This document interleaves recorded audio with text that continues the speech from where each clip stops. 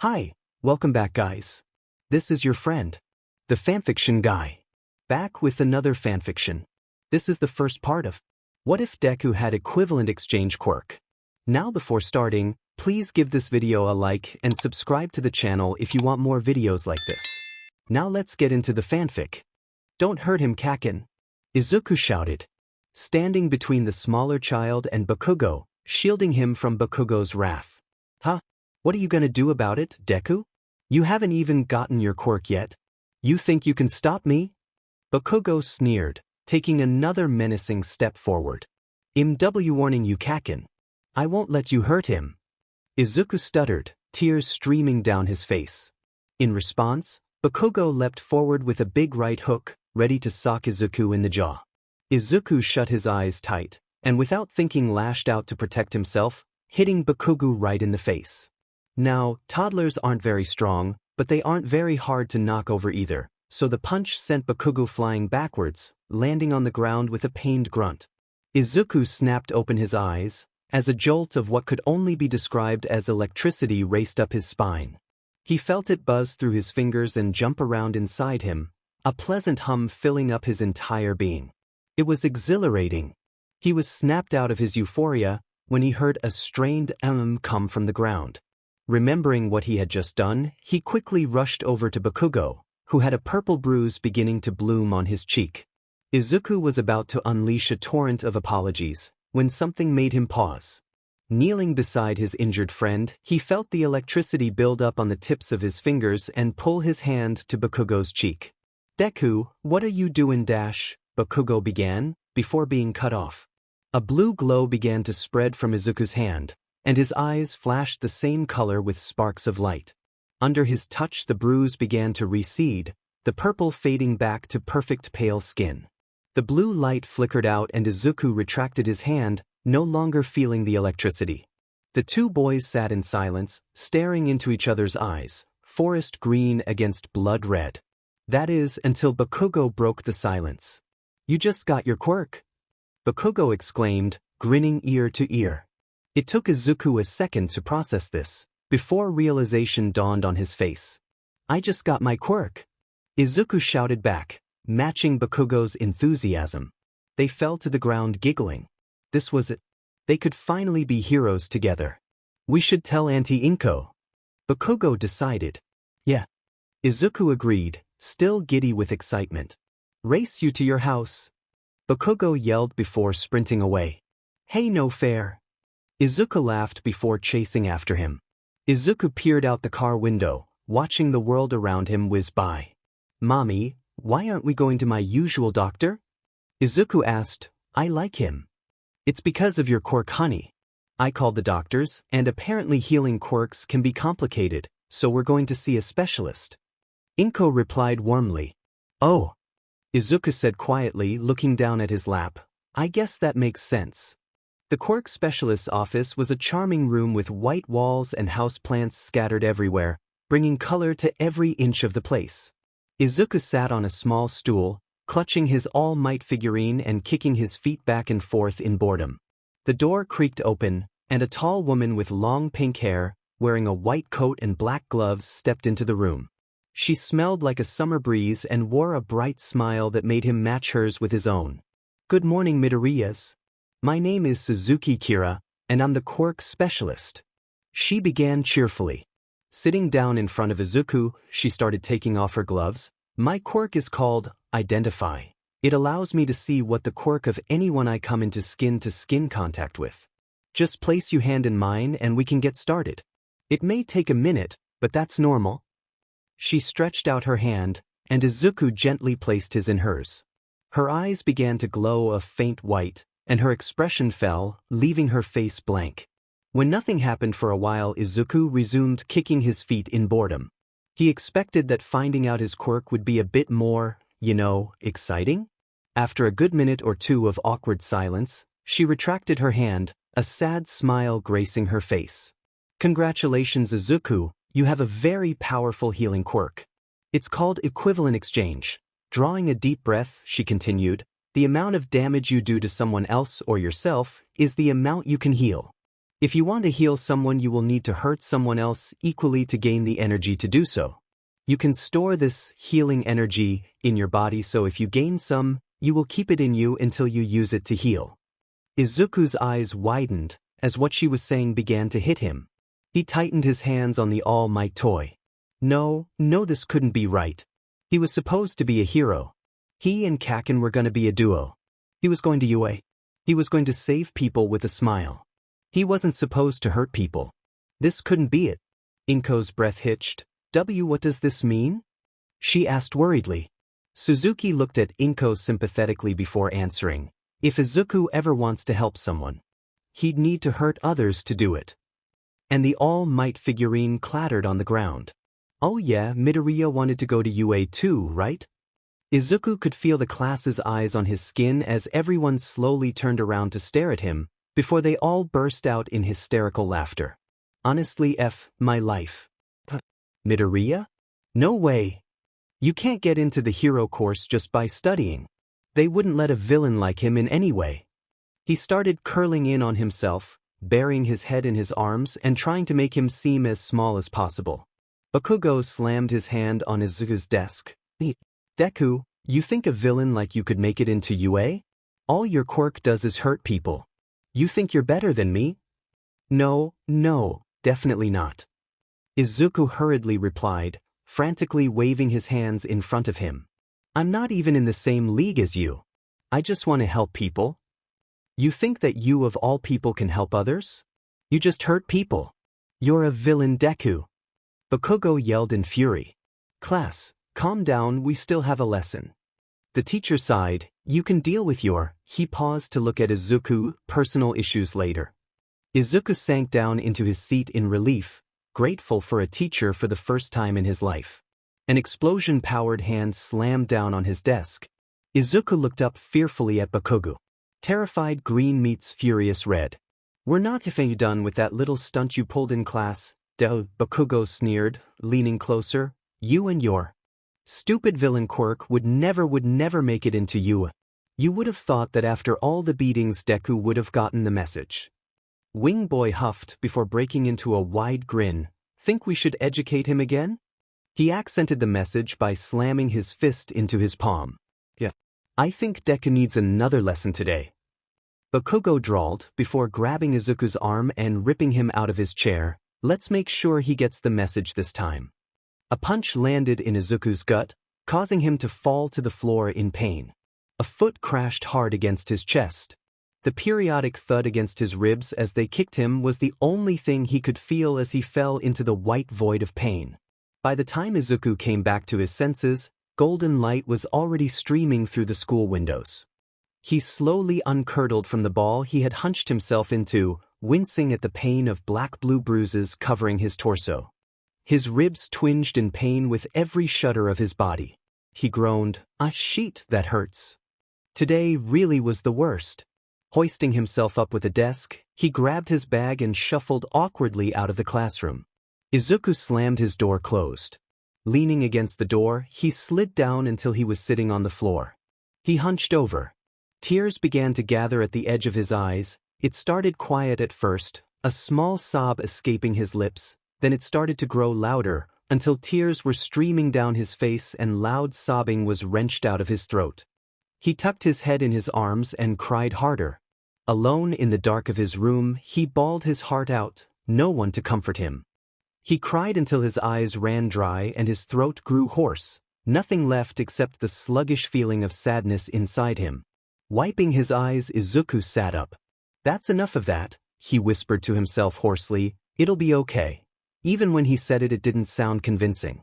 Sighing, Izuku dragged himself over to his desk and began to dress the bruises he had gotten from Bakugo's lesson. He had gotten quite good dressing his own wounds over the years. It's not like he could heal them with his quirk, he almost never had any healing energy on hand.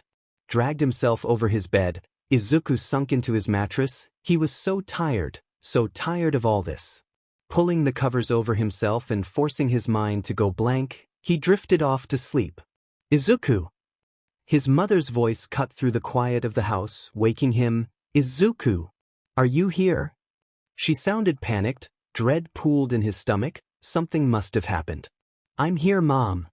He threw off his covers and switched on the light. It had gotten dark while he slept. Pulling on a shirt to hide his injuries, he raced out into the hallway. I'm here. His mother flipped around and pulled him into a hug so fast he got whiplash.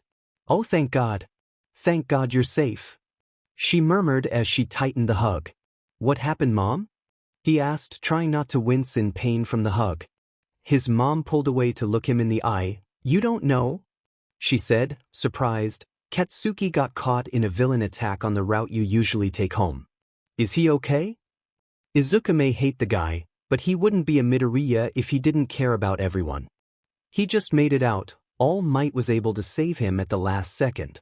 She said, tears beginning to form in the corners of her eyes. I'm so glad you're safe. Well, now he's kind of sad he missed it. All Might doesn't show up in Mizurufu every day.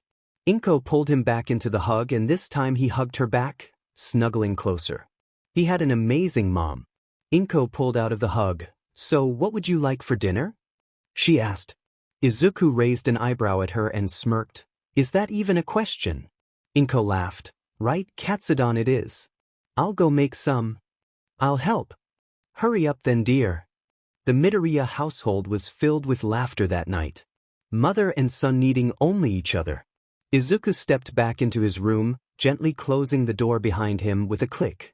He glared down at the spot where he had cried earlier. Grimacing, he sat down on his bed. He was pathetic. He had it so easy. He had an amazing mother, a warm bed, a roof over his head, and food in his stomach. He doesn't deserve to feel like that. So many people have it worse than him. What justification does he have to feel that horrible? He was the worst. He couldn't do anything right. He shouldn't feel like this. Why was he such a bad person? His mom doesn't deserve to have such a failure as a son. Everyone else can get past this. Why can't he? Why was he so fed up? His emotions twisted inside him, consuming his thoughts, a rough sea that crashed against the inside of his skull, begging to be let out. Anger and sadness dragging him down into their inky black depths, and the torrent of swirling emotions pulled him further and further into despair.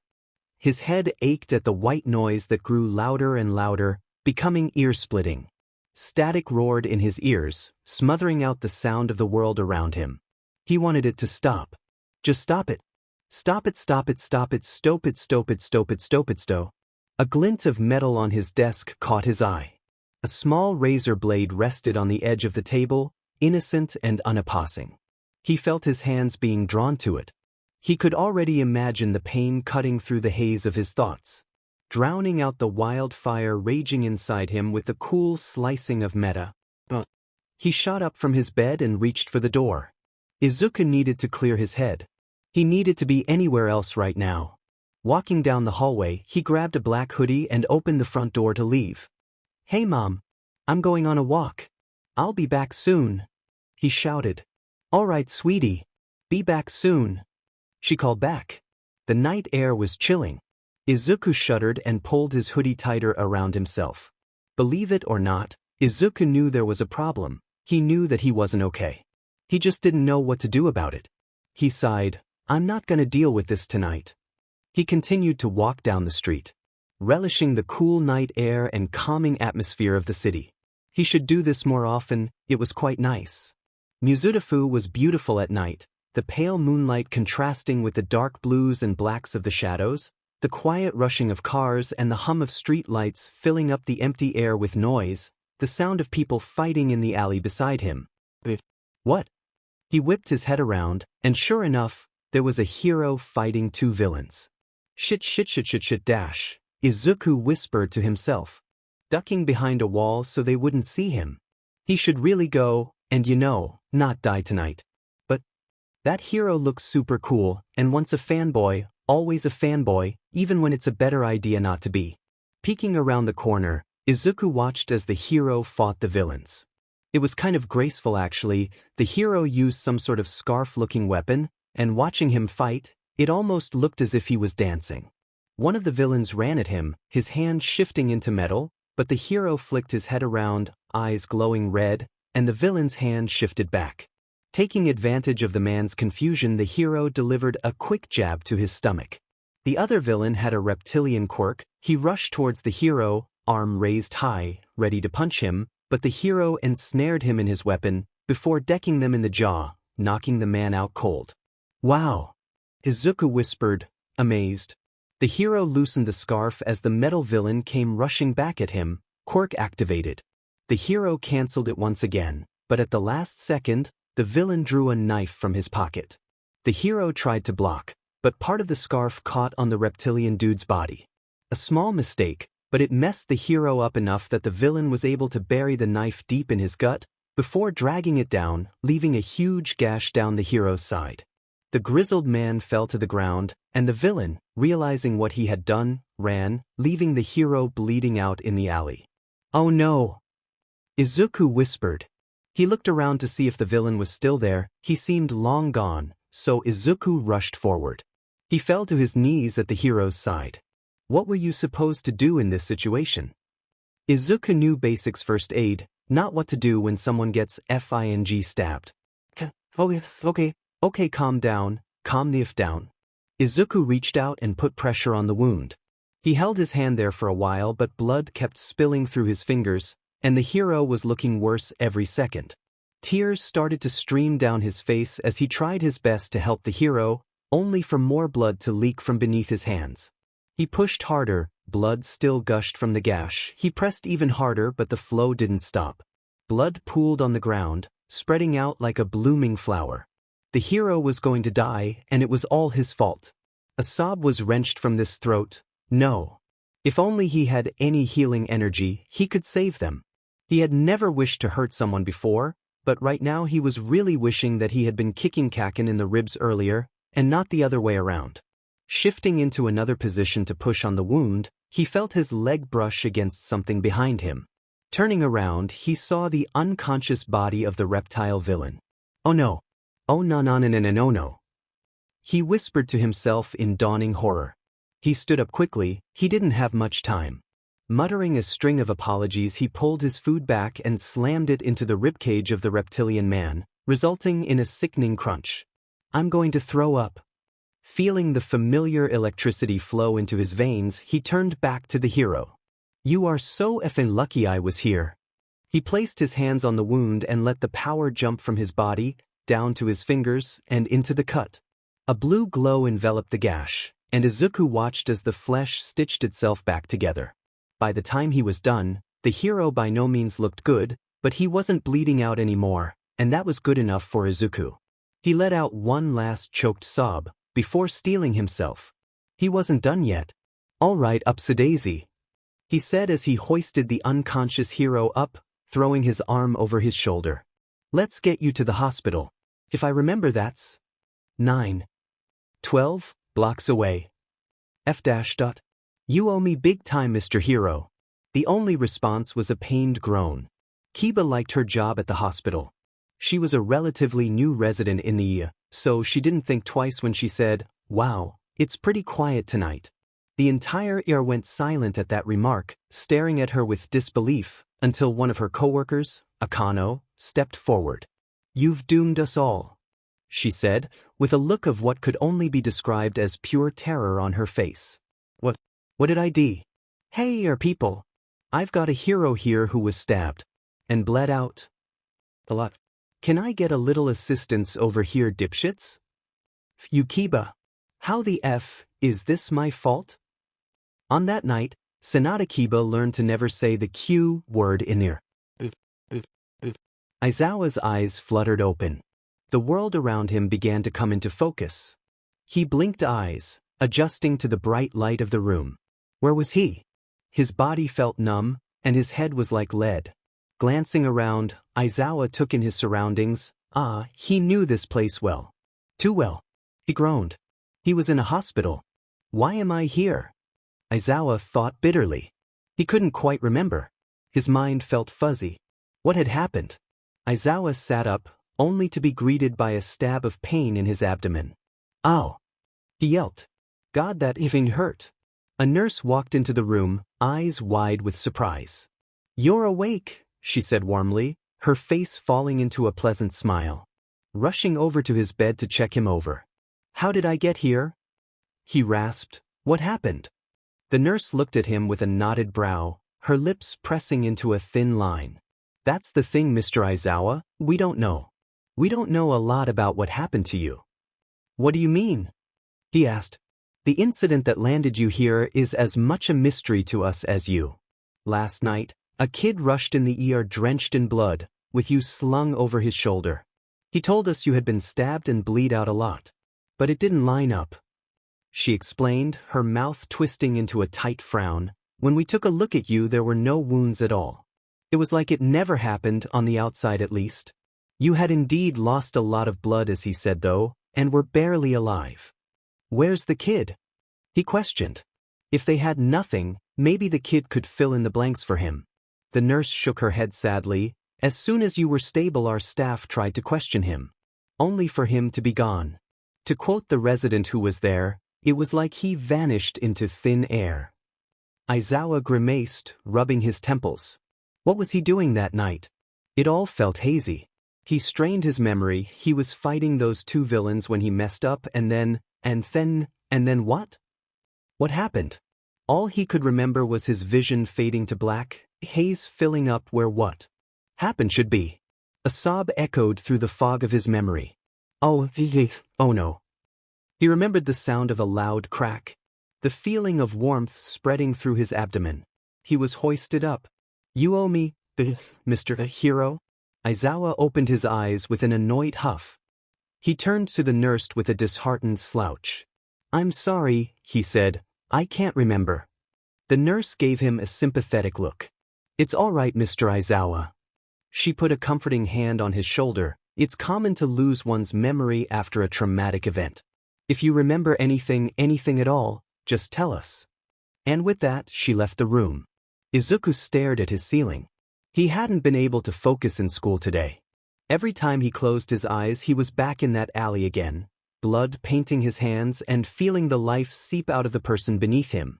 Izuku shuddered. He didn't like thinking about it at all.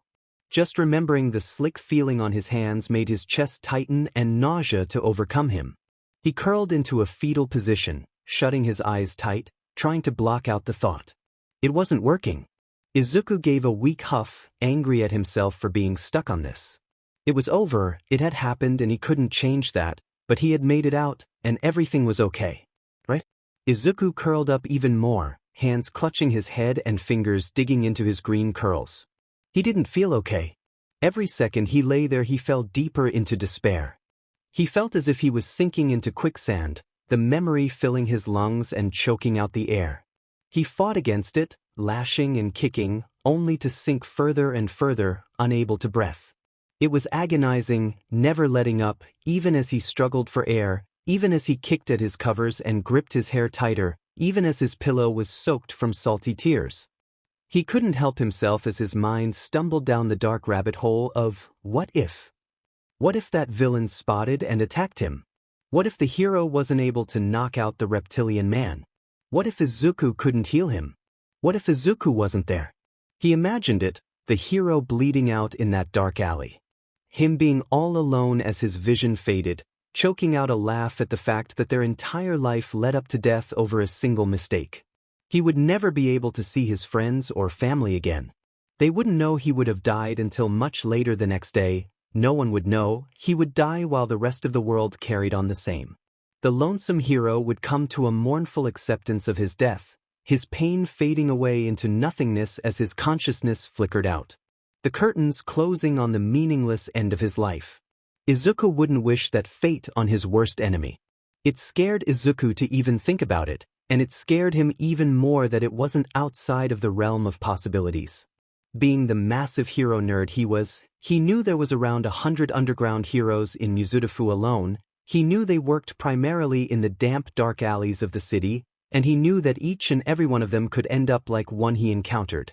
Left to bleed out alone, from a tiny slip-up. But that hero didn't die.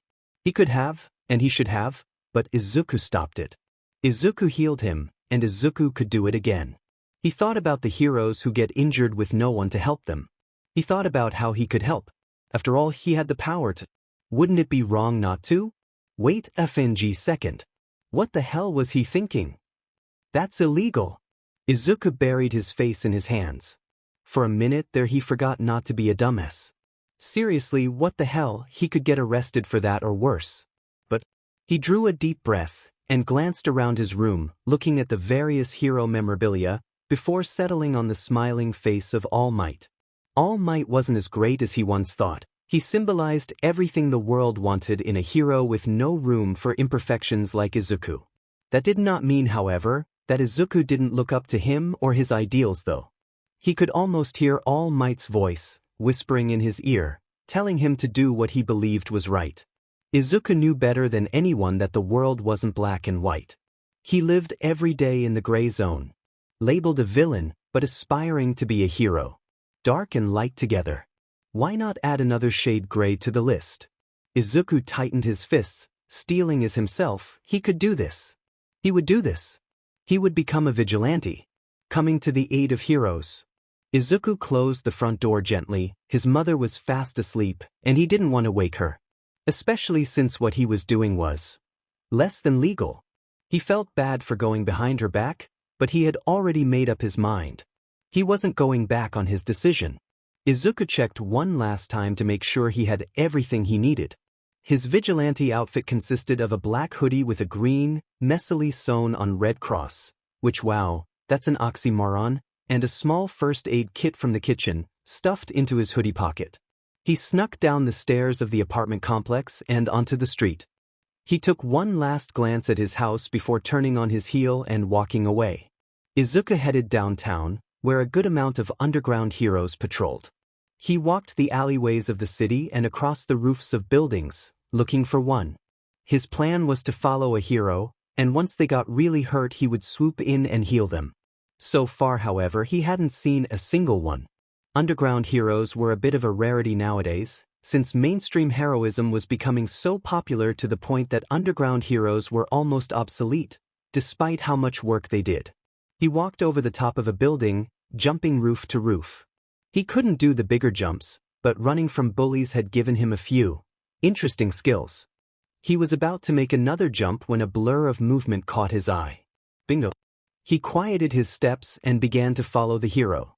Now to play the waiting game. It had been hole. F-I-N-G. And nothing had happened. Every single night he would head out and track a hero. He had even mapped out multiple territories and patrol routes that the heroes took. He had literally nothing else to do after all. And that brings us to where he was now, lying on a roof, playing with his hoodie strings and wondering what the hell he was doing. He was following a hero, her name was X, when he spaced out in boredom and lost her. So he lied down. Honestly, what was he doing? Sure, his points and ideals that landed him here were still valid, but currently he was doing a whole lot of nothing instead of healing like he planned. As it turns out, heroes are trained to not die. His mouth quirked into a frown. Maybe this whole vigilante thing was just an excuse to feel like a hero, to feel like he could save people instead of just hurting those around him. Maybe it was time to give up dreaming. A loud crash shook him from his thoughts. He peered over the edge of the building, looking down into the alley below. A big man with a buzz cut had pinned a smaller woman with fierce auburn hair and scales littering her face against a wall. She looked terrified, shrinking down as the man leered over her. Izuku whipped his head around, looking up and down the block. There were no heroes. He looked back down at the mugging with worry. What was he supposed to do? He wasn't a hero, he could just heal people. He thought about stepping in, but shook his head. A hero would save her, it wasn't his job. Right? He gave her one last panicked glance and began walking away. It would be okay. She would be okay. He was right, it was time to stop dreaming. Izuku was no hero. Please sir. I don't have money. Her panicked voice cut through the night air. Don't fin lie to me, beach, he growled, low and dangerous. I know you have something. I don't have anything. Please. She cried, pleading. A loud crack echoed through the alley, followed by an agonized scream. Without thinking, Izuku flipped around and leaped off the side of the building, landing behind the mugger. Stop! He yelled.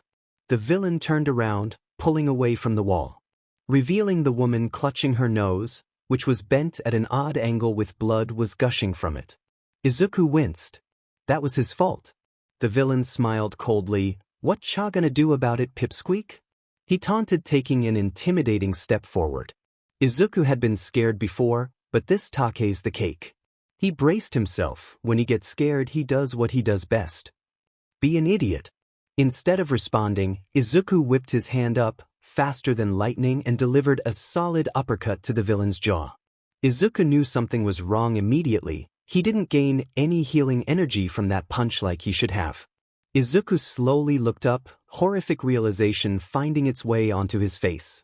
The villain looked back down at him, raising a cocky eyebrow. His jaw hadn't moved an inch. They stared at each other for a few seconds while the gears in Izuku's brain turned, processing what just happened. Sorry. Izuku offered meekly. The villain smiled understandingly before punching Izuku in his gut, sending him flying backwards. Izuku thought as he hit the ground. He has a shock absorption quirk. Coughing, Izuku struggled to get up as the man walked toward him, winding up for another blow. Izuku tried to strike first, a weak punch connecting with the villain's shoulder, yielding the same result before. He only had a second to brace himself before he was sent tumbling backwards again, his medkit flying out of his pocket and breaking open on the ground. Its contents spilled all over the floor. Izuku lifted his head up just in time to see the villain's foot flying at him. He rolled away, the kick just narrowly missing his head. A glint of metal on the floor caught his eye, a small medical knife that had flown out of his medkit when he dropped it. It was only a 2-inch blade used to cut gauze primarily, but it was better than nothing. Izuku scrambled over to the knife, picking it up before hopping back up to face the villain. The man ran at him, fist raised, aiming for Izuku's head. Izuku dodged the punch, but the villain grabbed his arm and yanked him over to him. Izuku reacted quickly, using his other arm to plunge the knife into the villain's hand, making him let go in pain. The vigilante smiled. Shock resistance was weak to concentrated force, like on the blade of a knife. Izuku glared at the man, his eyes flashing a brilliant blue as electricity crackled around them, fierce and ferocious. Izuku dealt with bullies a lot. He knew how they worked and how they thought. So when he saw the villain's face, he knew he had won. That man was so used to being unharmable and everyone being weaker than him, a big fish in a very small pond, that the second he was hurt, he panicked. The villain stumbled backward, clutching his bleeding hand, a terrified expression on his face. His eyes met Izuku's, fear versus courage. He held his gaze for a second longer before turning tail and running away. Izuku breathed a sigh of relief.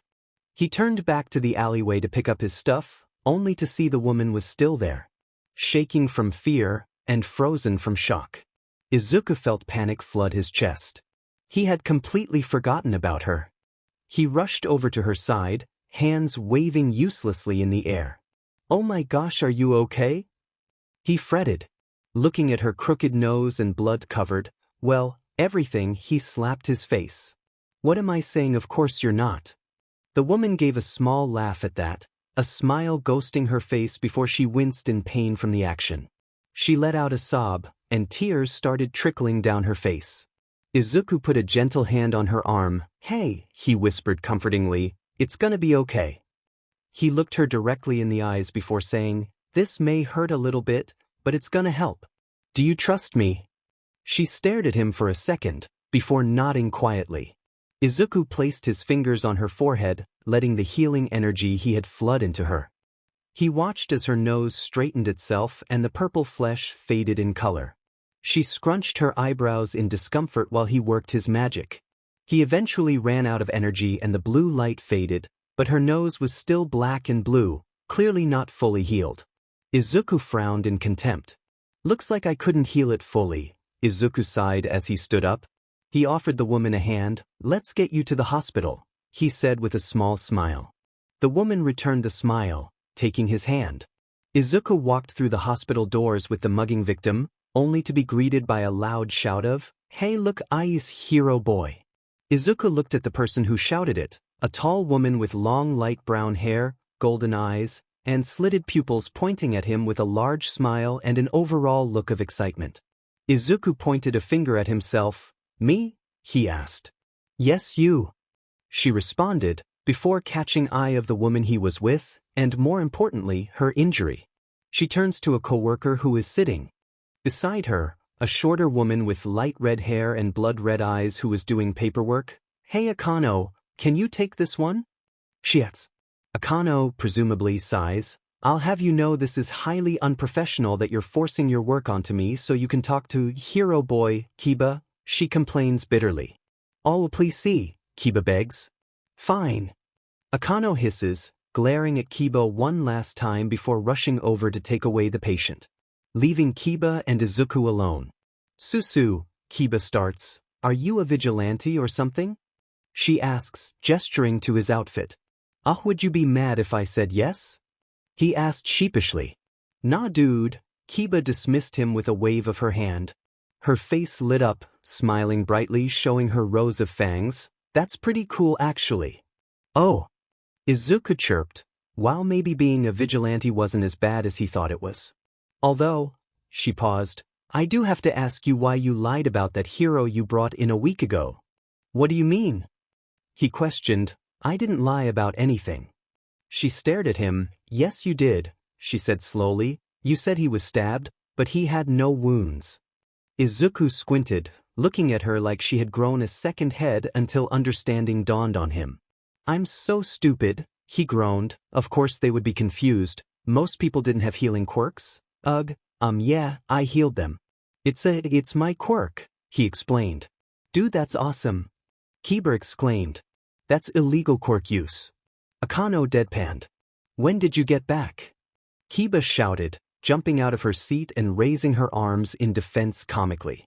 Akano raised an eyebrow at her. "I gave the patient to Haru because I don't trust you with a criminal." "Vigilante," Kiba corrected. "CRL," Akano said pointedly. Kiba frowned bitterly. "He's not a criminal, Akano. All he wants to do is help people, Akano. He heals people," Kiba yelled. "And he's breaking the law to do so." Akano replied hotly. She picked up her phone. "I'm not going to stand here and let someone get away with that. Do you know how many people he could hurt by doing what he's doing? And yet all he's done so far is help. He is untrained." Akano countered angrily, starting to dial a number in. "He could be trained." "We can train him, Akano." "That's illegal." "If he hadn't broken the law, that hero would be dead, Akano," Kiba roared. Akano looked like she had been slapped. Silence filled the ear and Kiba covered her mouth in regret, looking for words to say, but finding none. "Fine," Akano said dangerously, dropping her hand down and shutting off her phone, "but I'm not going to be a part of this." With that she turned on her heel and stalked off. Kiba turned back to Izuku with a sad sigh. "I'm sorry about that," she said glumly. "You will need basic medical training though. Just pop by at night and I can give you some lessons. Try to do a bit of research on your own as well, just the basics though." She gave him a sad look. "It's good to have another pair of boots on the ground, God knows we need it. You'll be our little aide." She smiled at that. "Hey, that could be your vigilante name. You don't have one yet, right?" No I don't," Izuku admitted. Kiba stretched her hand forward. "I look forward to working with you, aide." Izuku met her hand with his own and smiled at her. "Likewise." They shook on it. Izuku stared at his ceiling like so many times before. It was nothing like all those times before, however. Instead of crying like all those times before, he smiled. He thought back to the woman he saved, when he was walking her to the hospital. "Thank you so much," she had whispered. "For what?" he asked. He had let her get hurt. He had tried to walk away. He didn't deserve thanks. "I just did what anyone would have and you got hurt." "No," she said, "most people would have left, but even though you knew it wasn't your responsibility, you stepped in."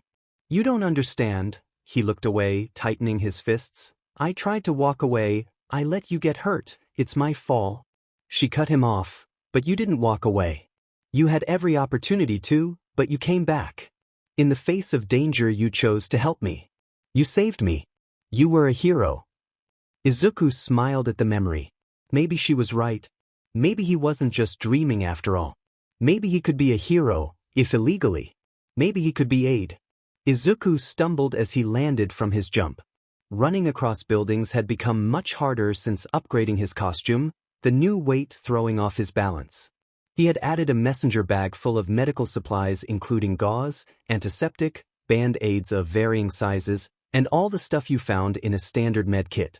He also added weapons to his gear. Having a knife was the only thing that kept him alive in his last fight, so he added some to his gear. His weapons consisted of 2 combat knives and a set of throwing knives. He didn't know how to use them, but he could learn. Plus, he thought it would look cool. Not that he would ever admit that out loud. He was taking heavy inspiration from one of his favorite heroes, Ares. They used guns and knives primarily, raining down attacks on villains like the god of war himself. It was a shame he went into retirement. He was so cool. He thought it would have been hard to get weapons.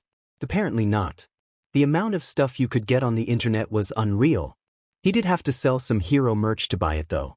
Izuku shed a single silent tear at that. It was a limited edition All Might figurine. He was a disgrace to fanboy culture. A true fanboy would have never sold it. Izuku was able to finish mourning the loss of his greatest possession, besides the rest of the merch he has, to see a man get pulled into a dark alley. Jumping down onto the ground, he stalked over to the building, peeking around the wall to see what was happening. It was horribly dark, so he could just barely make out the figures. A muscular man had pinned a smaller dude against the wall, gripping his shirt collar threateningly. The other man looked like he was about to PSS himself in fear. That simply wouldn't do. "Hey!" Izuku shouted, "Stop it!" The villain turned towards Izuku, glaring at him. "Get out of here, kid," he growled threateningly, "or you're next." "Yeah, I'm not going to do that," Izuku said, letting a cheeky smile onto his face to cover up his fear.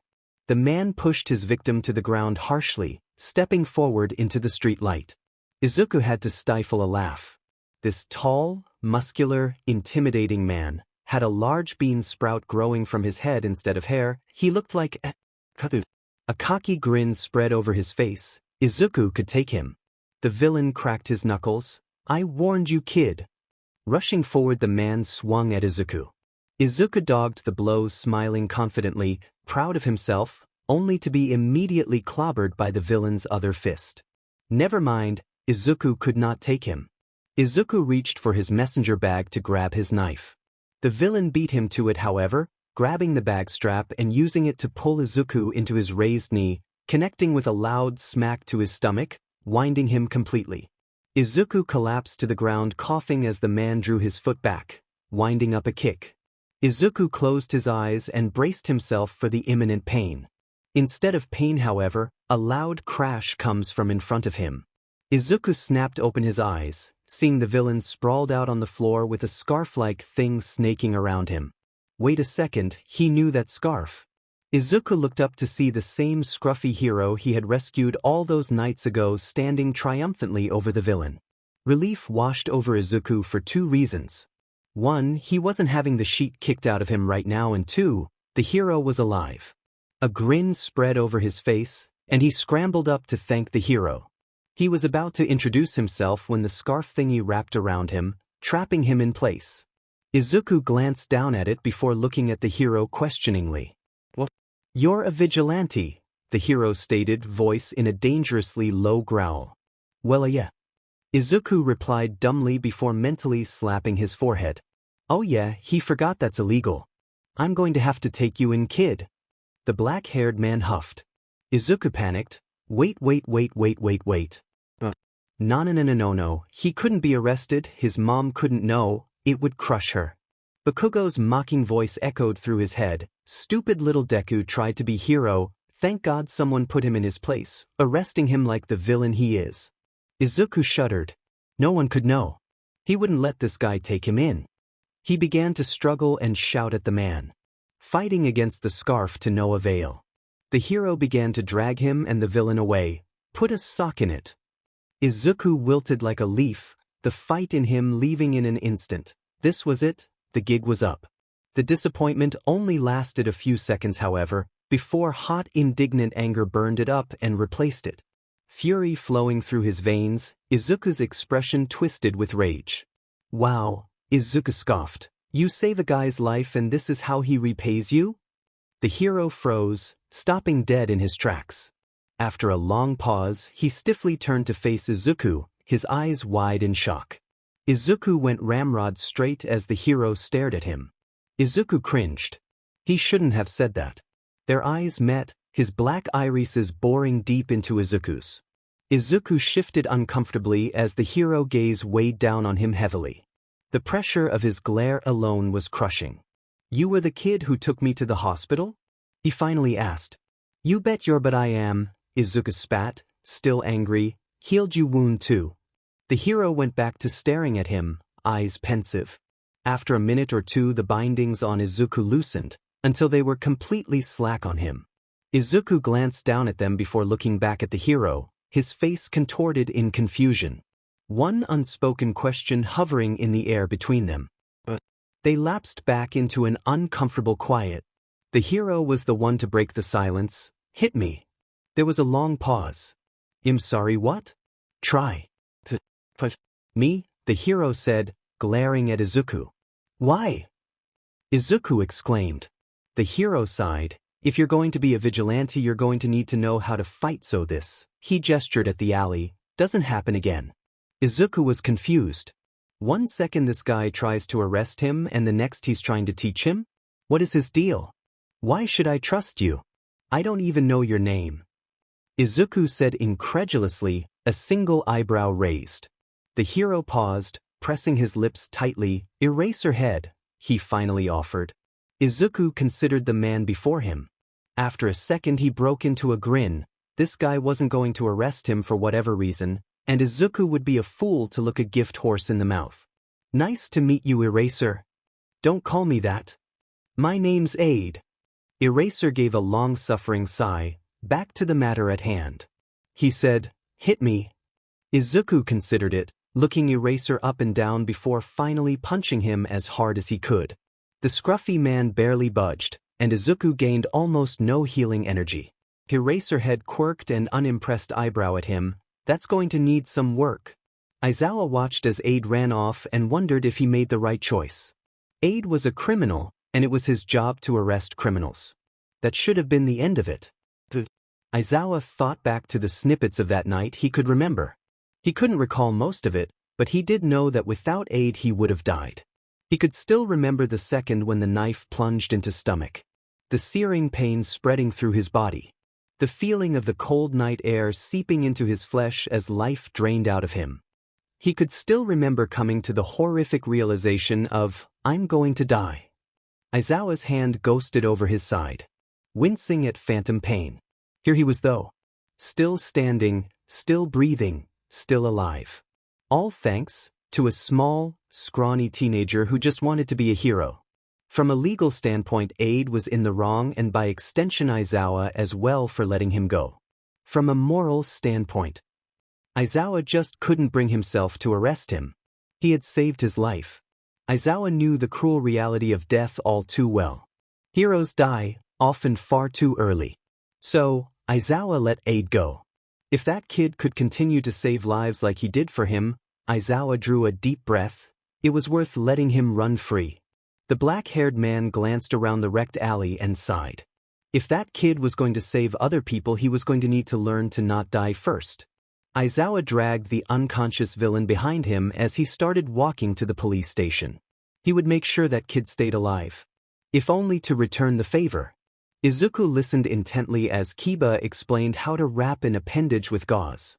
He had been visiting there whenever he had the time and was infinitely grateful for Kiba. Even if she wasn't an incredible teacher, he had gained so much from her lessons. She was also fun to be around. Constantly raving about the latest movie or manga, waving her hands around to brazenly accentuate her points and laughing loudly. Izuku hadn't really had any friends since he got his quirk, everyone either hating him or fearing him. Who knows, maybe Kiba would stop talking to him too once she found out about his quirk, but until then Izuku would savor every second of lessons. Kiba took out a roll of gauze and started demonstrating how to do it correctly when Akano approached the table. She extended her arm, offering Kiba a file in frigid silence. Kiba stopped talking to grab it, matching Akano's cold shoulder with her own. Their eyes met, the tension in the room becoming so thick you could cut it with a knife. Akano held her gaze for a moment longer before stalking off. A heavy quiet filled the room. Izuku finally broke the silence. Are you and Akano, he paused looking for the best way to say this, on bad terms with each other? Kiba gave a mirthless laugh. You could say that. Her expression fell downcast. She's been upset since our argument about you. Izuku's eyes filled with panic. Oh no. I'm really sorry. I can leave if I'm causing you trouble. He didn't want to completely ruin their relationship. Although looking at them, it looked like he already had. Kiba forced a small smile on her face. Nah, kid. It's not your fault. I said I was going to teach you and I will. I always keep my word. Don't worry about me and Akano, we'll sort it out. With that she turned back to wrapping her arm. Izuku closed his hero notebook. It had taken a while, but with the power of determination, Google and energy drinks he had the name, Quirk, and a few videos of the hero Eraserhead. He had started researching as soon as he got home from school, but by now the sun was setting. He was definitely one of the hardest heroes he'd ever had to research, but Izuku was nothing if not determined. He leaned back in his chair. He knew that it wasn't going to help build any trust with his new friend, but knowledge is power, and Izuku didn't want to be helpless again. Pain sparked from his bruised side, as if to say, oh dipshit. Knowledge may be power, but you're weak. Maybe learn how to actually fight before getting all philosophical dumbass. Izuku blinked. Since when did his inner voice sound like a watered-down Bakugo? Interesting. Weird thoughts aside, his inner voice was right. He couldn't exactly be a vigilante without knowing how to fight. Eraserhead had helped him a little bit in that regard by showing him how to actually throw a punch. The man may have tried to arrest him that one time, but he was willing to put that behind him, as he would take any training he could get. Eraser was right, what happened last night was a disaster. He was completely overpowered and would have ended up a bloody pulp if not for Eraserhead swooping in. Izuku ran through his fight with Plant Man, as he so affectionately named the villain, going through every second in detail in his head, picking out the mistakes he made and fixing them. He paused when he reached the part where Plant Man knocked away his knife, leaving him defenseless. That's probably not a good thing. Izuku stood up and walked over his closet, pulling out his vigilante bag. Rifling through it, he picked up one of the throwing knives. The weight felt uncomfortable and unfamiliar in his hands. I really need to learn how to use these. He balanced the knife on one finger. It's not like he could just learn to use them on the job. What if he hit something vital on a villain? Sure, he could just heal it, but he didn't want to hurt anyone more than necessary. But how would he learn then? Izuku's eyes lit up. Wait a second. I think I still have it. He turned back to his closet and started rummaging around. I haven't used it in ages. He dug through his random sheet until he found what he was looking for. Pulling it out of the dark abyss he called his closet, he held it up triumphantly. In his hands was an old dartboard. It was dirty, cheap, and beat up, but it would do. His mom got it for him as a birthday present when he was 10. He loved the thing, but eventually got bored with it and shoved it to the back of his closet. It felt reuniting with an old friend. Izuku hung it up on a wall, then crossed over to the opposite side of his room. Holding one of his throwing knives, he drew back his hand. Sking in a deep breath, he closed his eyes. He stayed like that for a second before letting out a slow exhaling. He snapped open his eyes and whipped his arm forward, launching the knife. It flew across the room like a bolt of lightning and hit drywall. Izuku blinked, staring dumbly at the knife embedded in his wall. Yeah, that made sense. A part of him was hoping to have a cool movie moment where he discovered his hidden potential or some shit. Sadly, that stuff doesn't happen in real life. If his life was a movie, then the author was messed up. They couldn't even give him cool knife skills that he didn't have to work for. Throw me a rope, man. He chuckled at his joke. Yanking his knife out of the wall, he observed the damage. There was a small hole left in the drywall, but other than that nothing was broken. Oh well, he could cover it with a poster. He walked back over to his spot and drew his hand back again. After all, there's only one way to improve. Izuku had been throwing his knives for 10 FNG minutes and he hadn't made any progress. Sure, 10 minutes isn't that long, but he hadn't even hit the board once. The wall now had many small holes to accompany the original. He groaned. This was going nowhere. Maybe he should just give up for tonight. I can't do it. Eraser looked at him and sighed. You just need to work on it. Nothing ever comes without work. Nothing ever comes without sacrifice. Izuku gave a disheartened whimper. You need to pivot your torso, put your weight behind the punch, or else it won't have any power. Like this. He threw a punch into empty air, looking back at Izuku. Try it. Izuku went back into position and threw a punch as hard as he could, focusing on twisting his body as he went. He paused in surprise. That felt much better. Eraser smiled. Better, he said gruffly. Try pushing off your back foot more. Izuku did as he said, hitting the empty air, and reveling in the feeling of the slight improvement. Eraser's grin widened, again. Izuku snapped back to the present. Determination flooding back into his veins, he couldn't give up just yet. Izuku dropped into his chair with renewed energy and cracked open his computer, searching for videos of the hero Ares. He clicked on one of his favorites and nostalgia washed over him. He had watched it so many times. Ares flipped through the air, dodging large metal spikes. His signature army jacket and tall combat boots standing out from the brightly colored costumes of his allies. He rushed forward with frightening speed. Ares was a large man with broad shoulders, yet he moved with the grace of a dancer, whizzing across the battlefield with calculated, smooth movements. He planted his feet and in a fraction of a second, flicked a knife out, twirled it in his hands, and launched it across the field. The knife hit its target with incredible precision, embedding itself deep into a villain's calf. Izuku rewinded a few seconds and slowed down the video, watching with undivided attention. Ares twirled the knife between his fingers to get it into position. Yeah, not doing that.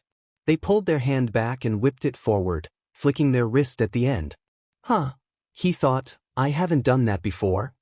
Izuku stood up and picked up his knife, lining himself up with the dartboard yet again. He reached his arm back and threw it, trying to flick his wrist as he let go. The knife flew across the room with blinding speed. Izuku's face lit up and he smiled brightly. On the other side of the room sat the knife, planted deeply into the outer edge of the board. It wasn't a good throw, but he had finally hit the board. He picked up another knife. He could do this. Izuku flopped down onto his bed, a wide grin plastered on his face. He had been throwing knives for the past hour, non-stop. His arm was burning and he was drenched in sweat, but he was still smiling like a fool. Pale moonlight filtered through his window. It was nearly 9:10 now, and Izuku felt like passing out. You know what? That doesn't sound so bad. His eyes fluttered closed. He deserved a good rest. He was proud of himself after all.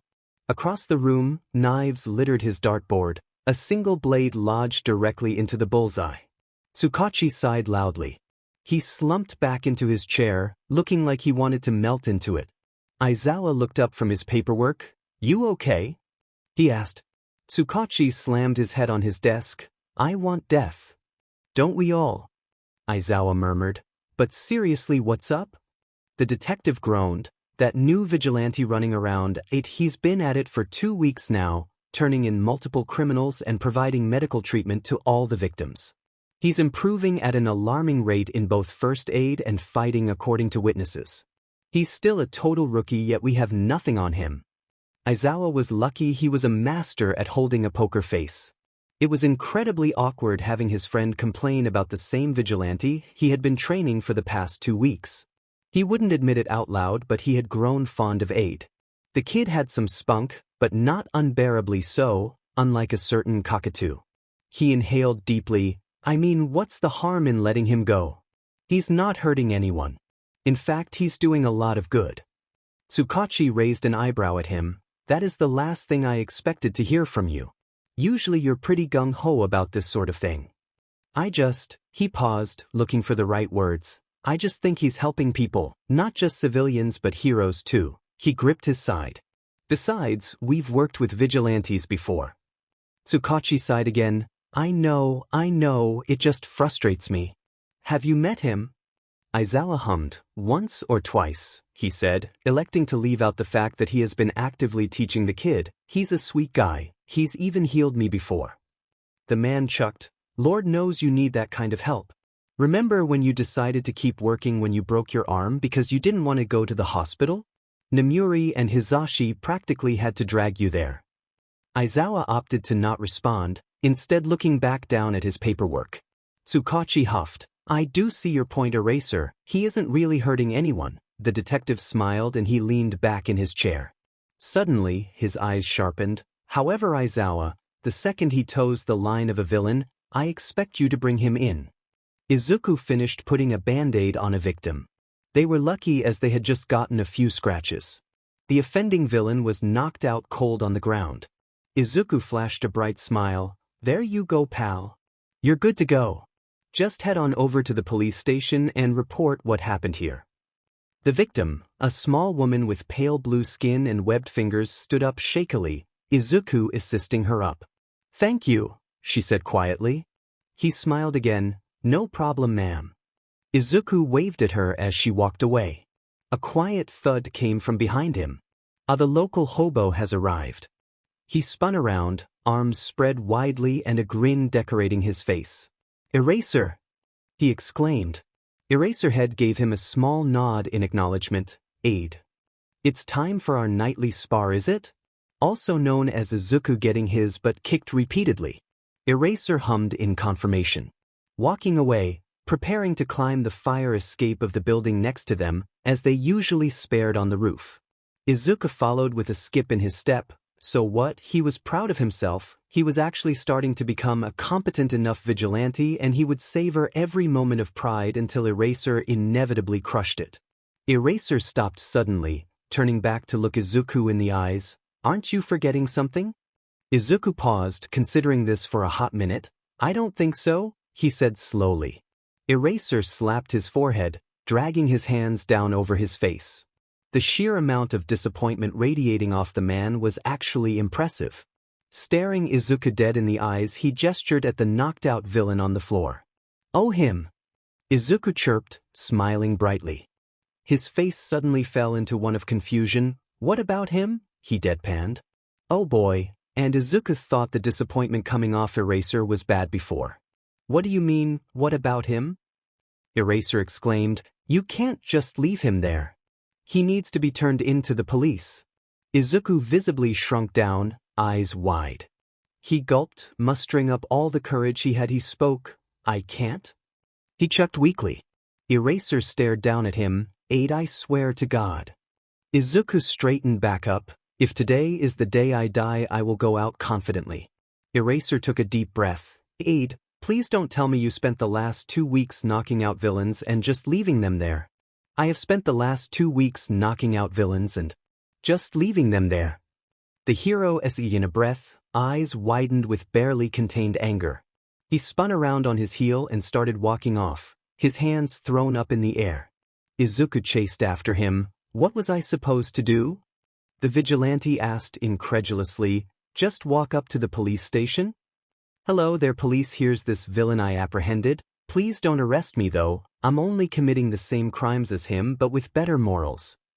Eraser sighed long-sufferingly, brows furrowed in annoyance. He reached up to his ear and grabbed something, then extended his hand to offer it to Izuku.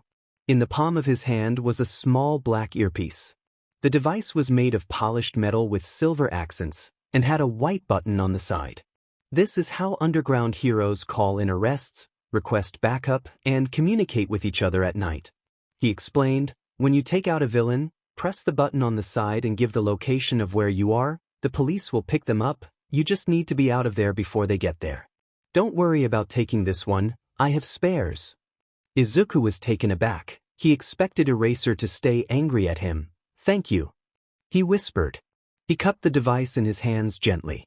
Well, Eraser said, call in. Izuku's eyes shot up. Right now? Yes, now. When did you think? Tomorrow? Eraser quipped. Izuku fumbled with the earpiece, hastily putting it in place. His finger hovered over the button. His lips pressed tightly. Izuku was never the best on phone calls with people he didn't know.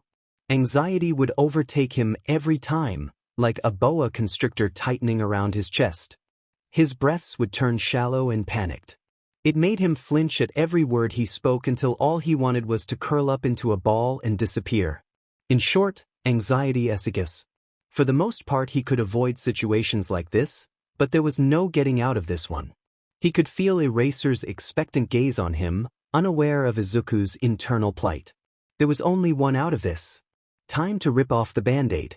Izuku uttered in a harsh breath and in one swift motion pressed the button.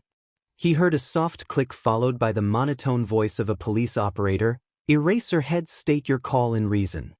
Izuku let out an awkward laugh. Yeah, about that. He trailed off. The operator's voice turned harsh. Who are you and how did you get this device? Izuku panicked. Sheet, I didn't think about that. My name's Aid. I stole it off Eraserhead when he was bleeding out a few weeks ago, came his bullshit answer. You're that vigilante, aren't you? The operator growled. I thought that was obvious, but yes. Here we see the wild Midoriya using phone call survival technique number 7. Cover up your insecurities with sass. And anyways, he drawled awkwardly, I've apprehended a villain on 16th and Niwaki. He's here waiting for you to pick him up. Hey, why? Anyways, nice talking to you. I really enjoyed this call. He shouted over the operator's indignant squawks. Bye. He ended the call and let out a sigh of relief, visibly relaxing. I hate you. Izuku groaned. Fair. So back to our spar. Why do I let you teach me again? Izuku grumbled, his cheek squished into the pavement after Eraser had pinned him for the umpteenth time. Because you kept getting your butt handed to you. Eraser said dryly. Izuku considered that fair, but him still angry, so f you. Eraser got up and offered Izuku his hand. He took it begrudgingly and the man hoisted him up. The second Izuku was on his feet, however, he flicked a knife out of his pocket and launched it at Eraser. The man dodged and ran towards him. Utilizing the element of surprise, I see. You're improving. His capture weapon whipped through the air, aimed at Izuku. Izuku jumped backwards, barely avoiding the scarf. Just as the capture weapon started to fly back to Eraser, Izuku reached out and grabbed it. He yanked it back, making the hero stumble forward. Using my own weapon against me. Clever. Eraser grinned, but it's going to take more than that to win. Instead of trying to pull back like Izuku expected him to, Eraser went with the motion and ran forward. Izuku tried to jump back, but the capture weapon snagged his arm first. He reached for his knives, but it was too late. Eraser swiped his feet out from under him. Once again Izuku's face met the floor. He was getting real tired of the taste of asphalt. USCK. He bit out angrily. His pride was too wounded to make good insults. I'm not the one on the floor now, am I? Eraser quipped back. Yeah, well, Izuku stumbled for a good response. At least I don't look like a hobo. Eraser clutched his heart in mock pain. You wound me, Aid. How will I ever recover from such a vicious insult? Shut it, old man. Izuku grinned. Pipsqueak. Eraser shot back. Fossil. F this. Dumb butt. Problem child. Their bickering was interrupted by a quiet meow. A small black kitten with short fur and bright yellow eyes sat on the edge of the roof. Its fur was ruffled and messy, clearly a stray. It was thin, unhealthily so. The poor thing looked like it hadn't eaten in days. Kitty! Izuku exclaimed, scrambling up to go pet it. It didn't matter if he looked immature, it's a cat, he can't just not pet it. Izuku reached out his hand, letting the cat smell it so as to not scare it. The kitten sniffed the hand twice before deeming Izuku safe and pressing its head into his hand. Izuku smiled softly and began scratching the cat behind its ears. Its fur was surprisingly soft despite its looks. Eraser came up from behind him. You like cats? Izuku scoffed. Of course. They're the superior animal after all. Eraser noted. For once we agree. The hero kneeled down, pulling a dried sardine out of his pocket. He offered it to the cat, who gobbled it up in seconds. The little guy must have been really hungry. They spent the rest of Izuku's patrol feeding the kitten. So this Eraserhead fellow, he's not gonna turn you in? Kiba asked. Apparently not. Izuku replied. Huh, interesting. What's he like? Well, he's grumpy, constantly, like 24/7, he's teaching me to fight, which I'm starting to believe is just an excuse for him to kick my butt repeatedly. Izuku's eyebrow twitched in annoyance, and he's a mega buzzkill, always so serious. Huh, sounds like someone I know. Kiba said, tapping her chin like she was trying to think. Shut up, Kiba. Akano gripped. Kiba snapped her fingers, and Izuku could swear he saw a light bulb appear over her head. Oh, I remember. She shot a playful glance at Akano, who scowled in return. Anyways, Izuku said, he's actually a pretty nice dude. Good-natured enough below his grumpy exterior, and you can tell he actually cares about people and his job. Plus he likes cats, so he's already in my good book. Kiba smiled. That's good to hear. But back on topic, she said, returning to the lesson she was teaching before. When you're packing a wound, it's critical to pack the gauze tightly enough so the bleeding stops. So I just stuffed a ton of gauze in a bleeding hole? Well, yes, but no.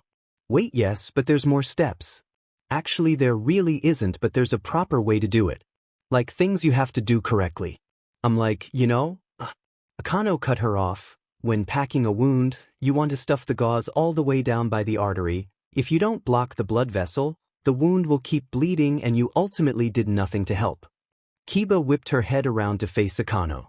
She was surprised Akano would chime in when she had so passionately declared that she wanted nothing to do with aid. Akano, seeing her surprise, huffed. It's only because you're so incompetent that I had to step in. Don't expect me to do it again. Regardless of Akano's cynical answer, Kiba beamed. The redhead turned back to filling out some paperwork, a frown decorating her face. Unbeknownst to the two chaos gremlins besides her, when no one was looking, a soft smile found its way onto her lips. Izuku jumped across the roofs, racing to find the source of commotion. He was heading to the hospital. He said he would meet Kiba at 11:25 for a lesson, when he heard a yelp. He immediately abandoned his plans, sprinting off to find where the fight was, which led him to where he was now. A crash came from his right. Izuku changed trajectory and raced to the noise. He came to the edge of the building and heard the sound of the scuffle beneath him. He jumped down into the alley where the fight was. He spun around to face the fighters just in time to see Eraser get punched in the face. The man stumbled backwards only for Izuku to catch him. Fancy meeting you here, Eraser. He chirped brightly, looking down at the hero in his arms. Looks like you're in quite the predicament. Not the time for sass aid. Eraser shouted, jumping back into the battle. Are you gonna help or just stand there? Yes, yes, Izuku said, a pout on his lips before joining the fight. Izuku flipped a combat knife out and ran at the villain, a man in his early 30s with shaggy brown hair and dressed in baggy clothes. Izuku made a calculated slash at his torso. The man jumped backwards, just barely dodging it. Taking advantage of the villain's defenseless stance, Eraser landed a kick in the man's stomach, winding him. The villain stumbled back, eyes filled with panic as he realized he was outmatched. He jumped back and activated his quirk. Copies of himself flickered to life around the alley, quickly circling Eraser and Izuku. The villain tried to run into the crowd of duplicates only for Izuku to run forward and grab the villain's arm. He flipped around, the whites of his eyes showing in fear. The fakes flickered, turning translucent and losing shape. He yanked his arm away from Izuku, and before he could grab it again, the villain disappeared into the sea of fakes, who stopped flickering once the original was out of sight. Curious. The clones leapt into attack. Aizawa used his capture scarf to yank two of them into each other. 3 more swarmed around him. He twisted and flipped, dodging their continuous assault. Izuku wasn't let off the hook either. He had to stay light on his toes. A large right hook came at his face. Sidestepping the fist, Izuku grabbed the extended arm and judo flipped the clone. The recipient of the action landing on the ground with a pained grunt. "Ha, take that, you ectoplasm ripoff." Izuku cheered in victory. "Aid behind you!" Eraser shouted in warning. Izuku leaped to the side not a moment too late, a clone's fist passing where his head had just been a moment ago. The clone, not expecting to meet empty air, stumbled forward, leaving them vulnerable. Izuku whipped his arm forward, throwing the combat knife in his hand, which sunk deeply into the clone's skull. The clones flickered again, becoming transparent and allowing Izuku to see the original. The man's face was painted with fear, eyes wide and sweat forming on his brow. The villain looked positively terrified. The clones became solid again before Izuku or Eraser could do anything. The clones have flickered twice now, what's causing it? A light bulb went off in his head. Could it be? It's a wild gander, but it just might work. Izuku grinned, time to put on a show. A malicious grin split over the vigilante's face, turning glare at where he last saw the original. I see you, he drawled, ending with a maniacal giggle. He drew another knife, tapping it against his cheek. You saw what I did to that clone. He pointed his knife in front of him. God, I hope this works. His voice fell deadly serious. I can do the same to you. The clones flickered out, revealing the original again, the villain looking scared to death. I was right. The clones disappear under mental duress. Izuku smiled. They disappear in reaction to fear. The vigilante threw the knife. The blade buried itself into the man's thigh, downing the man. Healing energy flooded Izuku, the euphoric feelings spreading over him. It felt good, like stepping into a hot shower after being out in the cold. He just wanted to melt into the warmth. He enjoyed it and he hated himself for it. He shouldn't take pleasure in hurting others. He didn't want to be the villain he was told he was. Izuku rushed over to the villain. This is gonna hurt, sorry. In one swift moment he yanked the knife out. As soon as the knife was gone, he placed his hand over the wound and healed the man, the wound shutting in seconds. He left some of the damage, just a shallow cut, about half an inch, so he could keep some of the healing energy for himself. He was building up a stockpile in case of emergencies. Eraser ran over to him. Aid, what the hell was that? The hero exclaimed, referring to his earlier performance. Izuku didn't look up from bandaging the cut. I was bluffing, Eraserhead. He can't keep his clones up when he feels fear, so... Izuku paused, smile on his face. I made him feel fear. Eraser's anger faded, his face softening. How did you know? He asked. I noticed every time the clones flickered. The villain looked terrified. It was a gamble, but it paid off. Izuku explained. Eraser smiled. You're smarter than you look, Aid. Izuku blushed at the compliment. Ah, thank you. Wait, what do you mean smarter than I look? Eraser hid his mouth behind his capture weapon, clearly suppressing a laugh. That BSRD. Izuku scowled. Oh sure, laugh it up. If I didn't have to meet with someone I would still wait. Meet with someone? I have to meet with someone? Sheet, I have to meet Kiba. He was late. Sure, he wouldn't be too late, but he could completely miss her shift if he wasn't careful. The year was an unpredictable hellscape of sleep deprivation and pain after all. Kiba? Eraser questioned. He shouldn't have said that. He was fairly sure what Kiba was doing was illegal to some extent. Not important, he said, glossing over it. Eraser, can you handle this guy? I have somewhere to be. Sure, dude. Eraser reached his hand up to his ear to call in. Thanks, man. Izuku spirited away, waving goodbye. He could hear the faint murmuring of Eraser as he bound off. Akano glanced over at Aid and Kiba from behind the bookshelf she was hiding behind. No, not hiding, she was simply there totally by coincidence. The vigilante had arrived around 10 minutes ago, bursting through the door and loudly asking if Kiba was still on shift. They were sitting together talking about the lesson. Kiba was explaining how to apply a tourniquet. Suddenly, Kiba threw her head back and her loud, boisterous laugh rang through the air. Aid must have told a joke. A pang of sadness jolted through Akano. Despite her aloof attitude, she missed being close with Kiba. Ever since their argument over Aid, their friendship had become tense and wore thin. It always felt like walking in a minefield around her, Akano just trying not to mess anything up again. Their relationship was in tatters, and the worst part was Akano knew it was all her fault. She had just gotten so angry when Kiba said that the hero would have died if not for Aid. It hurt so bad to be reminded of her father. It felt like Kiba was using what happened to him against her, even though she knew she didn't mean to. The fact that Kiba was right made it all the worse. She was right and Akano had lashed out. This left Akano in a weird position. She wanted to apologize and join them, but her pride kept her feet rooted in place.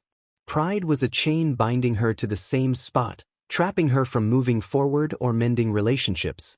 Pride made her voice catch in her throat when, "I'm sorry," tried to bubble up. Pride made her watch from afar while her loved ones drifted away. Pride hurt her.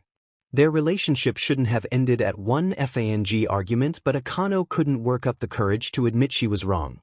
She just couldn't apologize.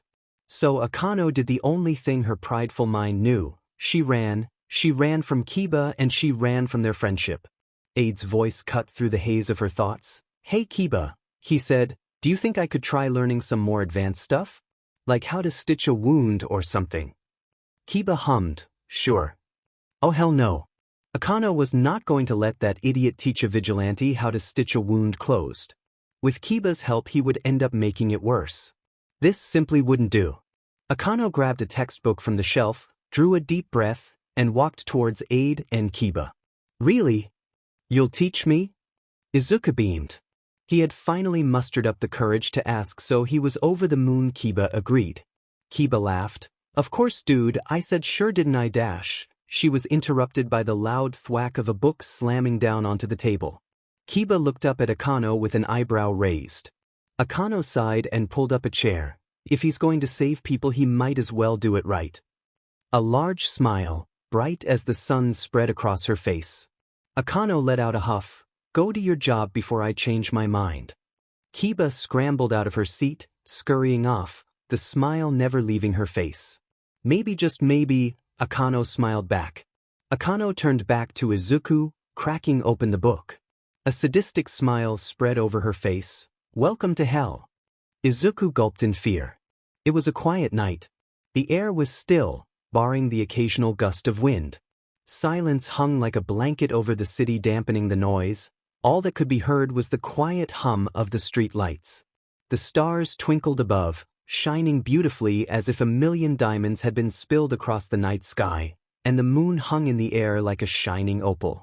The night sky was an incredible mixture of the deepest blues, purples and blacks, a complex tapestry woven by a god. Despite all the wonders around him, Eraser had but one thought. "I want to go home." He was sitting on a rooftop, daydreaming about the end of his shift. He loved his job, but he was perpetually tired. He just wanted to go home and sleep. He didn't care if his cat would try to suffocate him while asleep, at least then he wouldn't have to wake up. That would be at least one thing to thank the BSTRD for. His cat, Charles III of the Great House of Meowister, or Charlie for short, was a menace to society. He was a small tortoiseshell cat with blue eyes, and he was the worst. That cat acted like he ran the house, like he was a prince or something, hence the name.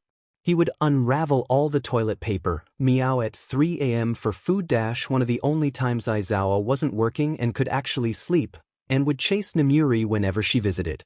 Actually, that part was kind of funny. The biggest thing that set Aizawa off, however, is that he knew. Every single time he did something bad he gave Aizawa the smuggest FANG look possible. FANG knew what he was doing. He did it on purpose. Despite all of his problems, Aizawa loved that cat. He was family even with how obnoxious he was. Plus, he gets a kick out of it that Nemuri is now afraid of cats. He was interrupted from his thoughts when a hand slapped down on the edge of the rooftop. Aide pulled himself over the edge of the building with great effort. He then promptly collapsed into a puddle of exhaustion. His hair was messy beneath the hood, his eyes had dark bags under them, and he looked like the life had been eaten out of him. In short, he looked like sheet.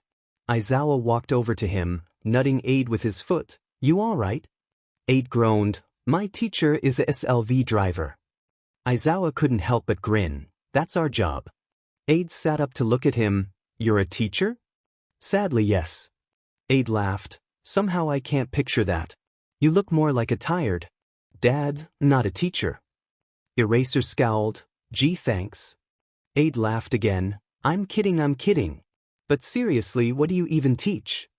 "Homeroom and Heroics Foundation." "Oh, you work at a hero school?" Aizawa raised an eyebrow at him. "Aide, I'm literally a hero. Did you think I just teach math at some random school?" "Touché." A beat. "So where do you teach?" "UA." Aizawa replied without looking at him. Aide's face fell into one of disbelief. "You're shitting me. Aizawa shot him a look as if to say, "Do I look like the kind of person who would lie about that?" Aide seemed to get the message as he went starry-eyed and beamed, "Dude, that's so cool." "UA? Like the UA? That's so awesome." It was at times like these that Aizawa remembered that Aide was a kid. Sure, he acted immature all the time, but most vigilantes did. Aide was hard-working, focused, and knew when to be serious, which was more than he could say for most of his students. Sure, Aide was still a child, but more importantly he was, well, a friend. "Yes, I teach at UA. Will you shut up now?" Aizawa huffed. Something in Aide's eyes said he wouldn't, but he did close his mouth. They sat in silence for a while. Just them and the quiet of the night. Aide fidgeted. "Hey, Eraser," he spoke softly, breaking the silence. Do you think I co?" He was cut off by an ear-splitting scream. It was full of fear, terror, agony, and it didn't stop. Aizawa met Aide's eyes. The seas of deep green filled with panic.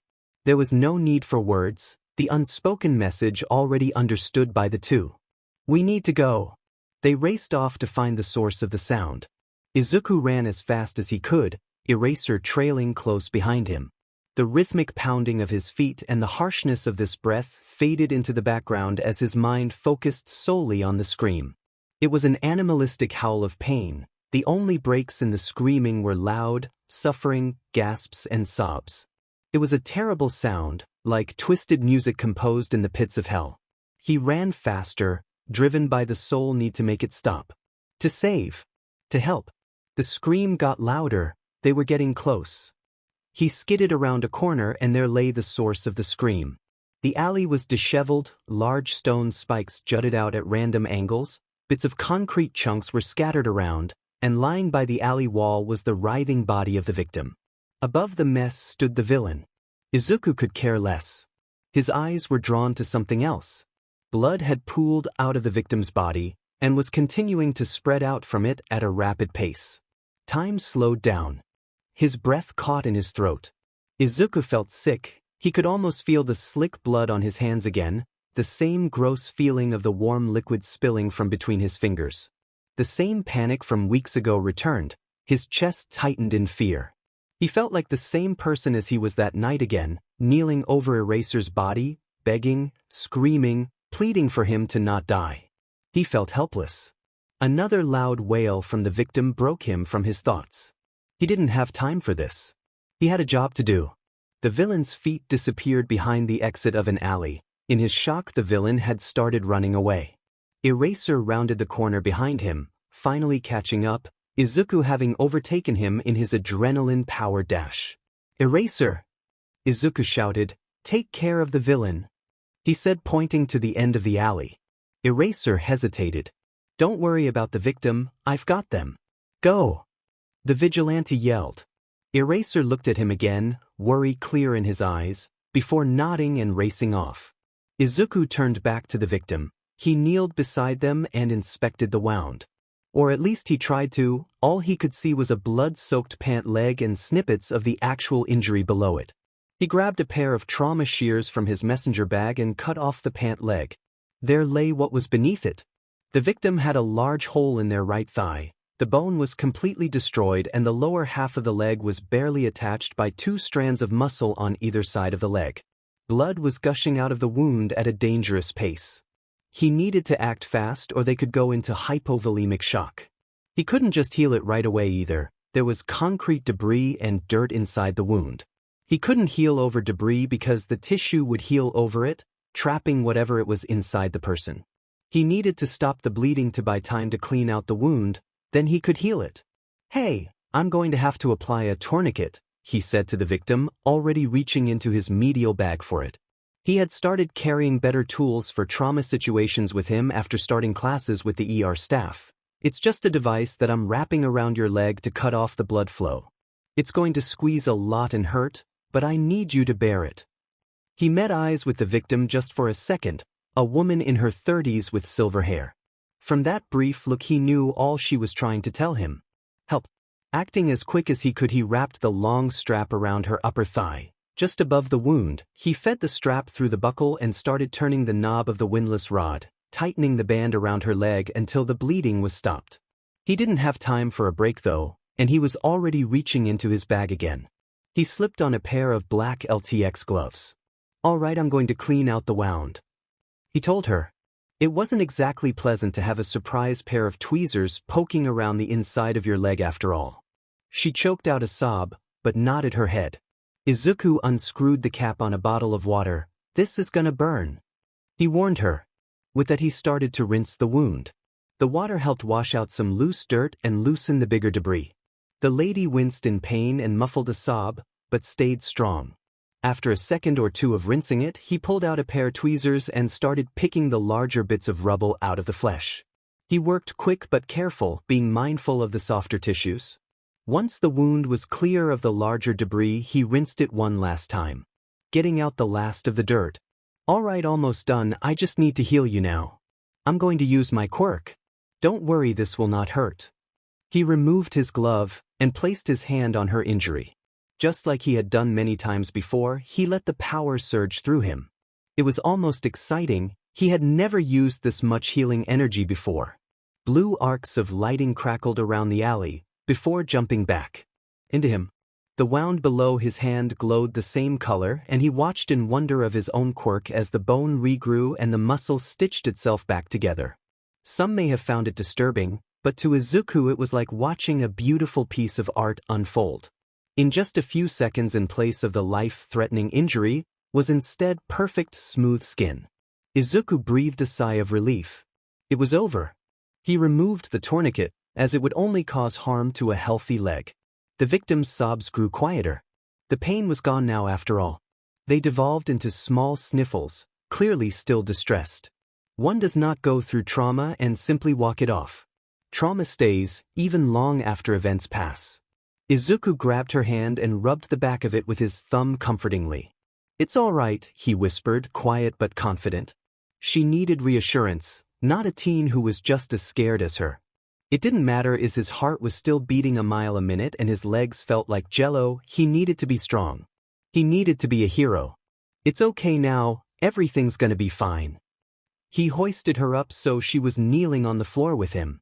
She was shaking like a leaf. The woman still looked scared. Her brow was knotted and her eyes held barely contained tears. He continued rubbing the back of her hand. Suddenly, she threw herself into his arms. Izuku's hands hovered uselessly in the air, shocked by the unexpected hug, before they wrapped around her, hugging her back. "I know it's scary. It's all right, he continued, murmuring his soft comforts. She broke back down into hysterical tears. Maybe in shock that she survived, maybe in relief. He would never know. All Izuku needed to know was that she was grateful. It filled his chest up with a warm feeling, not unlike the hug he was in right now. She continued to cry, all breathless sobs and sharp intakes of breath. Crying isn't a pretty sight, but this time it made him smile. It was confirmation it was over, it was okay, that he did his job. They stayed like that for a minute, just her crying into the hug. "Aid." Eraser's voice cut over the sound of the sobs. Izuku glanced back over his shoulder to see Eraser at the end of the alley. There was another hero behind him. The hero was wearing a long black coat, over a black military-style jumpsuit with combat boots and a peaked cap. On top of the ensemble he wore a white full-face mask with red detailing. Izuku tensed at the sight of the newcomer. Eraser didn't act hostile towards him, but that didn't mean other heroes wouldn't. Eraser seemed to notice. "Don't worry about him, he just heard the scream and we met up while I was catching the villain. He's not going to try to apprehend you, I made sure of that." The hero stepped forward with his hand outstretched. "Hi there, I'm Sar. So you're like an actual vigilante then? Wow, I've never met one before. That's so dope. Crime is Pog." "Wait, no, I'm supposed to be a hero. Crime is not Pog." Sar leaned in closer to whisper to him, "Although vigilante-esque crime is pretty Pog. You're like Batman." Eraser shook his head and mumbled something about Sar not even being able to catch him if he tried with his 4 brain cells. Izuku looked back down at Sar's outstretched hand and hesitantly shook it. He wasn't expecting him to be such a character. Eraser stepped forward. "You can leave the victim to Sar. Despite his looks, he can handle this." Izuku let go of the hug and stood up. Sar took his place beside the victim and started to comfort her. Eraser jutted his chin towards the exit of the alley, motioning for Izuku to follow. He did. Once they were out of earshot from the crime scene, Eraser spoke. "You did good, kid. You saved a life tonight." Izuku's eyes widened. However, his shocked expression soon morphed into a soft smile. He really did save a life, didn't he? It hadn't really sunken in yet until Eraser said it. It just felt so natural, like that was what he was meant to do. Pride swelled in his chest. He finally did what he had been training for, heck, what he became a vigilante for. He thought back to the woman he saved, how she hugged him. He helped her, he healed her, he saved her. He was a hero. Eraserhead smiled at him, and unbeknownst to Izuku, he was thinking the same thing. Izuku skipped along the sidewalk. He couldn't help it, he was feeling pretty good about himself. Could you really blame him? In short, if he wanted to skip, he was going to skip. It was kinda weird being at street level. He usually traversed the rooftops, but because his legs still felt like jelly, he chose the sidewalk. He didn't want to fall and die because he just came off an adrenaline high. That would suck so bad. If he didn't die immediately, he wouldn't have the healing energy to heal himself either, as he had just used most of his stock to heal that woman. If he survived the fall, then he would have to go to the hospital, like a non-healing Quirk pleb. Plus, he didn't want to see that smug look that Akano was sure to have if he ended up in the ER because he slipped. So in summary, he chose the sidewalk. Izuku hummed a tune to himself, sometimes singing an occasional word or two. "I used to think maybe you loved me, now baby I'm sure." He skipped in time, bouncing from foot to foot, just tapping his feet to the rhythm as he walked. He was happy, he was excited, and he had a in good taste in music, so he could dance a little if he wanted. Sue him. He continued to hum and move to the beat. Not really anything extravagant, just a little jig here and there. "I'm walking on sunshine, whoa."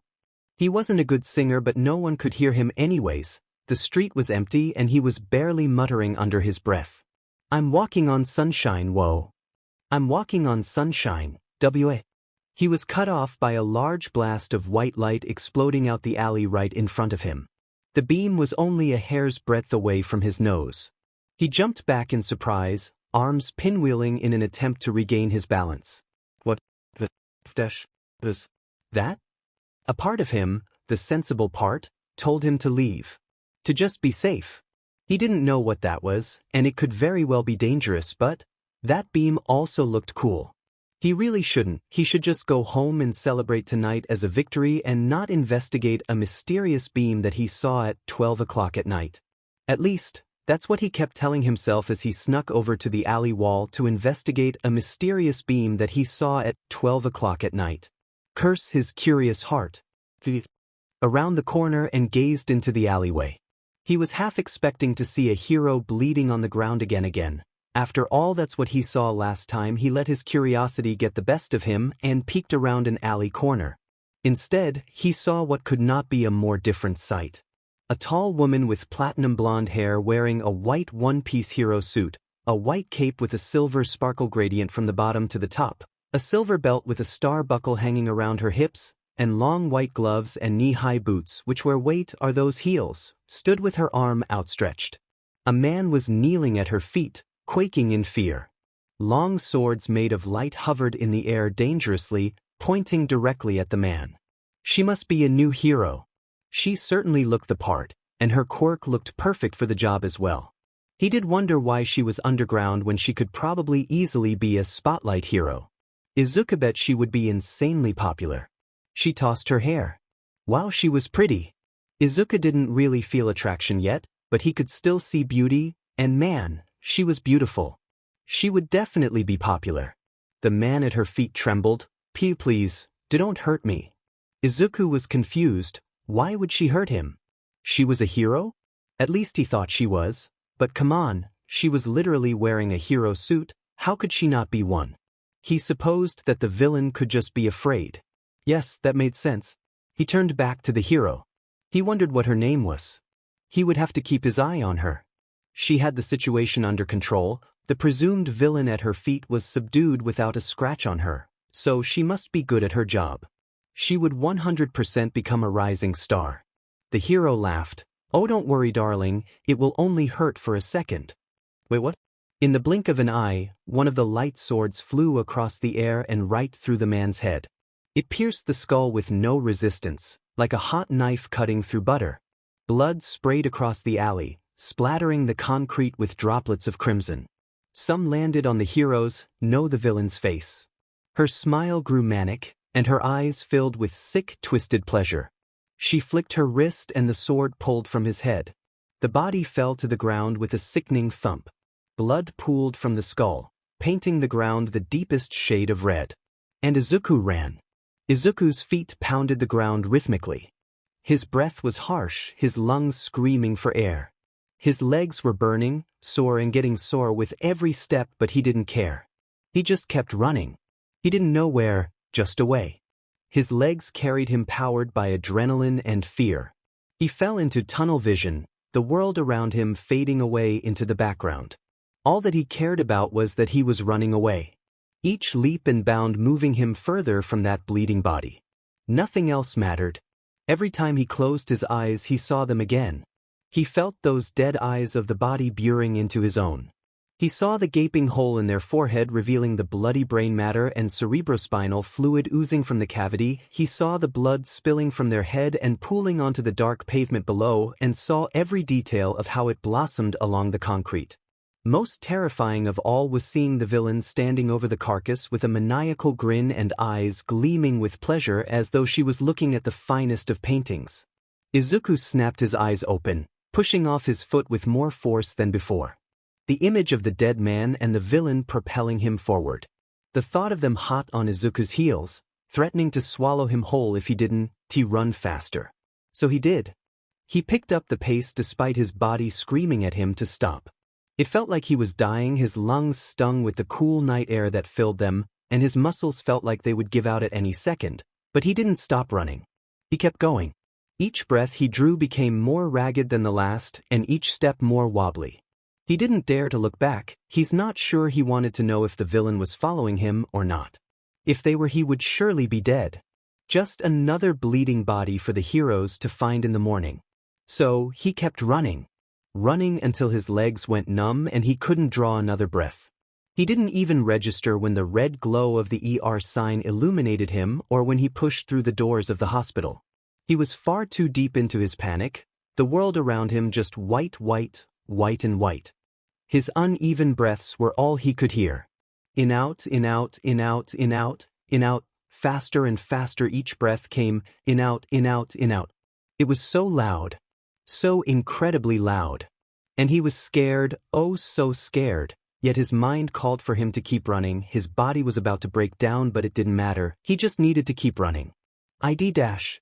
His feet wouldn't budge. He couldn't stop now. He needed to run. He should run. Why couldn't he run? AI dash.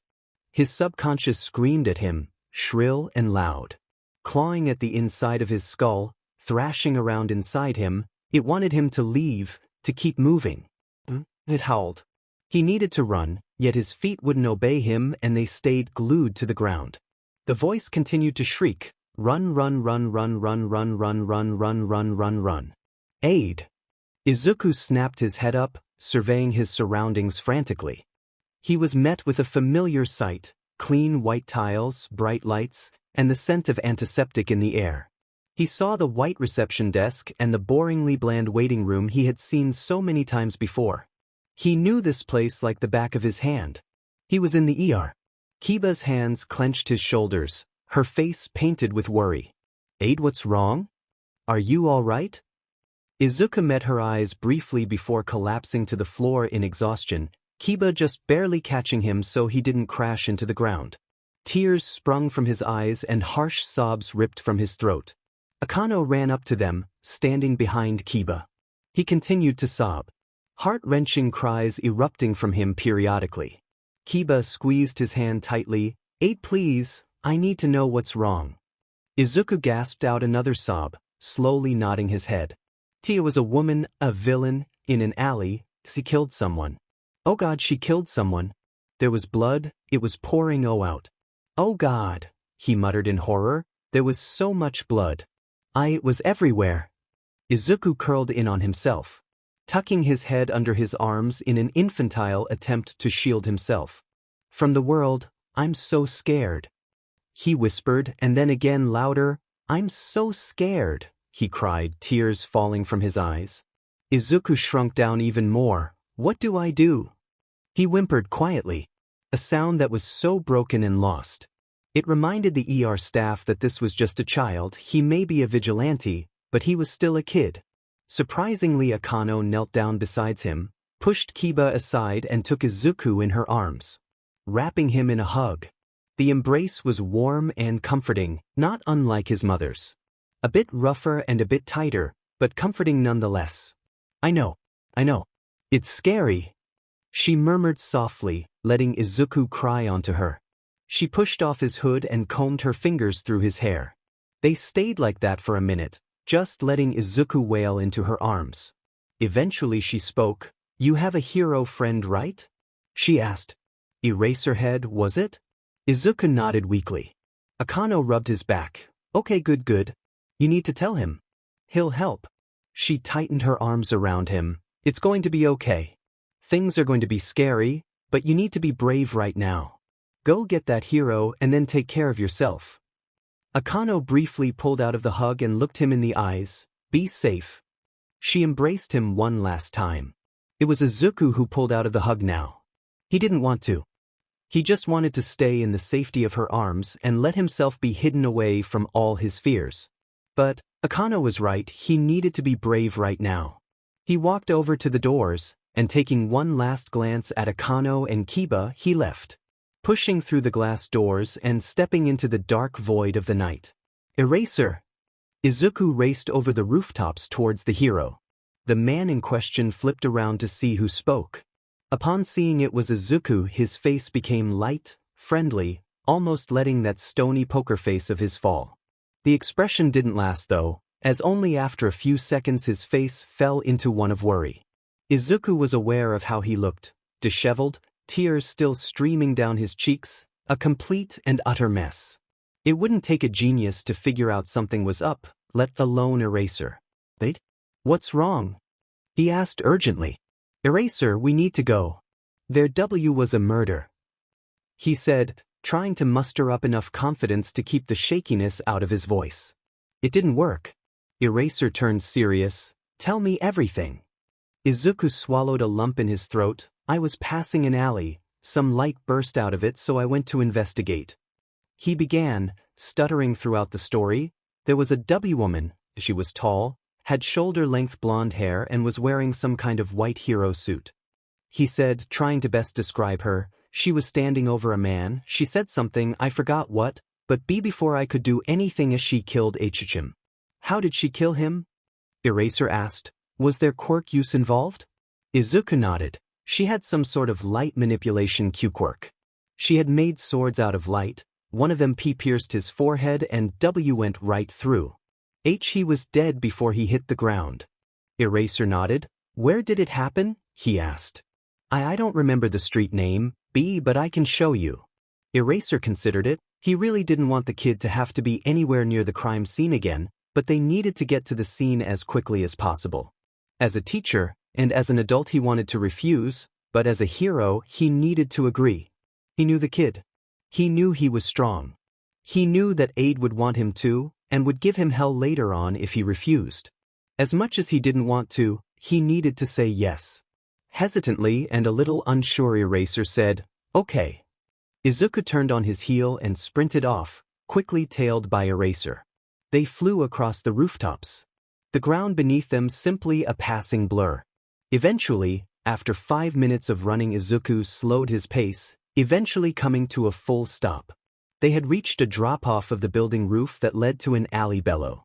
This is the place. Izuku whispered, keeping his eyes trained on a crack in the concrete roof. He refused to look over the edge. He refused to look down and see that bleeding, broken body again. Eraser hummed in acknowledgement. Before Izuku could react, he pulled him into a hug, the man tucking Izuku's head under his own. You were very brave, Aide, he said softly. I know what happened tonight was terrifying, believe me, I know. I had to witness my first death too after all. At that Izuku let himself choke out another sob. Eraser reacting by pulling further into the hug. It's scary, but it'll be okay. Eraser pulled out of the hug and looked over the ledge. Now go home, Aide, take care of yourself and I'll take care of this. Eraserhead tensed his body, preparing to leap off the edge, but before he could an arm shot out and grabbed his shoulder. The hero looked up at Izuku in confusion. Go in with erasure activated.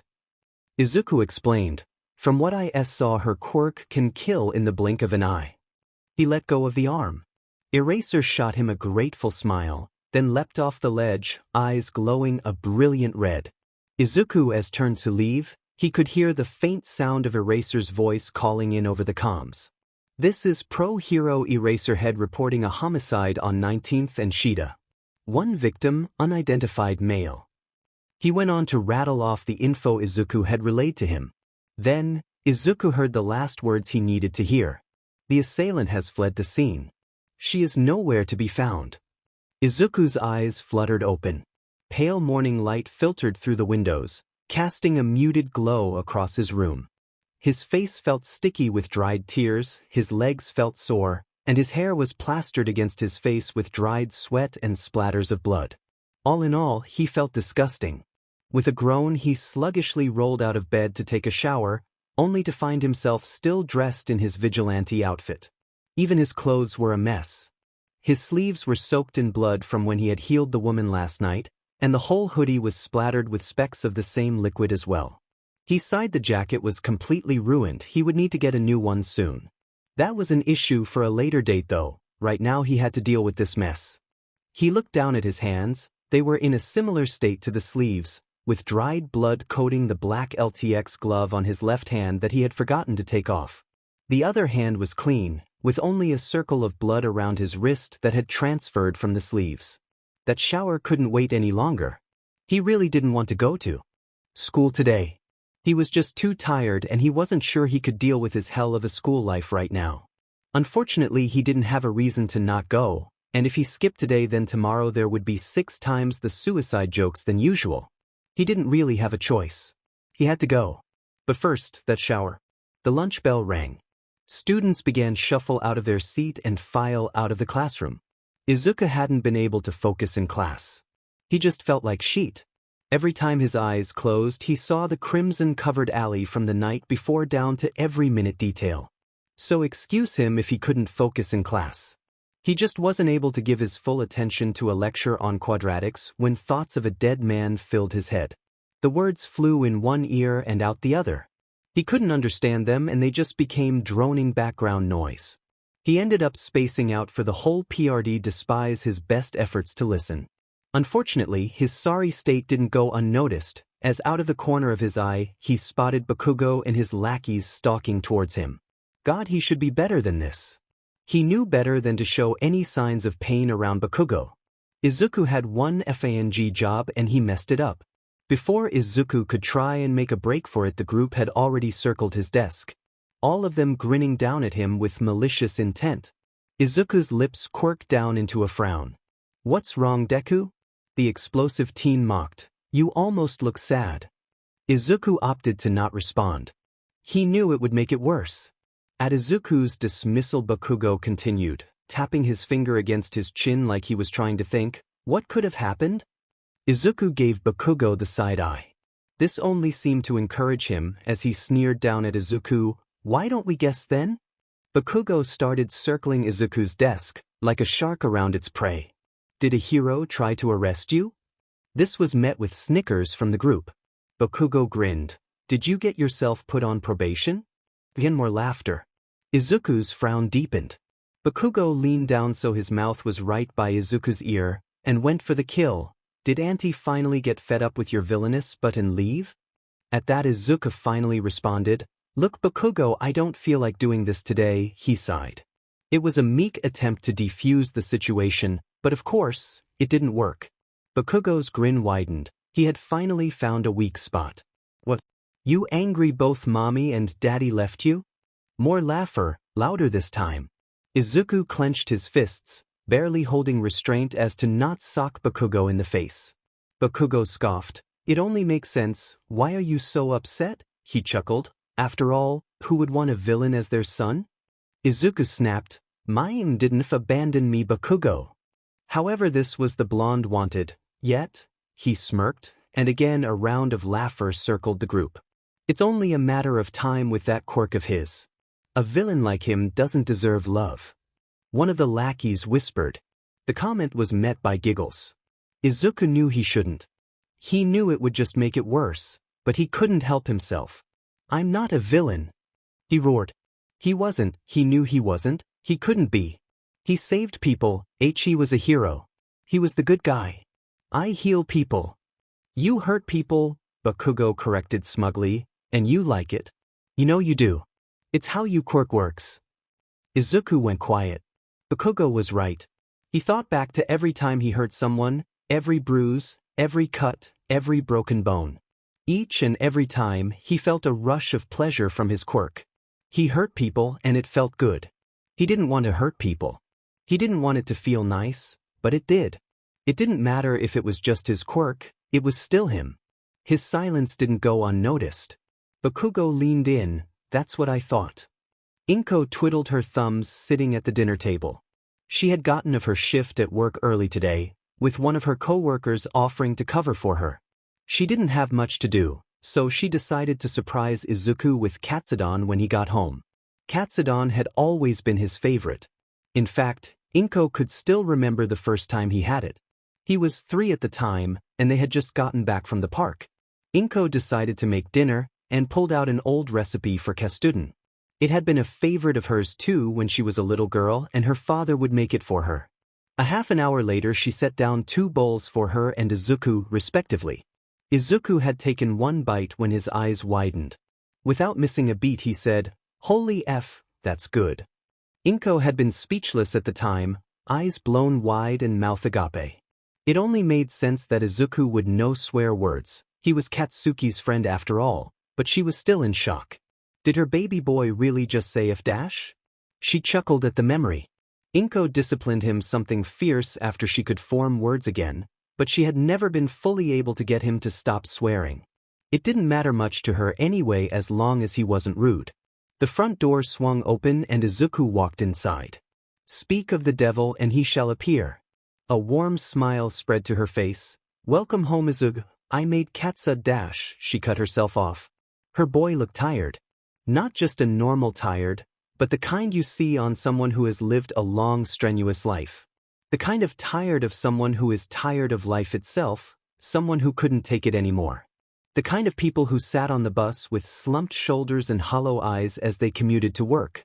She saw that in Izuku. Her child. Izuku, what's wrong? She asked worriedly. At the sound of her voice he met her gaze. Those eyes that had been full of vibrance and shine just a day before were now dull. The life in them left leaving only sad defeat. Deep, dark green pools of a million words unspoken and a million tears not shed. A child should not have those eyes. Am I a villain, Mom? He asked. Inko was taken aback.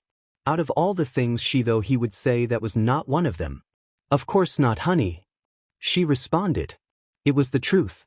She knew her boy, he was gentle, he was kind, he loved with his whole heart no matter how many times it was broken. Her boy wasn't a villain in the slightest. What brought this on? He ducked his head. It's nothing. He mumbled. Inko was not blind. She understood the world had not been kind to her son. People looked at all his gifts, all his kindness, and they shoved it away. They looked at his quirk, the wondrous thing it was, and ignored the beauty of it in favor of calling him a villain because of how it worked. She knew that people didn't love her boy as much as she did. But this? How much worse were they to Izuku than she thought? Izuku, look at me, she spoke, waiting until his eyes met hers to continue. You are not a villain. You are kind, you are loving, and you are you. I love you no matter what. Don't let anyone tell you otherwise. She said, never breaking eye contact, never questioning her words, never speaking a single syllable without full conviction. It was like a dam broke. Izuku burst into tears, rubbing them away with his hands and letting out muffled cries. Crying ran in the family, But Inko didn't shed a tear as she walked forward and pulled him in the warmest hug she could muster. Her son didn't need more tears right now. He needed a mother who was there for him. They stayed like that for several minutes. Inko rubbing his back and tightening the hug whenever the shudders got worse and the crying got louder. Whispering, "I've got you, Orsant, it's all right," us to him. Inko let him cry his heart out. She knew it wasn't easy for him to break in front of her, so there was no way in hell she would even consider insinuating that he wasn't allowed to be vulnerable around her. Eventually, the sobs turned to sniffles, and Izuku relaxed slightly. He asked. "Yes, dear? See, can I be a hero?" It was but a quiet whisper, but Inko heard it with perfect clarity. The voice was filled desperation, a voice that said it had asked 1,000,000 times and never heard the right thing. Inko thought back to the last time Izuku had asked her that. His eyes filled with tears as he replayed All Might's debut over and over again. She could never forget that day. She could never forget her biggest regret. She could never forget how she just cried, I'm so sorry Izuku," over and over at him uselessly. It was what kept her up at night, what made her ask if she was a good mother. With the question, Izuku had given her a second chance, whether he realized it or not, and this time she was doing it right. She was sure this was a turning point in her son's life, and she was going to make sure it was a good one. Izuku didn't need tear-filled apologies or pitying looks. Her son needed a strong mother. "Of course you can, Izuku. You'll be the best DMN hero out there." Izuku shut his front door as quietly as he could. He felt bad continuing to go behind his mother's back when she put so much trust in him, but it's not like he could tell her. What would he even say? "Hey Mom, remember how you said I could be a hero?" "Yeah, well I've been a vigilante for the past month or so. Repeatedly breaking the law and risking my life. Sorry for not telling you." So no, he couldn't just tell his mother. He crept down the stairs into the street. To be honest, he didn't even want to go out tonight, but at this point he just felt like his nightly outings were the only thing that he was good at. The only thing he could do right. If he wasn't saving people, then what was he worth? His quirk had two parts, hurt and heal. If he didn't heal people, then he was just the bad half of him, he was just the hurt, he was just the villain that everyone thought him to be. Plus, after last night's ordeal, Eraser and the ER duo were sure to be worried about him, and he didn't want to make them needlessly fret. He stalked down the street, shoulders hunched and eyes flitting left and right nervously. A shiver ran through him. The night was cold, colder than usual. God, he hated weather. Who decided it was a good idea? A gust of icy wind blew through the air, and he tucked his arms in tighter around his torso, trying to keep himself warm. Izuku took in every part of the street, observing it in detail for anything out of the usual.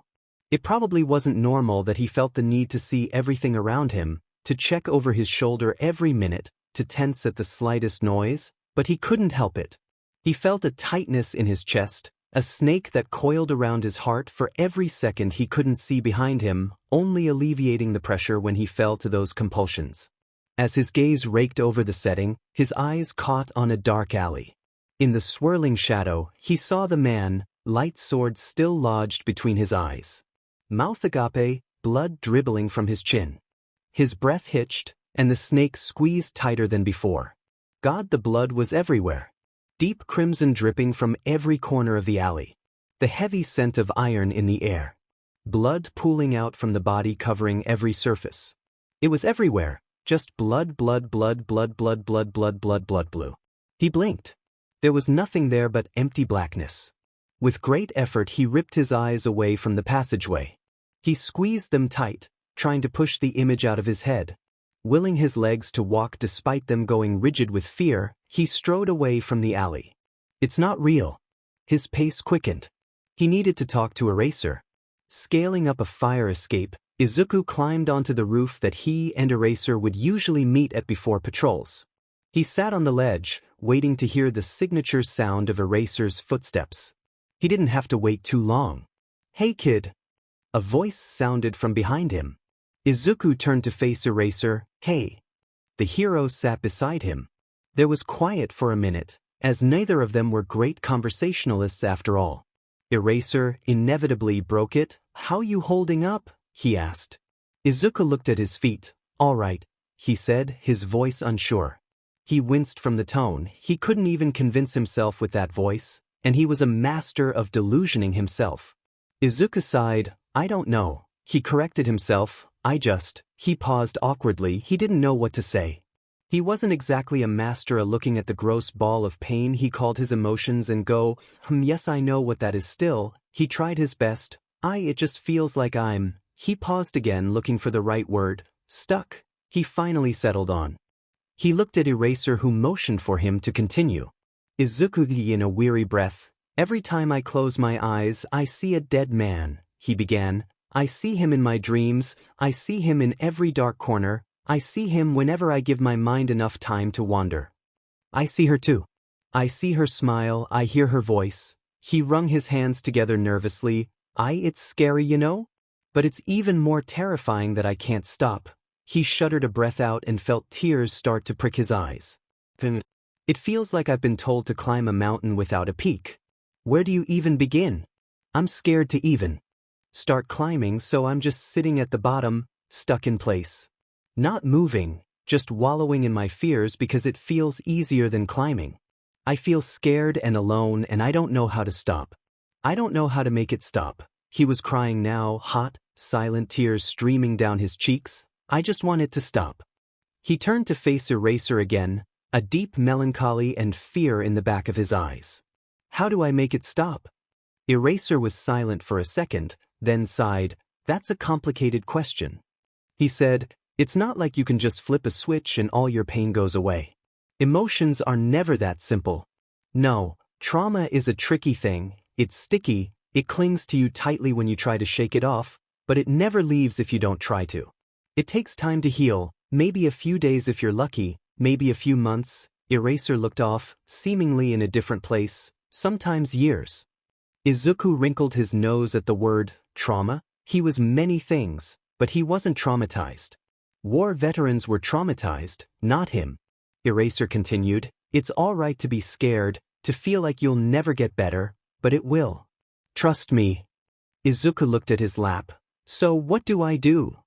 Eraser reached over and gave his hand a comforting squeeze. You don't ignore those feelings. You let yourself feel. You are gonna fall. Many times in fact, but you get back up, and you keep living. That mountain may seem impossible to climb, but sometimes, you need to look at it, and despite your fears, despite the fact you feel that you will never reach the top, you just take that first step. He pulled him into a hug, and that's enough. Akano watched as Aide and Kiba said their goodbyes, the latter now making his way for the door. The kid had turned up at his normal time after his patrols. Kiba had, obviously, been very worried about him, launching herself at him and wrapping him in a hug the second he pushed through the doors. The doctor had wrangled answers for all her questions out of him. Are you okay? Do you need help? You know that you can always talk to us, right? Aide swore that he was okay and pleaded to please release him because he couldn't breathe. She didn't let him go until he started turning blue from the hug, and she was convinced that he was, in fact, okay. They didn't have an actual lesson. It just didn't feel right. How can you just return to normalcy after something like that happens? Instead, Kiba just cracked jokes and kept up a cheery attitude. She was trying to make Aide more comfortable. It was what she did. She was who you went to when your problems feel like they'll swallow you whole. She gave smiles and laughs so freely, she helped you forget about life for a while. Cut the chains that held you down, temporarily perhaps, but that feeling of freedom was something so desired she always had people trailing after her. She was a light in the dark. She'd lift you out of your misery, if only for the short while you were allowed to bask in her presence. Maybe Akano was just waxing poetry though. It was actually how they met. Akano was overwhelmed by her personal life and med school, and Kiba helped her rise above them. But that was a story for another time. No, that wasn't what she was worried about. You see, Kiba had always been the sociable one, but Akano? She preferred to sit back and watch. She would sit idly by while others would chat, watch their every move, and slowly pick them apart without them ever knowing. Her quirk certainly made that part easier. She was able to see the parts of people that were hidden behind a mask. She could observe them and see what they wanted to say but didn't, what they loved, what they feared. She could see it all. She was a master at sniffing out secrets. In fact, she had wanted to go into underground heroics for a while, however that dream didn't last. But back to the point. Nothing was able to go unnoticed by her, which is why she was able to see that Aid was not okay. Between peals of laughter and jokes, something would flash in his eyes. Oh sure, he was good at hiding it, only letting it seep into his face when he was sure they couldn't see, but Akano could always see. Hiding something from her was futile. That wasn't what upset her. No, she had no qualms with him trying to hide something from them, but instead was worried by that look. What it meant, what it said about the person who wore it. It was something she was familiar with, too familiar. It was a look that spoke of not just sadness, but fear. Fear of letting others know you're hurting, fear of disappointing people who loved you, fear of looking weak. She knew that look well. She herself had worn it for years of her life after all. Pride kept her rooted in place, while fear made sure she would never dream of leaving. Akano chewed on her thumbnail, a nervous habit she had picked up in college. Akano had the gift of sight, but what she saw in Aid terrified her. She saw herself. Another person afraid of saying, "I'm not okay." It scared her. She knew from first-hand experience how damaging that mindset was. She didn't want that for Aid. Akano pushed out of her seat. "Kiba, I'll be right back, cover for me." "What?" Kiba asked, tilting her head in confusion. "Where are you going?" She spared a glance back at her friend, to find Aid. She pushed out of the outdoors and into the cold night and started running down the block, eyes scanning the street for his ruined hoodie. The dark blues of the starlit city whizzed past her as she ran. "Aid!" she called, hoping he would hear. She needed to talk to him. "Aid!" She turned the corner. "Aid!" Where was he? Akano ran another block, about to make another turn, when a flash of movement caught her eye. There, walking down one of the alleyways, was the vigilante. "Aid!"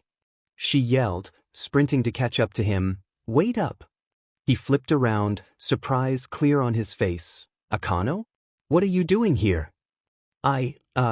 Now that her impulsiveness had worn off, self-consciousness was seeping back in. A million words she wanted to say were caught in her throat. Damn it. She wanted to tell him it's okay to not be okay, that he's not weak for experiencing emotion, but she couldn't find the words. Her mind raced in distress. She wants to be able to say the right thing, but she just can't. She just doesn't want him to be like her, trapped in place by the double-edged sword of silence.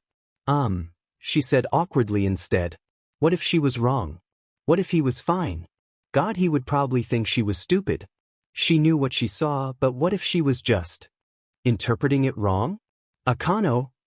he asked with a tilt of his head. She looked down at him and bit her lip. She couldn't just stand still and say nothing. But what if? She could look like an idiot if she was wrong, but if she was right, she would never forgive herself if she didn't say something. She essayed in a breath. "It was now or never. I just wanted to say, you can tell us if something is wrong. I know what it's like to be afraid to admit that sort of thing." She rubbed her arm awkwardly. He looked taken aback, like that was the last thing he expected her to say. "Obviously you don't have to talk to us if you don't want to," she explained quickly, before calming her nerves and saying in a slower tone, "Just don't bottle it up. If you ever do want to talk, me and Kiba are here and we won't think any less of you for it." She shifted on one foot awkwardly. "I know you might not want to admit something is wrong. Trust me, I know. You've been there. But sometimes the first step is to finally say, I'm not okay, you know.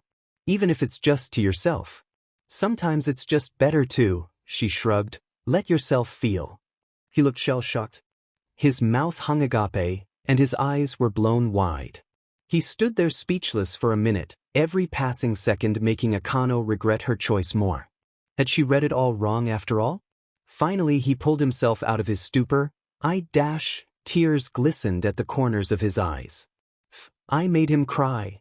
Akano felt panic surge through her. Why was he crying? Did she do something wrong?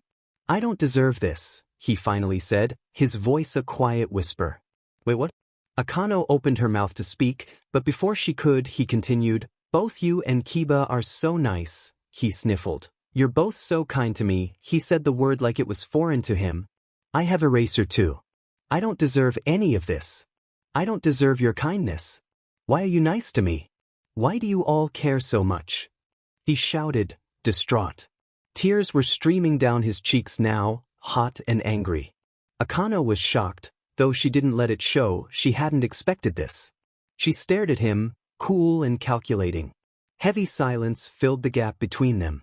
Finally she spoke. Are you an idiot? She asked. What? He stuttered, a slight look of hurt and surprise flashing across his face. I said, are you an idiot? I don't you understand dash. Before he could finish she pulled him into a hug. You dumbass. She said exasperated, of course we care about you. You're our friend, and I'm sure that Eraserhead guy feels the same. You deserve kindness, stupid. He went stiff, before a sob racked through his body, followed by another and another. He wrapped his arms around her and cried even harder. Akano didn't say anything, but simply rubbed his back. Thank you. He blubbered. You've got nothing to thank me for, kid. No, you don't get it. You guys are the first people to ever want to be my friends. Akano frowned. Why wouldn't people want to be his friend? What? She asked. He choked out another sob. People don't like my quirk. It's a villain quirk. Akano laughed. Aid, you heal people. How is that villainous? He tucked himself tighter against her. You wouldn't say that if you knew how my quirk worked. Akano pulled out of the hug to quirk an eyebrow at him. Try me. He bit his lip, before whispering in a small voice, you wouldn't like me any more if you knew. I sincerely doubt it. She deadpanned. He hesitated for a moment more, then finally gave in. I have to hurt people to heal them. If I hurt someone, I get healing energy that I can use to heal another person or myself. My quirk makes it so I get a rush of pleasure when I gain healing energy. Akano looked at him, considering the vigilante before her. And that's villainous how? He knotted his eyebrows together as a fresh wave of tears slid down his face. Don't you get it? He yelled, I have to hurt people to heal. I like it when I hurt people. I'm a villain. Why can't you see that? Because you're not a villain. Clearly. Well, everyone else says I am. He yelled. Akano smirked. Well then everyone else is a bunch of morons. Stop lying to me.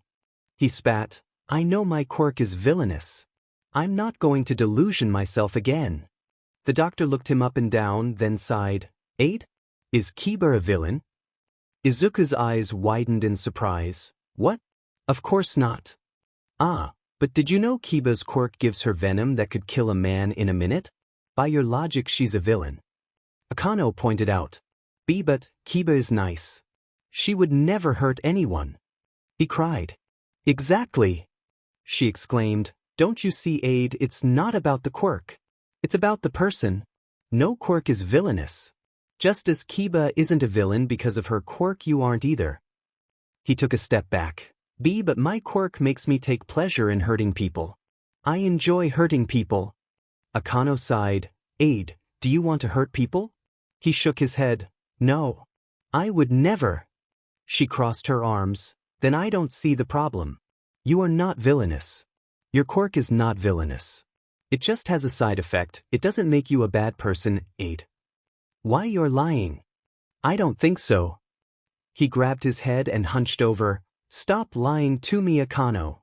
Akano didn't waste a second to pull the distraught teen back into a tender hug. I'm not. He wailed into her shoulder. Why are? Everyone else says I'm a villain. What does it matter what you say? Akano huffed. Are you saying I'm invalid? Rude. Did you mean to say that everyone else in the world is wrong? Yes. Aid laughed through his tears. That sounds just like you. So, do you finally admit you're not a villain? She asked, a grin on her lips. No, he rasped out. See? This is why I call you an idiot. Akano, even if you think I'm not doesn't mean it's true. Everyone else says I am. There's no way everyone could be wrong. She smiled. Yeah, well, everyone thought the Earth was flat at one point, and look how that turned out. Besides, it's not just me, you've also got Kiba and that eraser guy. Who cares what the rest of the world has to say? They're just stupid. For once, he had nothing to say. Akano tightened the hug. If anyone else thinks you're a villain, then they can go F themselves. She said softly, the only people who aren't dumb to see are the ones who are smart enough to see otherwise. The only people who matter are the ones who can see you as the kind, caring, heroic person you truly are. She held him gently as he sniffled against her. They stayed like that for a minute. Eventually she pushed him out of her arms. Now no more mushy stuff, go do some heroing or whatever you do. He chuckled, tears still fresh on his face. I'm not a hero, I'm a vigilante. She shot him a grin, not to me. His eyes softened and a wobbly smile found its way onto his lips. Go on, little hero. She flicked her hands, gesturing for him to leave. I'm sure there's someone who needs saving right about now. He wiped his eyes with a sniffle, then gave her a mock salute before running off. Wait, Aide. She shouted at him. He turned around, confused. Don't tell Kiba about this, she said sheepishly. I have a reputation to uphold after all. He laughed, giving her a thumbs up and continuing on his way. Kano smiled. She could tell Aide wouldn't be like her. He would be so much better. He was already a hero. She couldn't wait to see the world realize that too. Aizawa straightened his tie. He absolutely loathed formal wear and wouldn't wear it if he could, but he didn't exactly have a choice in the matter currently. He stood at the door to a meeting room. It was a large oak double door and was surprisingly fancy for a case conference. It wasn't often that he had to attend a conference with other heroes, as working as an underground hero gave him a lot more independence than most, but when a big threat starts to arise, he has to. He ran a hand through his hair wearily. "An" was a loose word for the action, as his fingers more accurately plowed through his knotted mess of locks. Yamada and Nemuri had been able to force him into a suit and tie for the meeting, and they had tried to get him to comb his hair, but to no avail. The second he walked in the staff lounge and saw them holding a brush, he booked it down the hallway. They never stood a chance at catching him. With a sigh, he pushed through the doors and entered the room.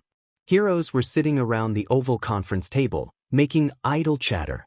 Night Eye was speaking to Fat Gum about something or other, while Ms. Joke was having an engaging conversation of what seemed to be a pun exchange with Sar. God, he wanted to leave already. He strode across the room and took the only available seat left. It was besides Mrs. Joke. Trust him, if he chose another chair he would, and unfortunately for him, both the joke hero and Sar noticed him immediately. Eraser! Ms. Joke said loudly, promptly announcing his presence to the entire room. How's my favorite handsome hero? Wishing he wasn't here, he replied dryly. In response, Ms. Joke just laughed. That's Eraser for you, always so cut and dry. I'm actually quite sociable with people I like. That was a lie, but she didn't need to know that. You know, Sar said slowly, you really should be kinder to your future wife. Aizawa scowled at him. He couldn't see Sar's face because of that stupid mask he wore, but he knew the BSRD was grinning at him.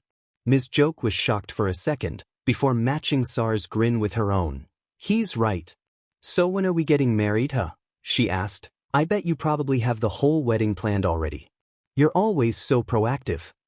Aizawa just banged his head on the table in lieu of responding. This was why he didn't like hero conferences. Ah, come on, Eraser, don't be like that, she pouted. He's probably just sad you spoiled the surprise, Sar chirped. Ms. Joke gasped. You're right. She turned back to him. I'm so sorry. How about I make it up to you and we do it together this time? Aizawa just groaned. What would the wedding colors be? Sir, I was thinking maybe green and black because of our hair colors. That might look a little dark and edgy. True. What about green and red to match our eyes? Wait, no, then it would look like Christmas decor. That's what I was thinking. So then what do you think would work then? He hummed. Maybe a color that complements both of you? Oh, that's a great idea. How about gold? That would look great, but I think Eraser here is a silver man himself. Good point. Silver it is. Now what about flowers? Oh, definitely go with white roses. They continued their banter back and forth, hemming and hawing about decorations for a wedding that would never happen. They were like a feedback chamber, each amplifying the other's chaos. Aizawa would rather listen to Aide rant about the different kinds of stitches there were for the rest of his life than this. The two dumbasses behind him had moved on to food. For the wedding cake they decided on mocha because everyone knows he likes coffee, but I can tell Eraser is definitely a chocolate lover as well. The worst part was he was right. He did love chocolate. How the F did Sar know that? Finally, after what seemed like hours of torture, Tsukachi entered the room, signaling the start of the meeting. The heroes all quieted as the detective took his seat at the head of the table. He folded his hands in front of him. "You are all probably wondering why I gathered you here today," he began. Before he could explain, Sar cut him off. "Asuki, you make it sound like this is a funeral." The detective shot him a frown, before continuing, "We are here to discuss the appearance of what could potentially be an A-class villain. Eraser, you may begin," he said, motioning at the black-haired man. Aizawa stood up, all heads in the room turning towards him as he did. "4 days ago, a new villain appeared." He began. "She was originally discovered by a local vigilante, Aide. He witnessed the murder of Yurai Shino, male. Age she appeared to use a light manipulation quirk to kill him." The air of the room turned serious, and the heroes, who had been relaxed moments prior, now stood at attention. Tsukachi took over. "This was her first con-fired kill," he explained. "Since then we have identified 2 other bodies whose cause of death was unknown with similar-looking wounds, and we are almost certain the murder Aide witnessed was not her first. In the 4 days that have passed since Aide witnessed the murder, she has killed another person." A police officer walked around the room, passing out a copy of the case file to each of the heroes. "There is no pattern to her killing," Tsukachi continued, "or at least there is no connection we can see. It's just indiscriminate slaughter. We will keep you all updated if we find anything." The detective sighed. "I'm going to be frank with all of you, we don't have much on her. Just a simple quirk and a description of her appearance from a child vigilante." His gaze swept over the room. "All of you will be working with us to take her down as quickly as possible. I expect each of you to work hard on this case. Each of you will have a job to do on this case. Night, you and Sar will be investigating her." Night Eye frowned. "Tsukachi, I thank you for giving me this job, but Sar would be more useful elsewhere," he said. "I can handle this by myself." Tsukachi frowned. "Proposition denied, Night Eye. Sar's quirk would be extremely useful for recon." Fat Gum said awkwardly, "I think I'm missing something. What is Sar's quirk exactly?" "An inferior version of mine," Night Eye griped. Sar shot him what was probably a scowl, but it was hard to tell with the mask. "Okay, first of all, rude," he said angrily before turning to Fat Gum. "Second of all, thank you for asking. It's nice to know not all above-ground heroes are assholes," he said pointedly towards Night Eye. "My quirk is called Remix. It allows me to see the past 48 hours of whoever I touch in snippets. A sort of remix of their lives, you could say. Some stuff is left out, but I can see around 87% of it. Like I said, an inferior version of my quirk." The green-haired man said stubbornly. "For someone who can see the future, you sure lack vision." Sar shot back. "People lie to cover up their past, and I expose their secrets. You can see what they'll have for lunch tomorrow. How is that inferior? I can see every decision they will make, showing me their secrets just like you, and making me invaluable in combat." "That is enough, both of you," Tsukachi growled. Sar scoffed, completely ignoring the detective. Big words for someone who uses their quirk as a crutch to fight. Night Eye glared at him. "If you know so much about the past, then you should know that I am a master at fighting, even without my quirk. But with it I can see the way a battle will play out to the smallest detail." "I said that's enough," Tsukachi repealed, raising his voice slightly. Sar pulled out his primary weapon, a sleek black pistol, from his cloak, and laid it on the table. "Then you should know you can't outrun a bullet," he said dangerously, eyes locked with the other hero. "Enough!" Tsukachi shouted, slamming his hands down on the table. "Both of you are adults and heroes. Act like it. Stop throwing around schoolyard taunts." Sar tucked his gun away, holding tense eye contact with Night Eye as he did so. Tsukachi pointed at them. "Both of you will work together for this assignment, and that is final. This is bigger than some stupid quarrel or rivalry you two have. This is about a potential supervillain. So if both of you could act your effing age, that would be great. Ms. Joke leaned over towards Eraser. Why do they hate each other so much? She whispered. Night Eye made a snide remark about his quirk while Sar was interning from him. He asked Night Eye for a formal apology and he refused. The kid got so angry he up and left, even going so far as to leaving the case he was working on. They've been bitter about it ever since, he whispered back. Ms. Joke gasped. Sar interned for Night Eye? Yes. Eraser hissed. Now be quiet. Sar turned towards the detective, pretending not to notice his whispering colleagues. Sorry, Suki, just some people are insufferable little twats. Enough, Sar. Tsukachi bit out, low and angry. Sar put his hands up in surrender and leaned back into his chair. Fine, I'll play nice. Tsukachi looked over the room angrily. Any other complaints? He was met by silence. Good, now that little distraction is over with, we can get back to stopping murderers. As I was saying, Night Eye and Sar will be strictly on recon duty, and will dedicate more of their time towards investigating the villain. The rest of you will be on the case primarily for combat purposes. Eraser, you will be doing a split of normal patrols and recon. Eraser nodded. Oh, Tsukachi said, and keep an eye on Aide as well, he is a valuable source of info. Plus, from what I've heard, he trusts you. That made Aizawa smile softly. Tsukachi gave him a look, but didn't say anything as he continued to address the group. As for all of you, if any of you find out anything, report back to me immediately. He was met with a round of agreements from everyone. Tsukachi gave a slight head nod in approval. Good, now for our final topic of the meeting. The villain was reported to have an extremely powerful quirk that can kill in seconds. If you spot her, do not engage without backup. Tail her and wait for help to arrive before attempting arrest.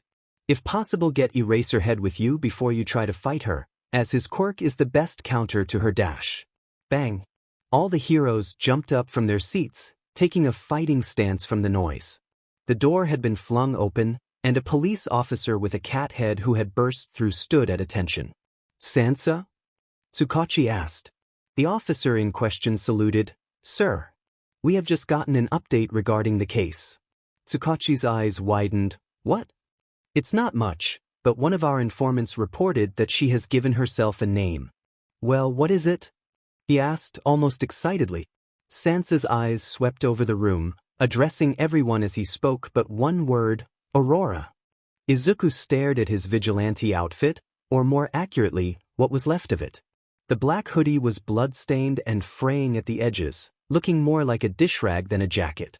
Izuku signed. It was absolutely beyond repair. He had still worn it out the past few nights, simply because he didn't have time to get another one and the fact that it wasn't exactly on the top of his list of worries at the moment.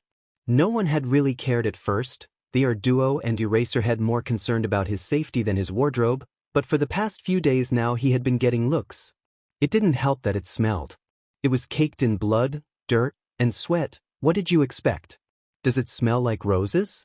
Kiba had tried to make a polite comment about it, but Kiba wasn't exactly great at subtlety. Still, the others took this as the go-ahead to talk about it, and once the topic was opened for discussion, everyone was telling him to buy a new one. Literally everyone. In fact, last night a villain he had been fighting had stopped attacking him the second he saw what Izuku was wearing, just muttering, "Oh God, that's ugly." He was right, of course, but Izuku still knocked him out cold for saying it. What, were manners not important anymore? Anyways, rude comments aside, all the signs were pointing to one thing: he needed to get a new outfit. Izuku let out a disheartened whimper. That meant he had to go shopping. Izuku wrung his hands together nervously. He was at the mall. Groups of friends and shoppers walked past him while he stood in the middle of the sidewalk, sticking out like a sore thumb. You see, Izuku had never really gone to the mall that much. It was a thing you did with your friends, and, Izuku never had those. He does now, but they are all adults who he only talks to at night. That sounded much sadder than he thought it would. Anyways, the few times he had gone to the mall, he had made a beeline towards the comic shop, and had left immediately after. He was completely out of his element here, like a fish out of water. forcing himself to move, he started walking through the street, taking glances at the window displays in the shops. He passed a bakery. It had nice white walls and a light red awning. A sign hung above the door with the words, "Red Butterfly Bakery," written on it. Inside he could see layer cakes and rows upon rows of pastries. At the front counter he could see an older woman with silver eyes and blood-red hair that was tucked into a bun. She reminded him of someone he knew, but he couldn't quite place it. He decided he should check it out sometime, maybe with his mother.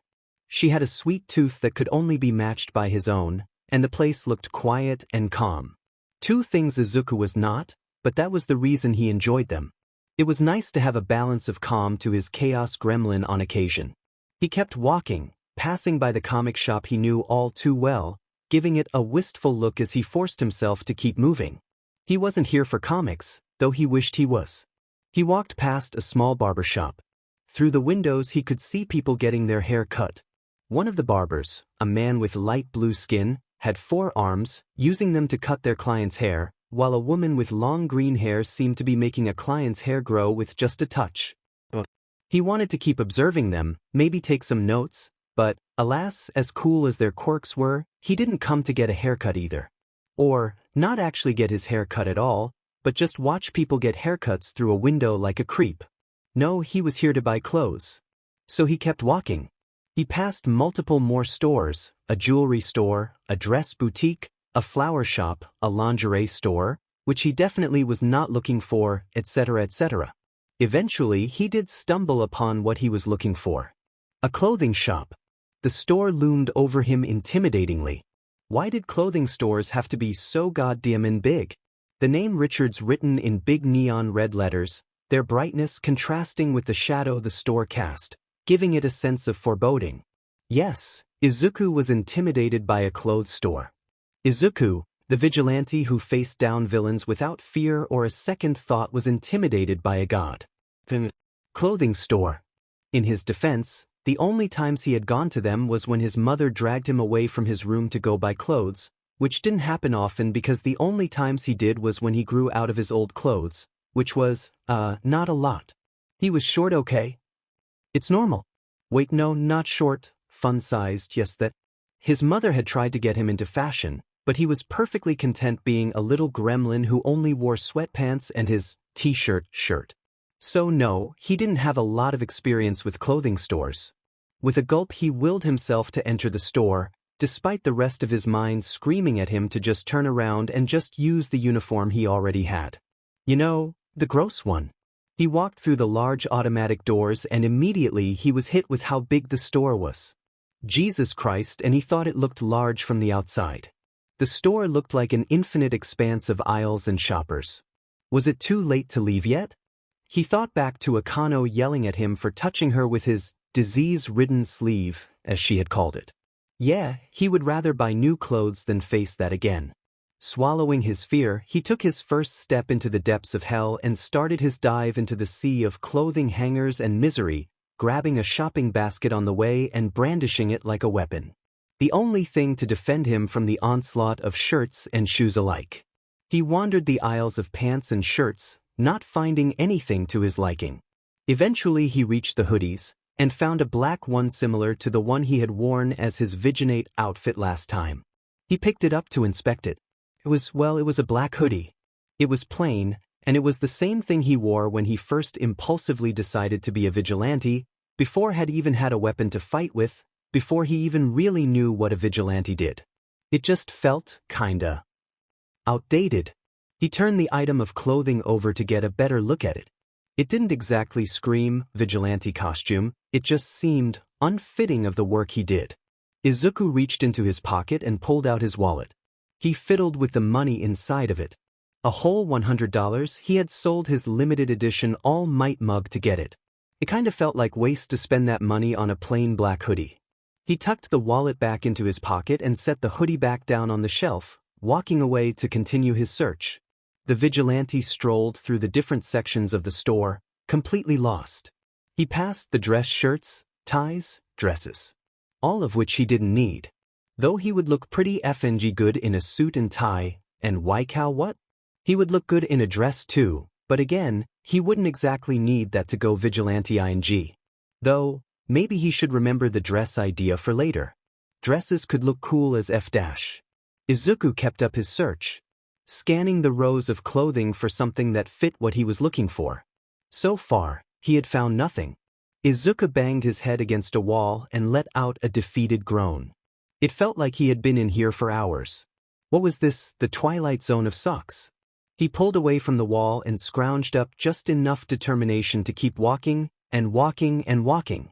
As he was wandering down the jackets section, a flash of green caught his eye. There, displayed on a mannequin, was a desaturated green hoodie. The sleeves were short and cut off at the elbow with light gray hems, and it had a high collar of the same color. Izuku stepped back to observe it.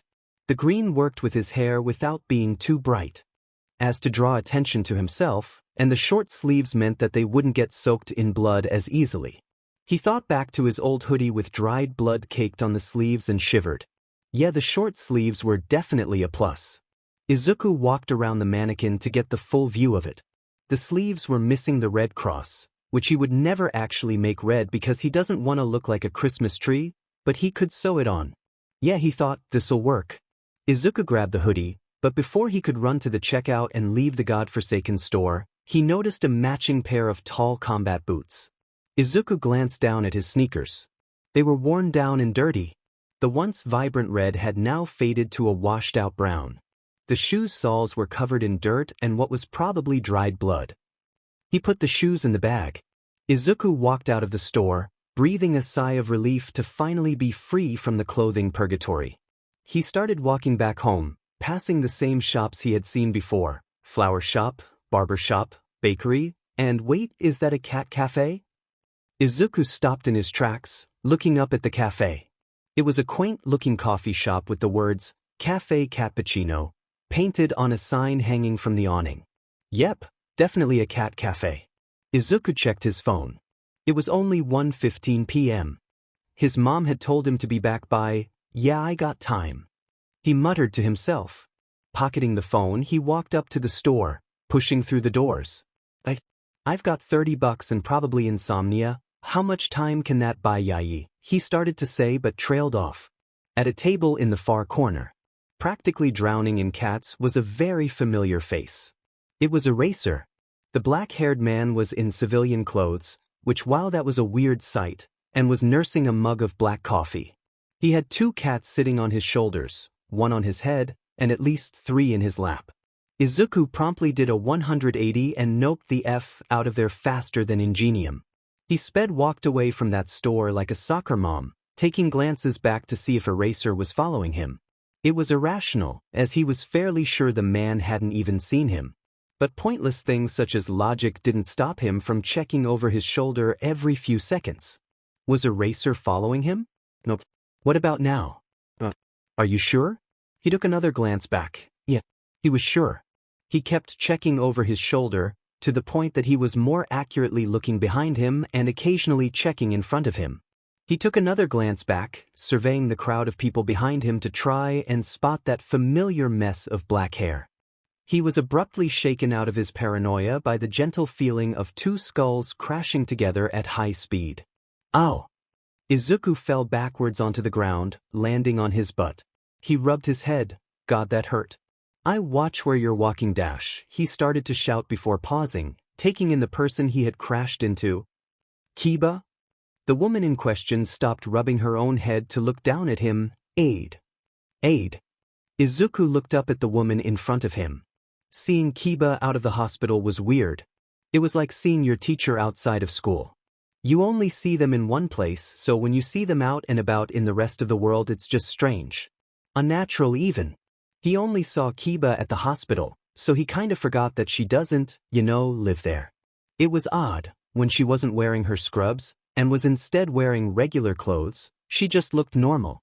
Speaking of regular cloths, he just remembered that he ran into Kiba while in civilian clothes.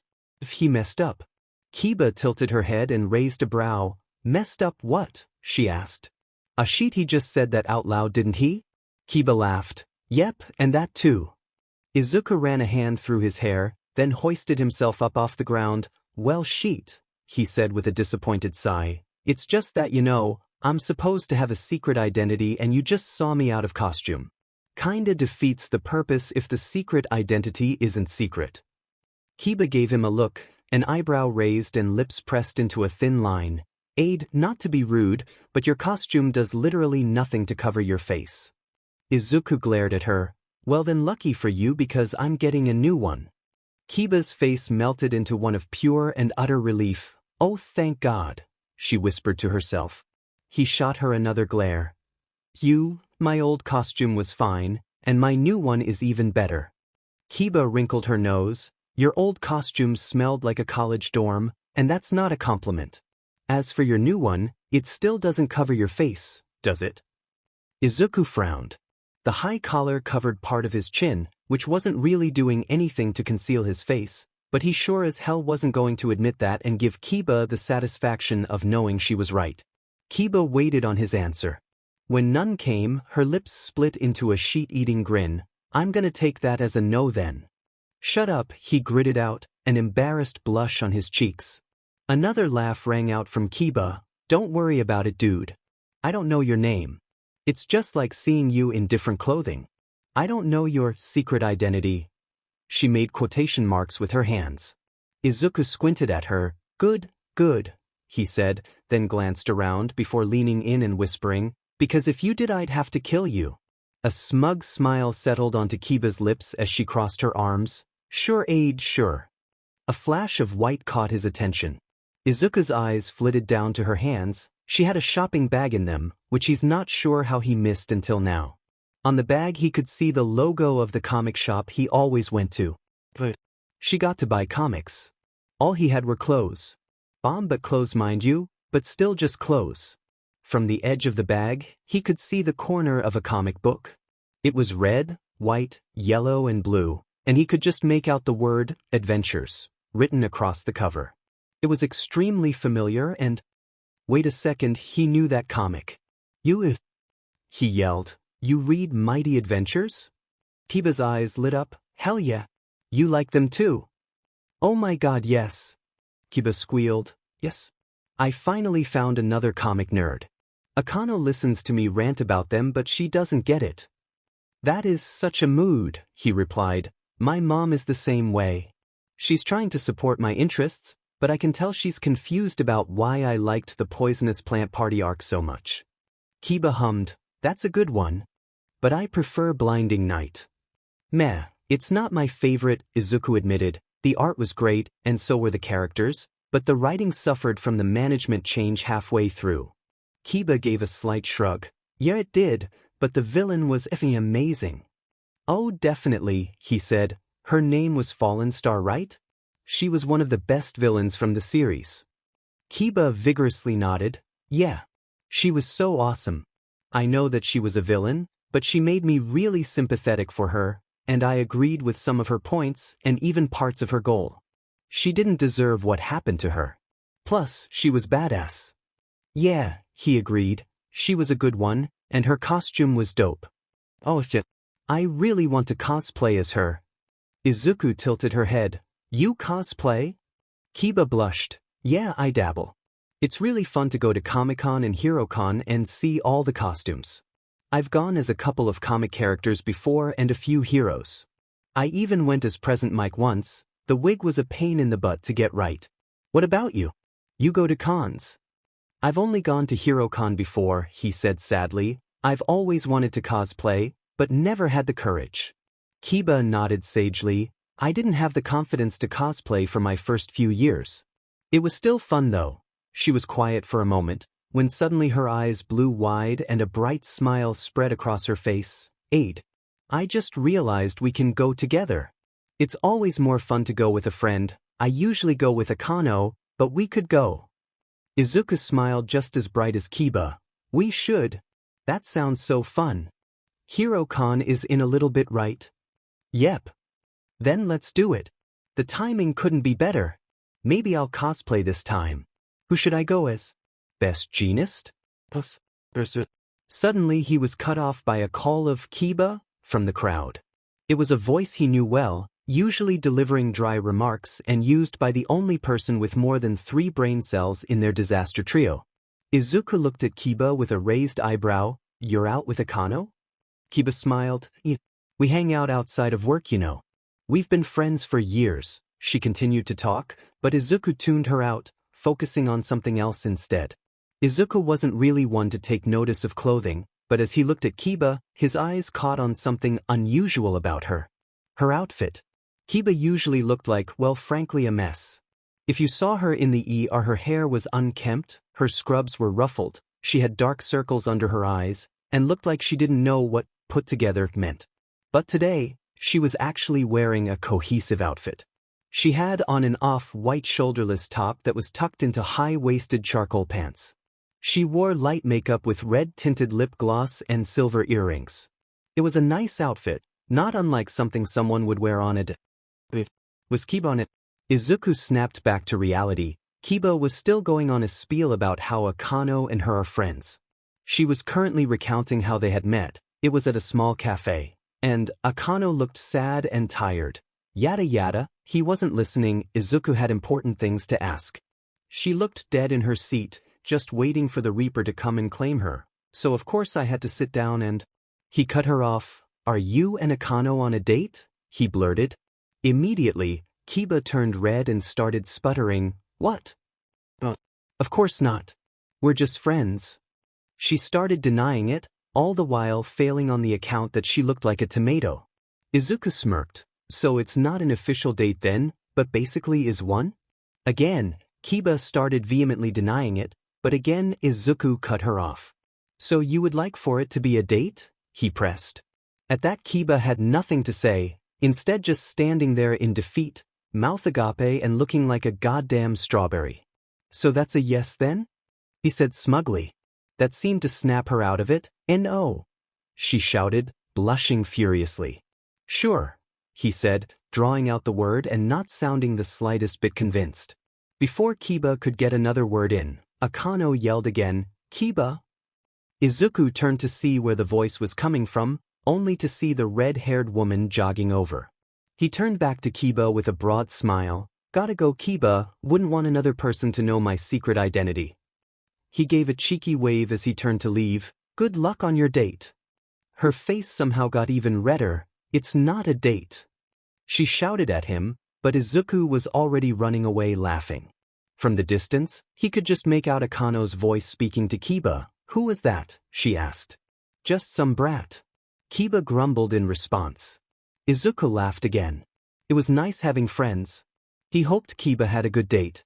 "Hey, Eraser." Aizawa turned from his perch on the roof edge to face the voice. Aide was jogging over to him with a large grin, waving his hand at the hero.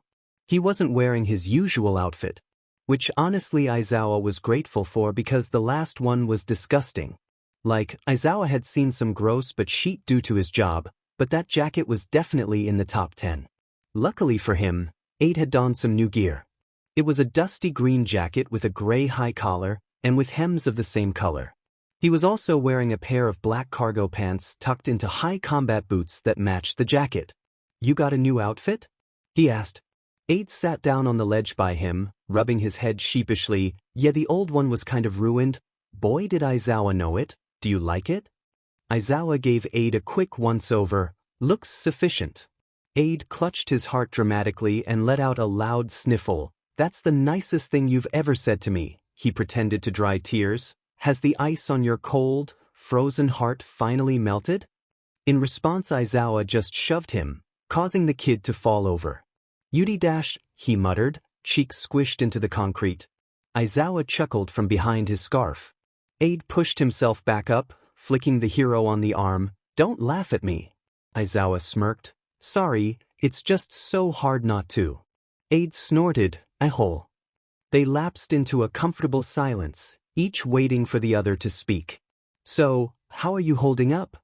Aizawa finally asked awkwardly. He didn't need to clarify what he meant. They both knew. "All right, I guess," Aide said, rubbing his arm and looking away. "It's gotten better. I still see it when I try to sleep sometimes, but it's less, so I guess that's something." He laughed mirthlessly. "You know that if you ever want to talk about it, I'm here." It's all right, I'm fine. The vigilante replied, his voice hard. Aizawa frowned at the obvious attempt to shut down the conversation. I'm just saying dash.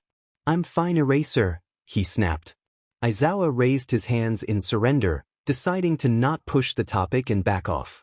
They fell silent again, this time a tense one. The air between the two pulling taut like a bowstring and turning fragile as glass, one wrong step breaking it and releasing something far worse. They stayed like that for a minute. It was like not knowing where a villain would strike next, so you just have to wait for them to make their attack. This time, it was Aid who spoke. About the villain, he said, the one who I saw. Did you find her? His voice was small, almost meek, but was laced with hope. It broke Aizawa's heart to shatter that hope. I'm sorry, he began, we haven't.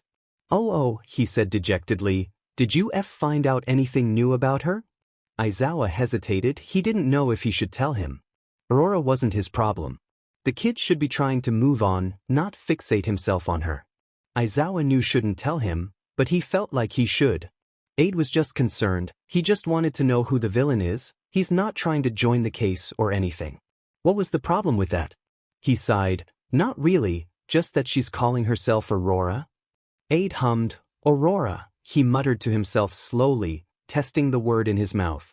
He wrinkled his nose, turning to face Aizawa. Has she killed anyone else? Now that was too far.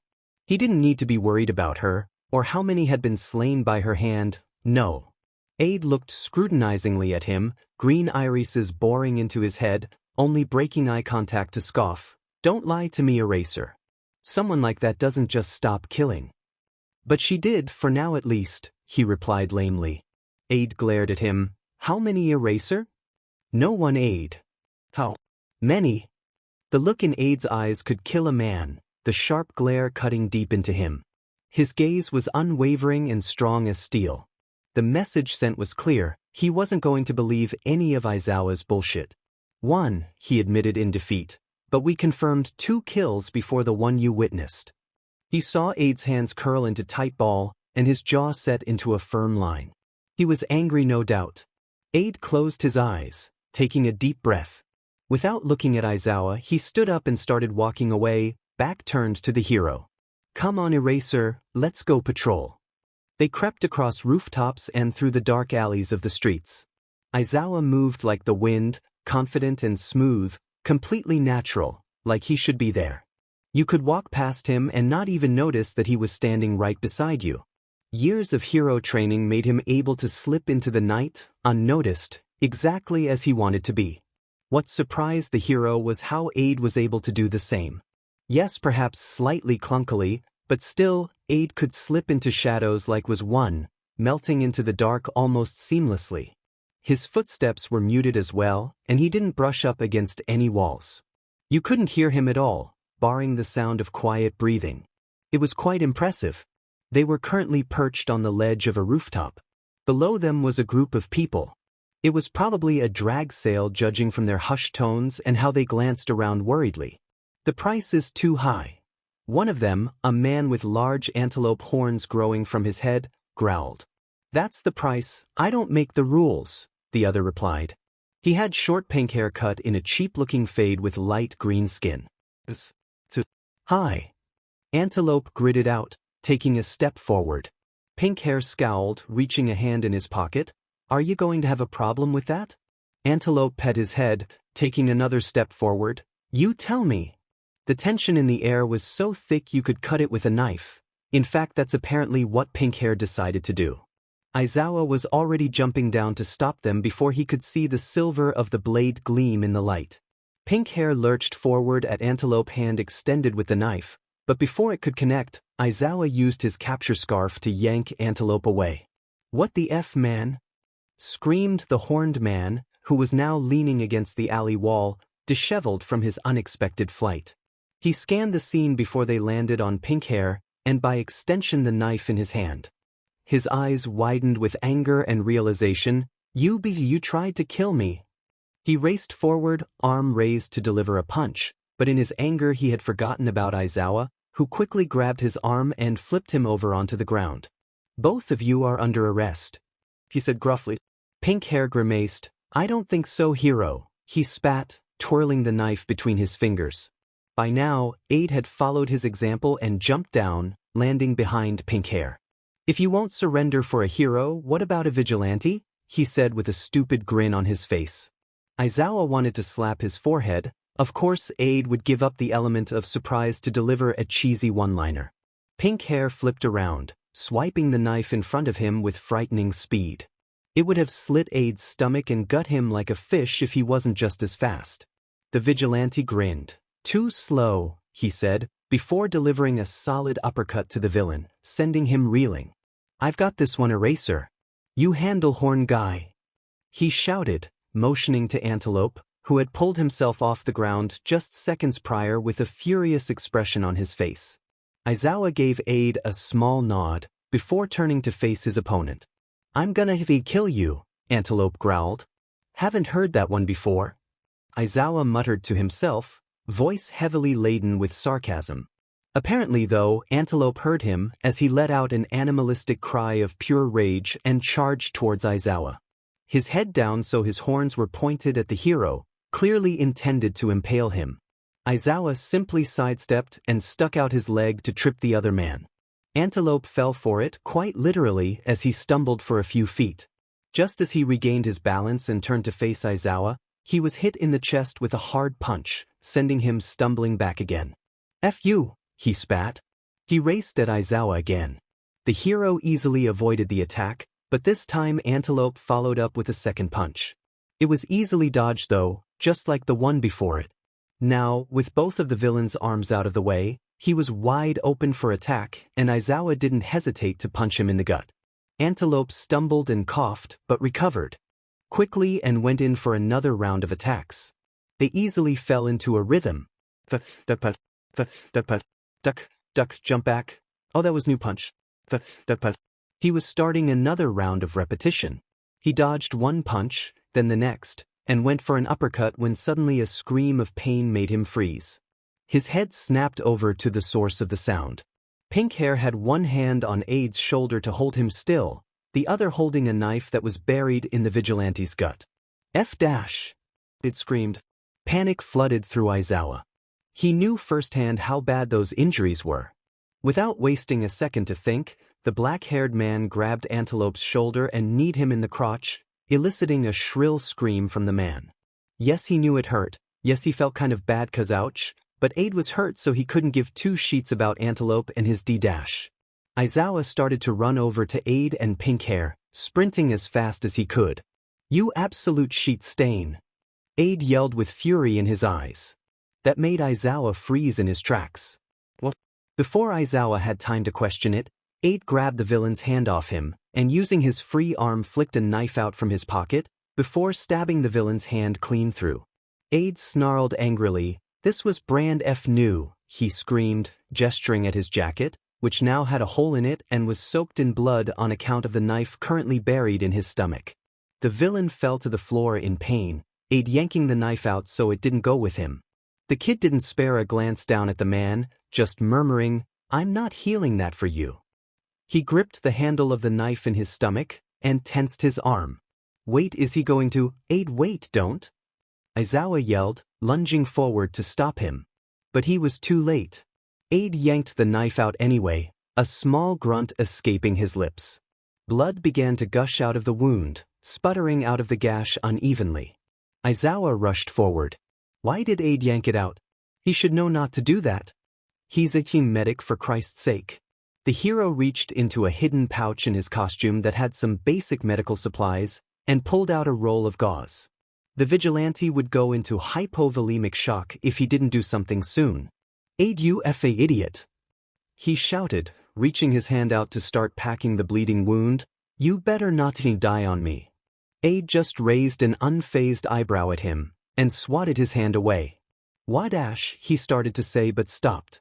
Aid held his hand over his wound, blue light beginning to emanate from it, and similar colored lightning crackling around him, weaving through his fingers and snaking up his arms. The wound began to close itself up. Suddenly what Aid was doing hit Aizawa. He was using his quirk. A healing quirk. On himself. You can heal yourself. It wasn't a question. Aide tilted his head in confusion. Yeah? Aizawa just stood there in shock for a moment, before shaking his head fondly. Of course you could. Why am I not surprised? Aide crouched down by Pink Hair, who was now staring at him in fear, and started wrapping the wound. What? He asked. Is that not normal? No, I've never heard of a healing quirk that could heal both patient and user. Your quirk just makes no FING sense, kid. Aide looked at him quizzically. What do you mean? Aizawa shrugged. You can heal both yourself and others. Sometimes you say you can't use it, and other times it seems like it has no limit to what it can do. Your eyes glow when you heal, and they glow randomly during a fight. It just doesn't line up. Aide scrunched his eyebrows together, before realization dawned on his face. Oh, he said, I never explained my quirk to you, did I? Aizawa shook his head. Aide bit his lip and looked away. He opened his mouth like he was about to say something, then closed it. He did that a few more times before finally steeling himself and speaking. It's a fairly simple principle. I do damage which allows me to heal health. Think about it like this. Everyone has a set amount of what can only be described as life force, or life juice, I guess. When normal people hurt others, this life juice just disappears, but when I hurt someone He hesitated for a moment. Steal it. He finally said. Once I have it I can give it to someone else and that heals them. That's why I can't heal people on occasion, I run out, and that's why my eyes glow during battle. I'm gaining life juice and my quick activates. Aizawa hummed. That made a surprising amount of sense. Nice. Aide stared at him as if waiting for him to say something else. When he didn't, Aide burst out into laughter. What? He asked. What's so funny? Aide was wiping tears from his eyes at this point. Sorry. It's just that usually people have more to say about my quirk than nice.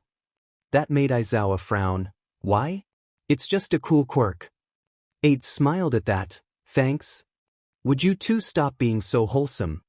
Pink Hair gripped. In response, Aide glared at him, which shut him up quick. That's what I thought. Aide said smugly. The vigilante stood up and jabbed his thumb at the two villains lying on the floor of the alley. I think I'm gonna go patrol on my own. Can you take these two in eraser? Aizawa nodded. Thanks.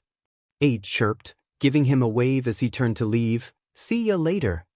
See you. Ouch. Izuku shouted as he pricked his thumb with a needle. He was sewing his jacket back up after that a-hole had stabbed him. His lessons with Akano and Kiba taught him how to sew up people, not clothing, so it had been slow work. He wanted the seam to look, well, as seamless as possible. So far, he was succeeding, so that was good. You could hardly see any imperfections in the green fabric. Yes, it was still green despite being soaked in blood. If Izuku could marry hydrogen peroxide, he would. Hello, sleep-deprived people of the... Aide announced loudly as he pushed through the doors. Hey, Aide. Kiba replied cheerfully. All Akano did was hum in acknowledgement.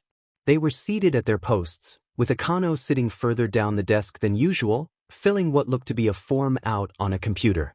A grin spread across Aide's face as he slid over to Kiba, leaning on her desk with his elbow. So, he whispered, Akano, huh? Immediately the brunette snapped her head up, a blush already spreading across her face. Shut up. She growled. Aide stifled a chuckle. Did the date go well? Kiba blushed even more. It wasn't a date.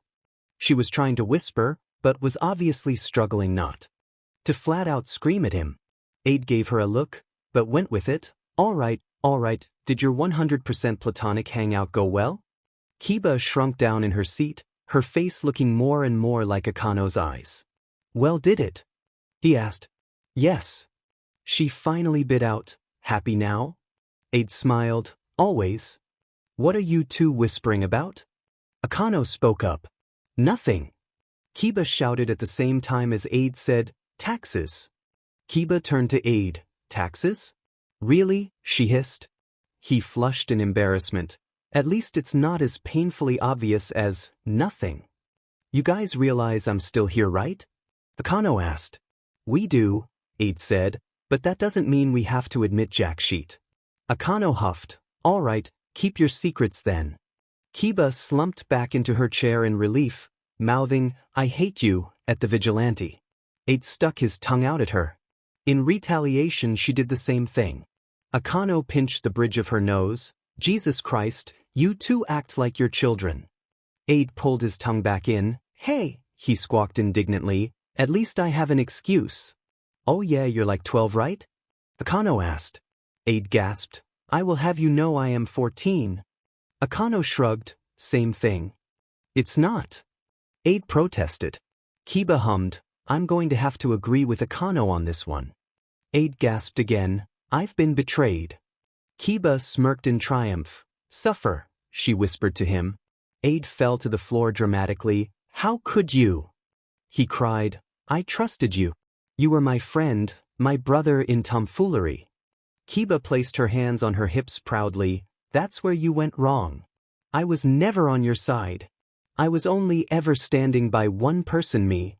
She laughed maniacally. "It's always a pleasure to crush the innocence of those who believe the world to be fair and just. It's time for you to learn that the only one you can trust is yourself." Nu cried.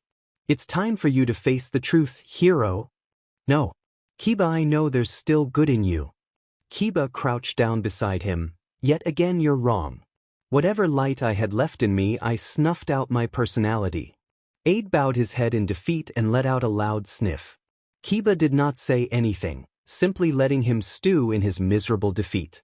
"Holy shit, you two are such nerds," Akano said, breaking the silence. The two nerds in question turned their heads to face the red-haired woman, blinking at her owlishly before devolving into hysterical laughter.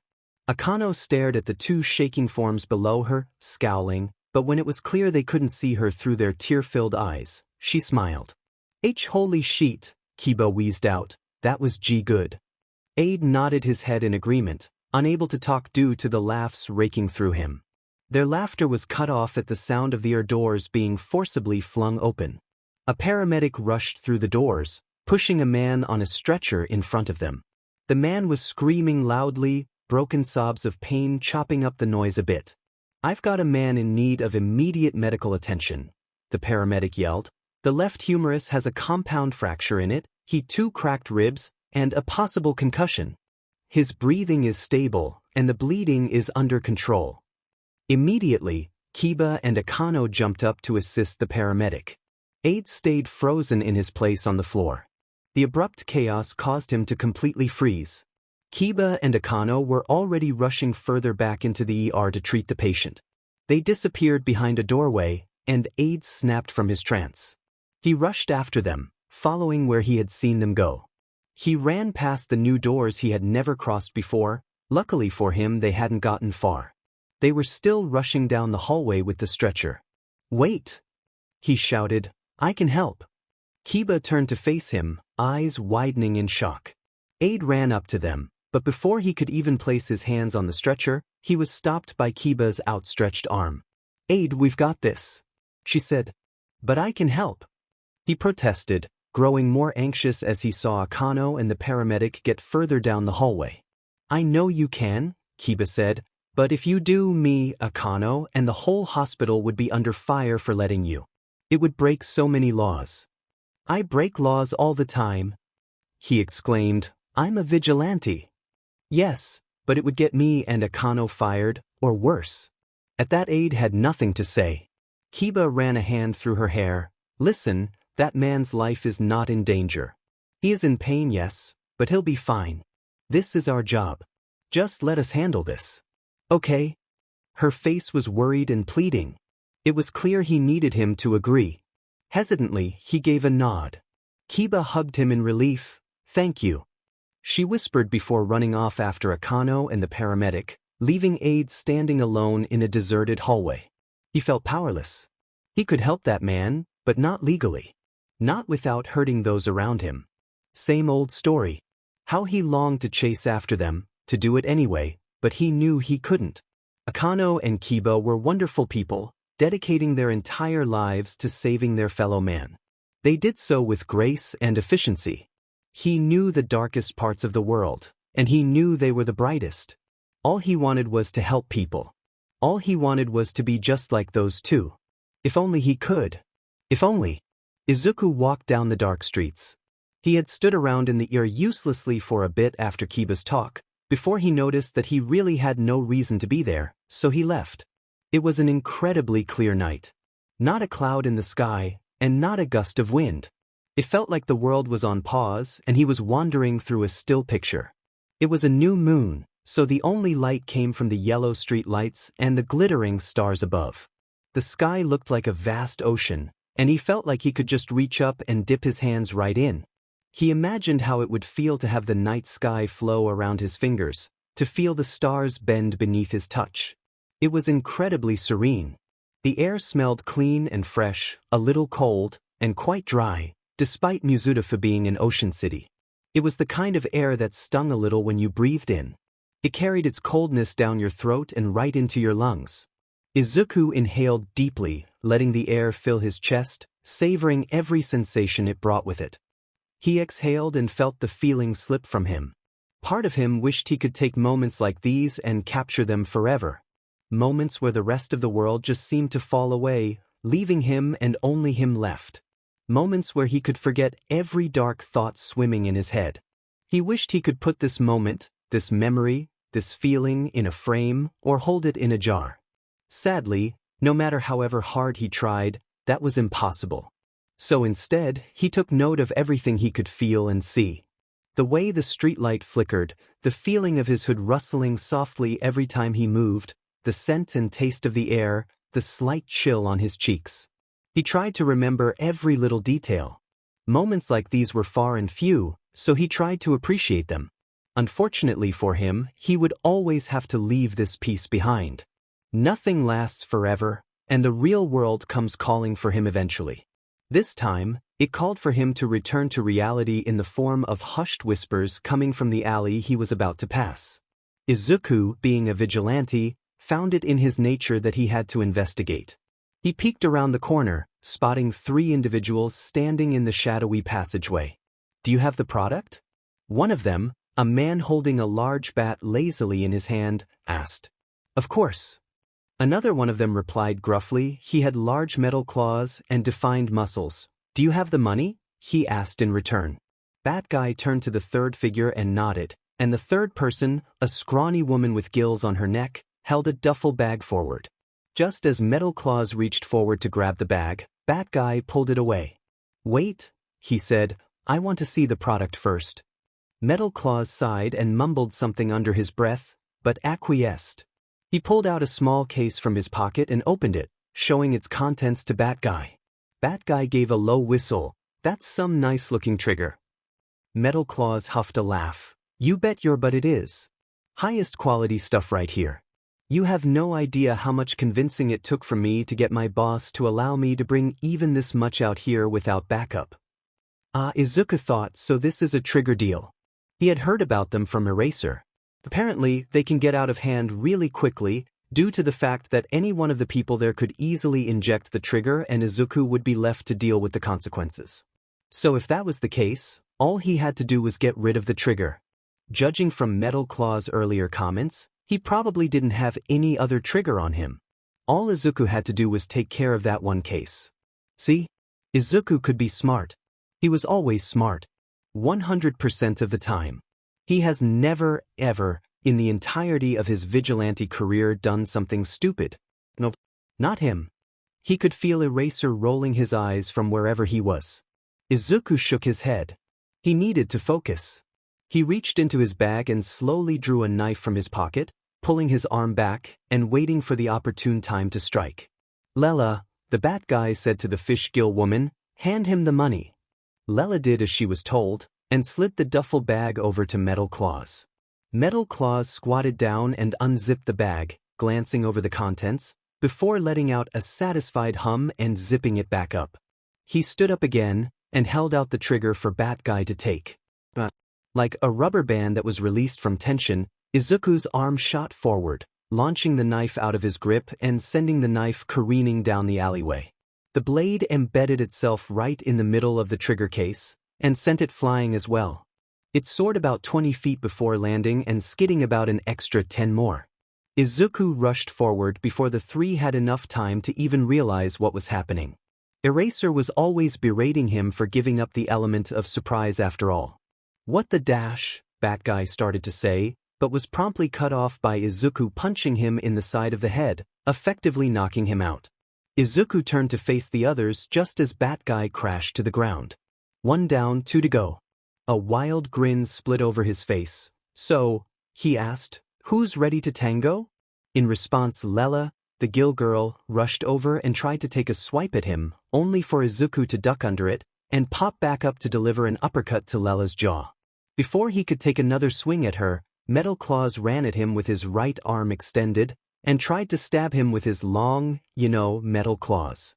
Izuku parried it with a combat knife, pushing against them and subsequently beating the hand away.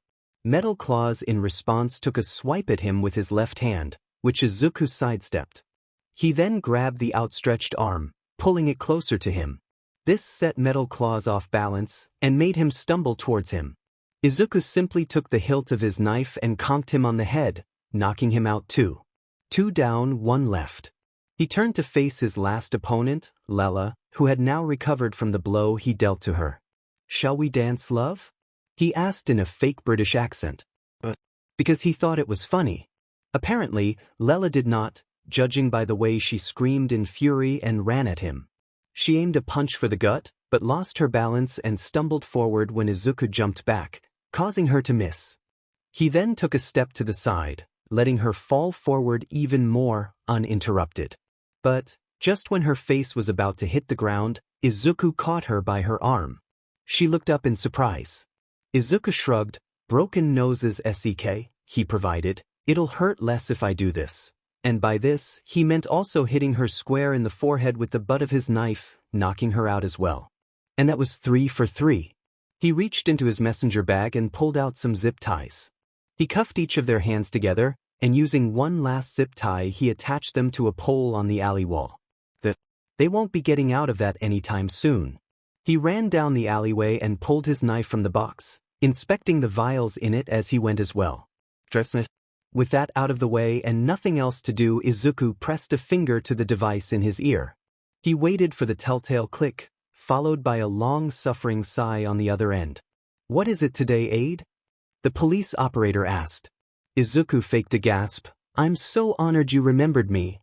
The operator huffed. "You're the only one who uses this device. You think we wouldn't mark that down? You could have at least pretended like you cared."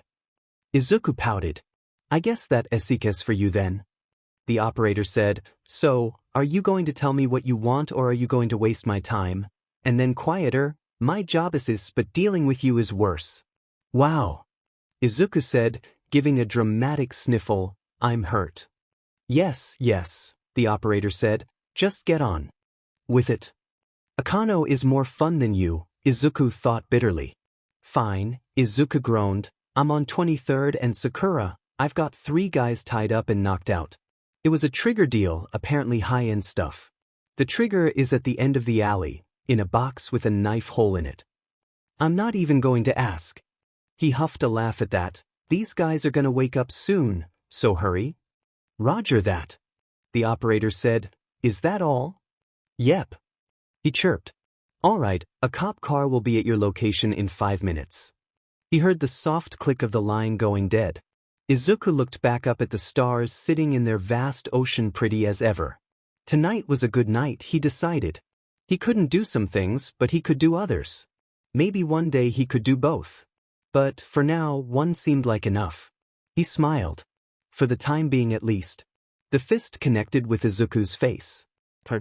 "Motherfucker!" Izuku took a blind swipe with his combat knife in front of him, but Eraser had already jumped back.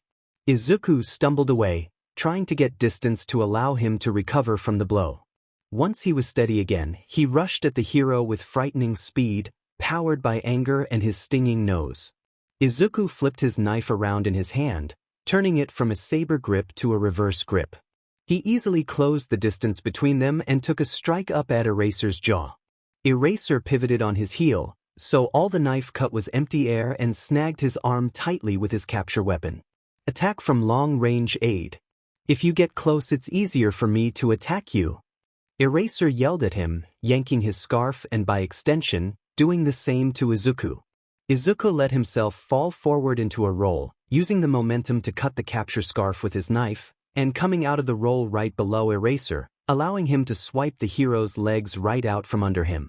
Eraserhead also allowed himself to fall, but pushed into a backwards handspring, righting himself as quickly as he had fallen.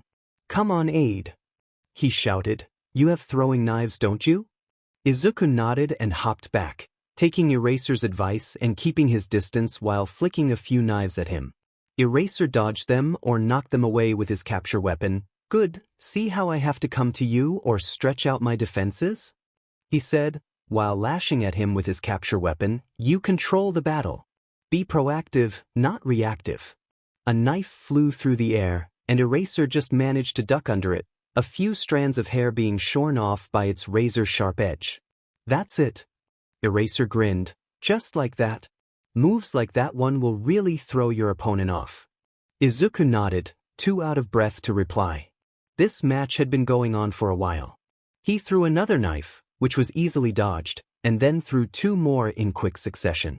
Eraser jumped out of the path of the first one, and caught the second between his fingers. He threw the knife right back at Izuku. "Showing off, are we?"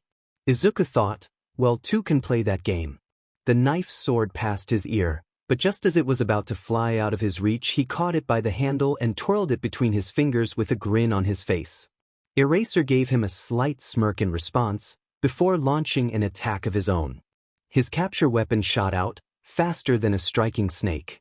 It was in Izuku's face before he could even blink.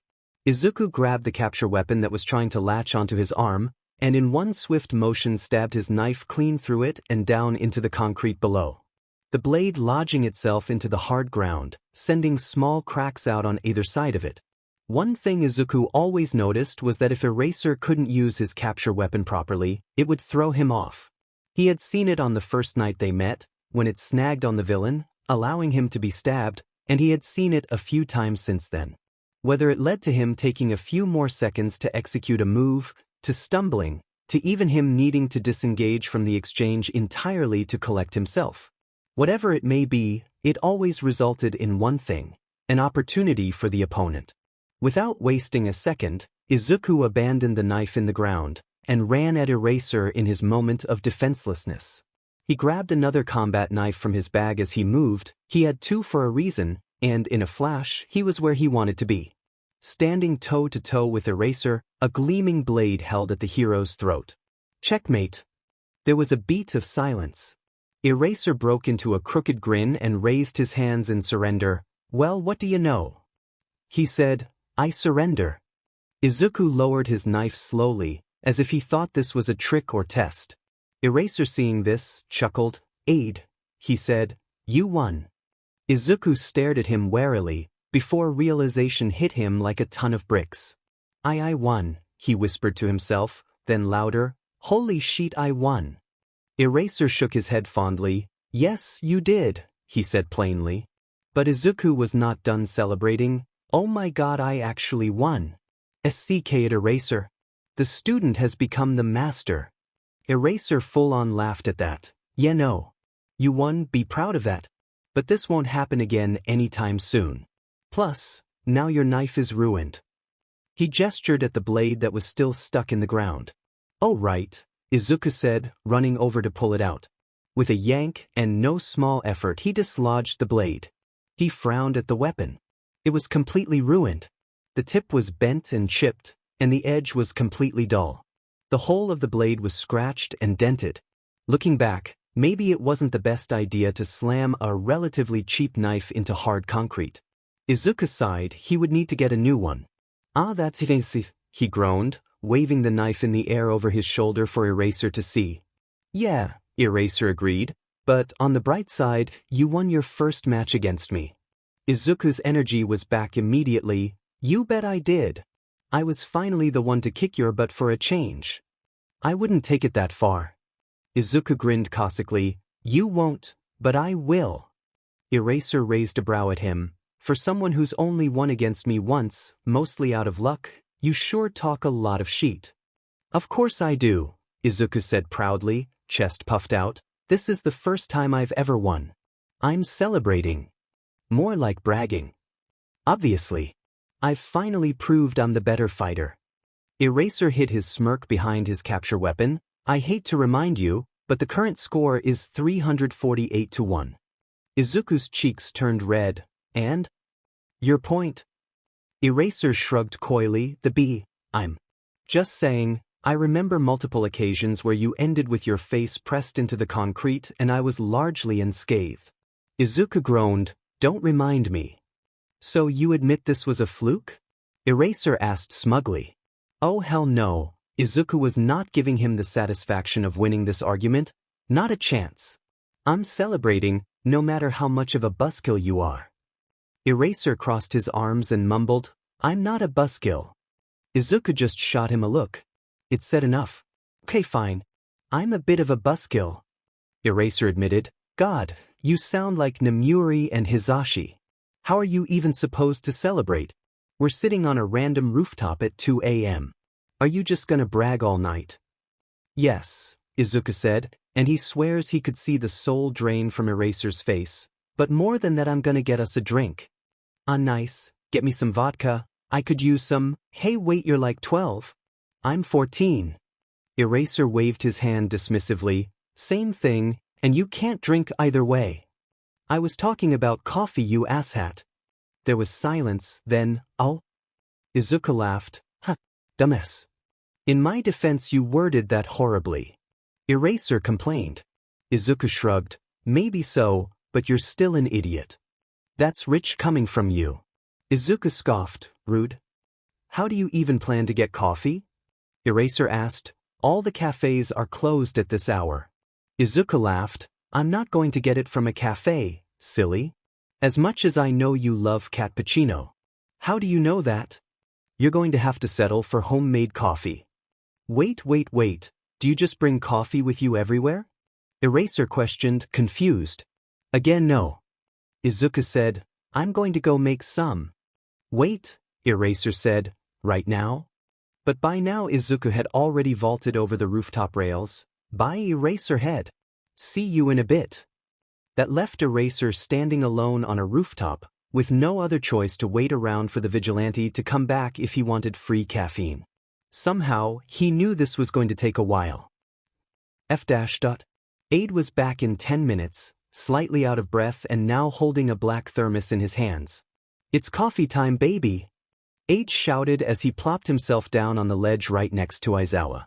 He set down the thermos between them and started rifling through his messenger bag.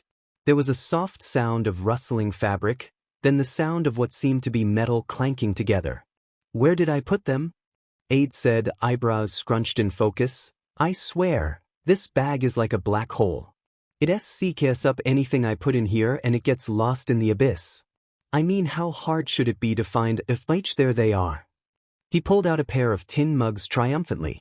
The vigilante then grabbed the thermos again, unscrewing the lid with vigor, and pouring himself and Aizawa a generous serving of coffee each. He offered Aizawa one of the now full mugs, which the hero gratefully took. He savored the warmth seeping from the mug into his hands.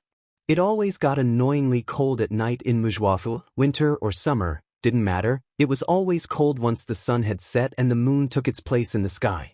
He brought the mug to his lips and took a greedy sip. He basically ran on caffeine due to his sleep schedule, and he wasn't planning on cutting back anytime soon. Holy shit, he whispered, that's really effing good. Aid laughed. You bet it is. Aizawa snapped his head towards the teen. How do you make it? He asked. He needed to know. Too long he had suffered with the mediocre-tasting staff lounge coffee and his sorry attempts to make something better than average. Heck, Aizawa would say this was better than anything he had gotten from a coffee shop. Aid gave him a sly grin. Family secret. That smug BSTRD. Please, I need to know. The corners of Aid's mouth somehow curled up even more. The kid looked like the effing Cheshire cat. Never. Aizawa bowed his head in defeat. Are you sure you can't just tell me? He asked feebly. Aid patted his back. I'm sorry, Eraser, but that's between me and God. He seemed to think for a second. And my mom, he tacked on. Just your mom? Aizawa asked. What about your dad? Aid scoffed. They fed off when I was like 4. As far as I'm concerned, I don't have a dad. Oh, Aizawa said quietly. Sorry? Aide just slapped his shoulder. I don't worry about it. I don't really give two shits about him. It was still insensitive. Aide shrugged. Like I said, I don't really care about it. You didn't know. No biggie. Aizawa was quiet. Aide downed his coffee in one gulp and then slammed the mug down. All right. No more sad shit. Back to the fun. Aizawa huffed. Why is it that this is how you always move on from darker topics? What? Would you rather we just stayed quiet for like 30 minutes because we don't know how the social interaction works? Yes. Then I wouldn't hear your irritating voice. Aide threw his mug at him. Aide was nursing the last cup of coffee in silence. After shouting and laughing at each other for a while, they had decided to just drink their drinks quietly. It was getting late, or was it early? Yep, early 3. So they were pretty tuckered out. Despite this, something was still on Aide's mind. A single thought was buzzing around the back of his head like a rather annoying fly. Hey, Eraser? He finally asked. Yeah. Have you got any updates on Aurora? Did you guys catch her yet? Aizawa hesitated. Then came a soft, almost apologetic, no. Aide drooped. We are working our hardest on it though. We have Sar, Fat Gum, Ms. Joke, and even Night Eye on the case. We'll find her soon. He assured. Aide nodded, before lifting his head to meet Aizawa's gaze. Has she, he drew a thumb across his throat, finding himself unable to say the word, any more people? Aizawa sighed. Yeah. From the last time I talked to you about her, she has killed 2 more. Aizawa could see Aide's jaw clench. In anger? In fear? He didn't know. He suspected it was a combination of both. He set a hand on the vigilante's shoulder. Aide, please, just promise me this. If you ever see her, you run the other way. Aide didn't respond, simply lifting his mug back up to meet his lips. You did what? Aide flinched from Kiba's unexpected outburst. I may have bought 20 scalpels, he admitted shyly. Kiba scrubbed her face. Please tell me they're the disposable ones. They're not. Kiba gave him a horrified look. Why? I don't know. I just thought I would need them. Aide shouted defensively. Why would you ever need 20 scalpels? It's amazing, Akano marveled from her place down the desk. You two created a feedback loop of chaotic stupidity. Shut it, you overgrown strawberry. Aide snapped. Akano scoffed and checked her watch. I don't have to put up with this, my shift is over. You were the one who insulted us first. Kiba yelled at her, but the redhead had already started walking away. Hasta la vista fuckers. She crowed over her shoulder at them, swinging her hips in exaggeration as she sauntered off. She even spun around to blow a kiss as a cherry on top. Granted, she did it with dead eyes and her mouth pulled into her resting face, also known as a frown. She had become less uptight lately, and it made Kiba smile to see her loosening up and letting herself have fun. Or Kiba would have been smiling about that, if her mind had not been occupied with, other thoughts. That was hot. She murmured under her breath. Unfortunately for her, it was just loud enough for a certain brat vigilante to hear it. Could you keep your pining inside your own head at least? Aide asked, feigning annoyance.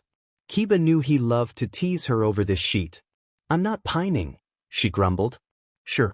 If you want to pretend you weren't staring at Akano's but 2 seconds ago, go right ahead. Kiba squeaked. I was not. She was so incredibly thankful that Akano had already left. She would actually die of embarrassment if Akano heard any of this sheet. Aide gave her a knowing look. Aha. Right.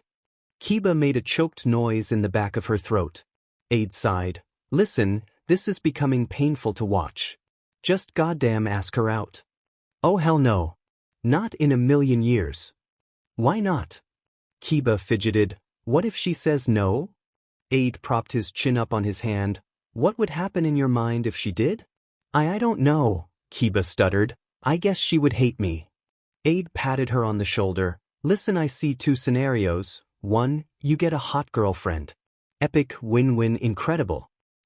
2, you get rejected. You would still have her as a friend. Kiba, I don't think Akano would give up your friendship just because you had romantic feelings towards her. Kiba raised a brow. When did you become an expert in relationships? When I ran out of coffee and when I decided your pining is getting out of hand. Kiba crossed her arms. Nope. I'm not doing it. Aide deflated. This is what I feared. Looks like I'm going to have to go with approach 2. Approach 2? Kiba asked. Aide started to scribble something down on a piece of paper. If you aren't going to do sheet, then I'm going to help you. He passed her the paper. Here, it's my Discord handle. Kiba took the slip of paper. So, you're offering to be my wingman? Aide grinned. Essentially. Kiba looked at him in confusion. Why? Watching you stare at Akano all dreamily all day is physically hurting me. Kiba stared at the paper in her hands. Slowly, a grin spread across her face to match Aide's. She raised her head to meet his gaze. Be prepared for the memes. Aide laughed. Right back at you, bucko. Izuku finished tying up a duo of villains. It was another drag deal, second one this night actually. His record for number of drag deals busted in one night was currently 3. Maybe if he was lucky he could break it tonight. He had already called the police and they should arrive any minute now. He checked the zip ties around the villain's wrists one final time to make sure they were tight. He nodded in approval of his work and stood up to leave, spinning around on his heel, only to run smack dab into Eraserhead. Holy shit! He screamed. He hadn't heard the man sneak up on him. Aide. Eraser said simply. Jesus Christ, when did you get here? He asked. About a minute ago. A minute? Eraserhead paid him no mind. I was looking for you. Aide sputtered. We are not moving past the minute thing, Eraserhead. He did exactly that. As I was saying, I was looking for you. There is an upcoming trigger raid in 3 days. How much healing energy do you have built up? The vigilante crossed his arms. I could bring about 2 people on the brink of death back to full health. Why? Good. I was wondering if you would like to participate in it. Aide did a double take. Eraser, he said hesitantly, I might be going crazy, because it sounded like you just invited me to a trigger raid. I did. Me? You. Aide gave him a disbelieving look, mouth hanging slightly agape. Eraser sighed. Yes, Aide. I'm inviting you to a trigger raid. Holy shit. Indeed. Holy shit. That is, in fact, what you just said 2 seconds ago. Aide pumped a fist in the air. Hell yeah. He shouted. Holy crap. I'm actually going to a trigger raid. Should I take that as a yes to my offer? Aide broke out into a wide smile. Yes. Dear goddess, I'm gonna get to do real vigilante sheet. Thank you. I'm gonna kick some trigger dealer butt. Calm down. You're not going to see combat. Aide paused his celebration, his smile immediately falling. What? He asked. Eraser put a hand on his shoulder. As much as I trust your combat ability, you're not ready to participate in the battle of a planned raid. Most hero students don't get to do that until their 2nd year usually. Then what am I supposed to do? Cheer you on? Aide muttered sarcastically. Eraser frowned. Aide, combat is only one of the jobs in a raid. They consist of multiple moving parts, each one no less important than the other. There's the heroes, the police, the people operating the comms, the surveillance teams, and you'll be working with the medical team. Oh, Aide said, his mood brightening back up. All right. I can do that. Great. Eraser said. He reached into his pocket and pulled out a crumpled napkin with an address scribbled down on it. This is where it's going to happen. Be there by 3 p.m. on Saturday. Aide took the napkin from Eraser's hand, noting with amusement the printed on paw print in the corner. This man and his cat cafes. Hey, Aide said, his eyebrows knitting together in concern. You said at 3? I usually patrol at night. I don't go out during the day. I thought of that.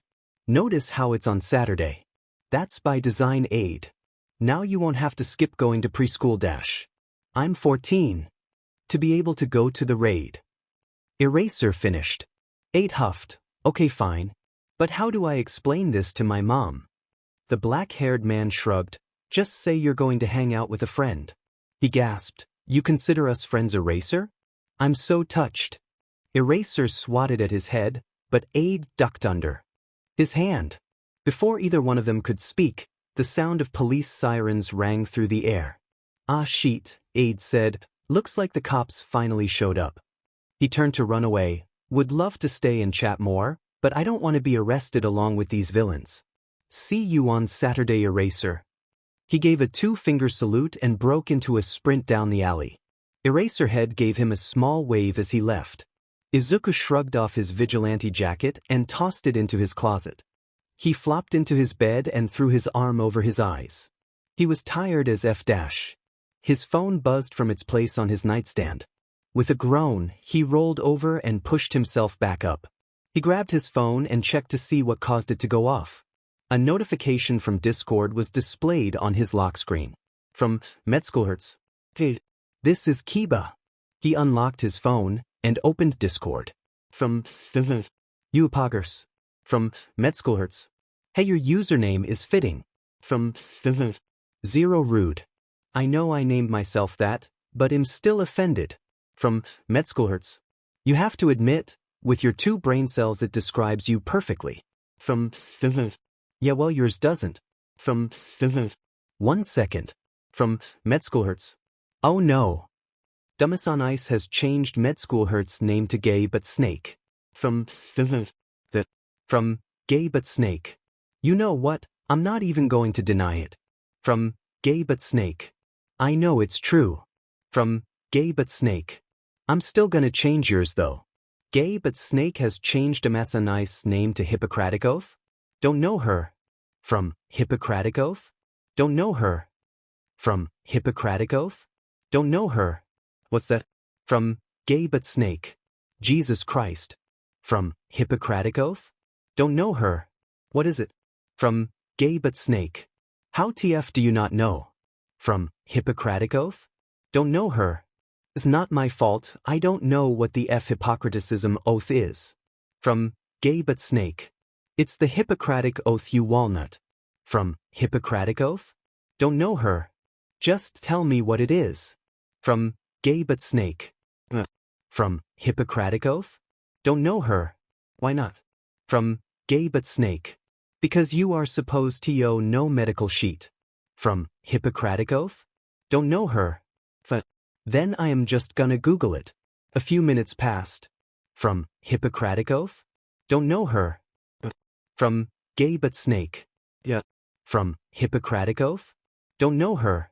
I will have you know I'm going to be helping out the paramedics at an upcoming hero raid so you can take your Hippocratic Oath and shove it. I'm cooler than it anyway. From Gay But Snake. From Gay But Snake. And also you're gonna be at a raid? From Hippocratic Oath? Don't know her. From Hippocratic Oath? Don't know her. I'm not fighting though. From Gay But Snake. Still cool. From Hippocratic Oath? Don't know her. From Hippocratic Oath? Don't know her. Even though I know I'm not gonna fight, I'm still a little nervous. Especially since one of my knives is broken. I don't want to get shanked more than usual. From Gay But Snake. More than usual? From Gay But Snake. Also one of your knives broke? How or do I even want to know? From Hippocratic Oath? Don't know her. I just broke it to win a spar against Eraser. From Gay But Snake. What did you do? From Hippocratic Oath? Don't know her. From Gay But Snake. 8 answer me. From Hippocratic Oath? Don't know her. From Hippocratic Oath? Don't know her. I stabbed it into the ground to pin down his capture weapon. From Gay But Snake. From Hippocratic Oath? Don't know her. Shut. From Gay But Snake. Listen, do you really feel that nervous without one of your knives? From Hippocratic Oath? Don't know her. A little bit. I just kind of feel defenseless without it. From Gay But Snake. Alright, cuz I think can get you one. From Hippocratic Oath? Don't know her. Wait, SRSLY? From Gay But Snake. Yeah, from her. From Hippocratic Oath? Don't know her. From Gay But Snake. A trauma surgeon from the hospital. From Gay But Snake. He'd probably be fine with it. From Hippocratic Oath? Don't know her. Really? Thank you so much. From Gay But Snake. No problem, my guy. Thank Haru if he says yes. From Hippocratic Oath? Don't know her. I will. From Hippocratic Oath? Don't know her. This man will suffocate under a mountain of thank you cards. From Gay But Snake. Now that I want to see. From Gay But Snake. Take a photo when you do. From Hippocratic Oath? Don't know her. The C, smiley face. From Hippocratic Oath? Don't know her. Oh shit, I just realized it's 4 a.m. From Hippocratic Oath? Don't know her. Jesus Christ, I need to sleep. From Gay But Snake. From Hippocratic Oath? Don't know her. From Gay But Snake. Holy shit, Aide whispered. In his hands was a sleek black K-bar knife. It was made of strong, heavy metal and had a razor-sharp edge that promised the painful bite of steel for anyone who crossed its path. For a blade that was supposed to be used, the knife was free of any scratches or nicks. It almost looked brand new. He turned the blade over, the dark metal dancing dangerously in the light as he shifted it. On the grip of the knife he could see the steel tang running through the entirety of the handle, clasped between two sides of even darker mica with silver rivets running through both ends to hold it in place. Mesmerized by the deadly piece of art in his hands, he unwittingly moved his fingers to the edge of the blade, pressing his thumb against the sharp metal. Immediately, and without much more effort than just placing his hand along the blade, a bead of blood formed from the cut, a dark red ruby, almost like a jewel adorning a crown of broken obsidian. Eventually, the drop grew too big and slipped down the black metal like a tear. The sudden movement snapped him out of his reverie, and he quickly pulled his hand away. He let healing energy flow to the wound, closing it as quickly as it formed. He liked the blood off his finger, the taste of old coins assaulting his tongue. He didn't particularly like the taste of blood very much. In fact, he didn't like blood altogether. Unfortunately, blood kind of came in his job description. Still, the taste made him smile. It told him that the blade cut cleanly and with ease. He wasn't smiling because it was blood, he was smiling because of the knife. It was beautiful. It was deadly. It was perfect. Aide turned to face Kiba. You said you got this from your coworker? He asked. Kiba smiled proudly. Yep. Haru was nice enough to give it up. She reached over to give the knife a tap. You're one lucky fellow. This knife is quirk strengthened, so it'll almost never dull or break. You could drag this thing through hell and back and it would still be unmarred. Aide turned his attention back to the knife. He held it in his hands almost reverently. He turned the blade around once again, pausing as the light caught on something. He leaned in closer. At the base of the, carved in small neat letters, was a name. Yoshida, he breathed. It was spoken so softly it was hardly even a whisper. The name felt firm and powerful in his mouth. Cold and perilous. Fitting. He slid the knife into its sheath, the holster attached to his thigh by two Kevlar buckles. He flicked the lock closed with a click. He couldn't quite place it, but the knife seemed familiar. It felt like a word that was on the tip of his tongue, so close to knowing where he saw it, yet so far. Choosing not to dwell on it, he smiled at Kiba. This is amazing. He said, please tell Haru I said thank you. The mountain of cards may take a while to make. Kiba chuckled. He told me there was no thanks necessary, he's just happy to get other people into knives. She paused. And weaponry in general, come to think of it, she muttered. It still hurt it. Oh, so he likes weapons then? He asked. Kiba chuckled, like, is putting it mildly, more accurately he is in love with them. Absolutely enamored with all things from blades to guns to even freaking medieval bows, that guy. What is he, American? Kiba sputtered, I mean his dad is. Aide nodded sagely, explains everything. Kiba barked out a laugh, before explaining, it actually comes from his quirk. How so? Just. The doctor shrugged. I don't know the details, just that he needs to have them on him pretty much at all times.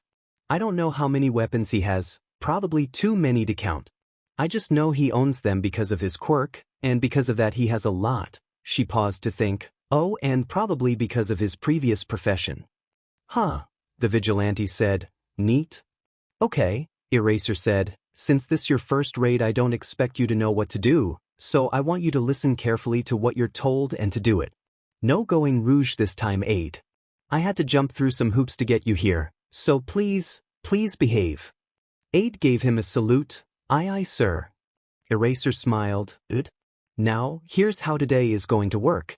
The heroes will enter the building. He pointed to a large gray warehouse 2 blocks down the road. In 5 minutes and do our part. You don't need to know about the details because he pointed at Aid, will be over there with them. He gestured over to a group of paramedics. There are 2 med teams. You will be assisting team 2.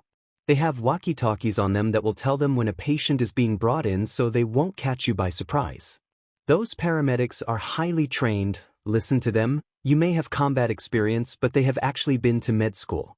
They know what they are doing. Aid nodded, chest tightening as his nerves began to act up. As much as he tried to push it down, a concoction of excitement and anxiety had been steadily growing in him as the time for the raid grew closer. Eraser must have seen it, because he clapped his back on Aid's shoulder comfortingly and said, "You'll do fine. You'll have people there to help you. You may be new to this kind of stuff, but you have enough experience to help." Aid nodded again, swallowing thickly. Eraser pushed him lightly in the direction of the paramedics. "Go on, problem child. You've got a job to do." Izuku did just that, quickly moving towards the group. There were 3 paramedics in total. One was a short, around late 20s looking man. He had long, gray-blue feathers on his head in the place of hair. Another was a much taller man. He had an angular face and sharp eyes. His hair was an ashen gray and sitting atop his head was a pair of sleek, almost silver-looking rabbit ears. He looked to be around the same age as the other man. Finally, the last man was of large build with wide shoulders and an imposing height. His arms were huge, the muscles rippling just beneath the skin as he gestured while he talked to Man 2. He had messy brown hair that he cut short with a large stripe of white running through it. He also had completely white eyes, so he assumed it had something to do with his quirk, not age. Unlike the other 2, he looked to be in his mid-40s. He walked over to them and dipped into a deep, dramatic bow, then rose back up, a large grin on his face. "Hello. I'll be your designated vigilante for the evening. Would you like to have some more time to decide, or are you ready to order?" There was no response, just blank stares from the 3 of them. His smile fell. "Sheesh, tough crowd." Featherman turned to his colleagues, a deep scowl on his face. "So, is he just gonna make bad jokes or is he gonna actually be helpful on the field?" The brunette smacked him upside the head. "Washi!" He shouted, appalled. "Don't be rude. You can't just be mean to somebody when they did nothing." He turned to Aid and gave an embarrassed bow. "I'm so sorry about him, Dash." "Don't apologize to him," Washi grumbled. The older man shot him a glare, but ignored him. "He's just a little upset because he feels like the heroes are just letting someone waltz in and do our job for us." "Don't lie," the one with rabbit ears said in. "We all are." He spoke in such a calm voice, but Aid could tell he was angry. His true feelings were betrayed by how calm it was. There was no emotion, it was perfectly cold and hard, like granite. No calm person speaks like that. That's a voice of well-contained anger, simply a wall between boiling fury inside and the rest of the world. "And we have every right to be." Washi shouted, "I bet this kid can't even apply a band-aid, let alone save a life. I was fine with them sending in children as soldiers, I was fine with patching them up from jobs they were underqualified for, but now that they're interfering with my work? I can be angry about that, Fujioka." The brunette, now identified as Fujioka, frowned. "The kid hasn't even done anything yet. Base your opinions on what people have done, you too. All you've done so far is assume." "It's a logical assumption," Bunny Ears said, and man did that remind Izuku of Eraser. "You know how heroes are, they just walk in and pretend like they own the place. Chances are this one isn't different." Aid waved his hands in front of him frantically. "I'm not trying to do that, I swear. I'm just here to help," he explained quickly. "I have a healing quirk. I can heal pretty much any wound, I just have a limited supply of how much I can heal. I also have a good deal of medical training so I can assist you with the easier stuff. Just think of me as portable health in a can, or a helper." The trio considered him, thinking about it. Izuku waited with bated breath for them to make up their minds about him. Surprisingly, Washi was the first one to do so. A large smile spread across his face. It was a sharp-toothed, predatory thing, and Izuku was vaguely reminded of Akano when she started teaching him. "Welcome to hell." Izuku shivered. "Now that," Washi said, grin remaining fixed on his face, "I can work with. But if you even think of doing something you are underqualified for, I will have you out of here faster than you can say, 'I'm sorry.'" He was the first domino to fall, and soon Rabbit Ears joined him on team. "Maybe don't murder the vigilante. Just follow our lead," he said slowly, "and if you don't mess up, then maybe you're worth half a DMN. Fujioka, who had been on his side the entire time, breathed a sigh of relief. He turned to Izuku. "Welcome to the team." He clapped his hands together. "Now. You've introduced yourself, but I don't believe we have. I'm Fujioka Yoshiro," he pointed at Washi, "that grumpy dwarf dash." "You Fujioka?" "Is Washi Sho, and our little bunny boy is Ishii Akihiko." Ishii waved at him. The walkie-talkie attached to Fujioka's hip suddenly jumped to life, a static voice crackling over the speaker. "All units, prepare for action. Heroes will enter the building in 3 pz 2 1. Distantly Izuku could hear the sound of yelling and faint crashing. Washi clapped him on the back, feral grin fixed back on his face. "Let the torture begin." Izuku was seriously starting to wonder if he and Akano were related. A few minutes passed of relative inaction, the paramedics making sure everything was in place and explaining a few procedures. Then, all hell broke loose. -1 villain, large cut on arm, pz possible concussion -2 broken bones -8 we need healing over here, yes right there -2 bleeding out -8 wrap this Washi I need help crap don't say that around patients aid over here aid patient flew by. Aid held down patients when they were trying to set a bone, dressed wounds, and healed whatever he could. His supplies of healing energy was depleting fast, but it didn't matter. He was an outsider, that much was clear. The team was still cold to him, with the exception of Fujioka. He wasn't expecting anything more, but it's still kind of seeky. They didn't give him much instruction unless they absolutely needed to, and they didn't talk to him, pretty much at all. On top of that, Ishii kept giving him looks when he healed patients. He didn't know what that was about, just that it was uncomfortable and that despite that he could work with it. Things had slowed down a bit, but the battle was still raging on. Right now he was treating a villain with a long gash down his leg. It wasn't too deep, but it was still big. He had disinfected it and was about to heal it. His eyes started glowing blue, little jumps of static zapping between his fingertips. He was about to reach out and let the healing energy flow into the wound, when a hand was placed on his shoulder. He looked up over his shoulder in confusion. Ishii stood over him, his face a blank mask as always. "Don't heal that," he said. Izuku looked at him quizzically. "Why not? I have healing energy left." "Save it." "But I can help this man, why shouldn't I?" "You can do that without wasting precious resources." "But it's quicker, more painless, and what do you mean by wasting?" Ishii frowned. "Exactly what the word means. You are wasting healing energy on that." Anger rose in Izuku. He'd faced his fair share of discrimination for his quirk, and he wasn't about to let someone refuse treatment to an injured person. He wouldn't stand for it. "Aren't you people supposed to treat all patients equally? Why is this man a waste to you?" "He isn't a waste to me, just your use of resources is." "We are taught to treat patients equally," Ishii explained, "but we're also taught to conserve resources." "You're making no sense. What am I doing wrong?" Ishii stared at him blankly before sighing. "Let me explain. Let's say you got a steady stream of patients with minor injuries. What would you do?" "Heal them with my quirk," Izuku said, his voice resolute.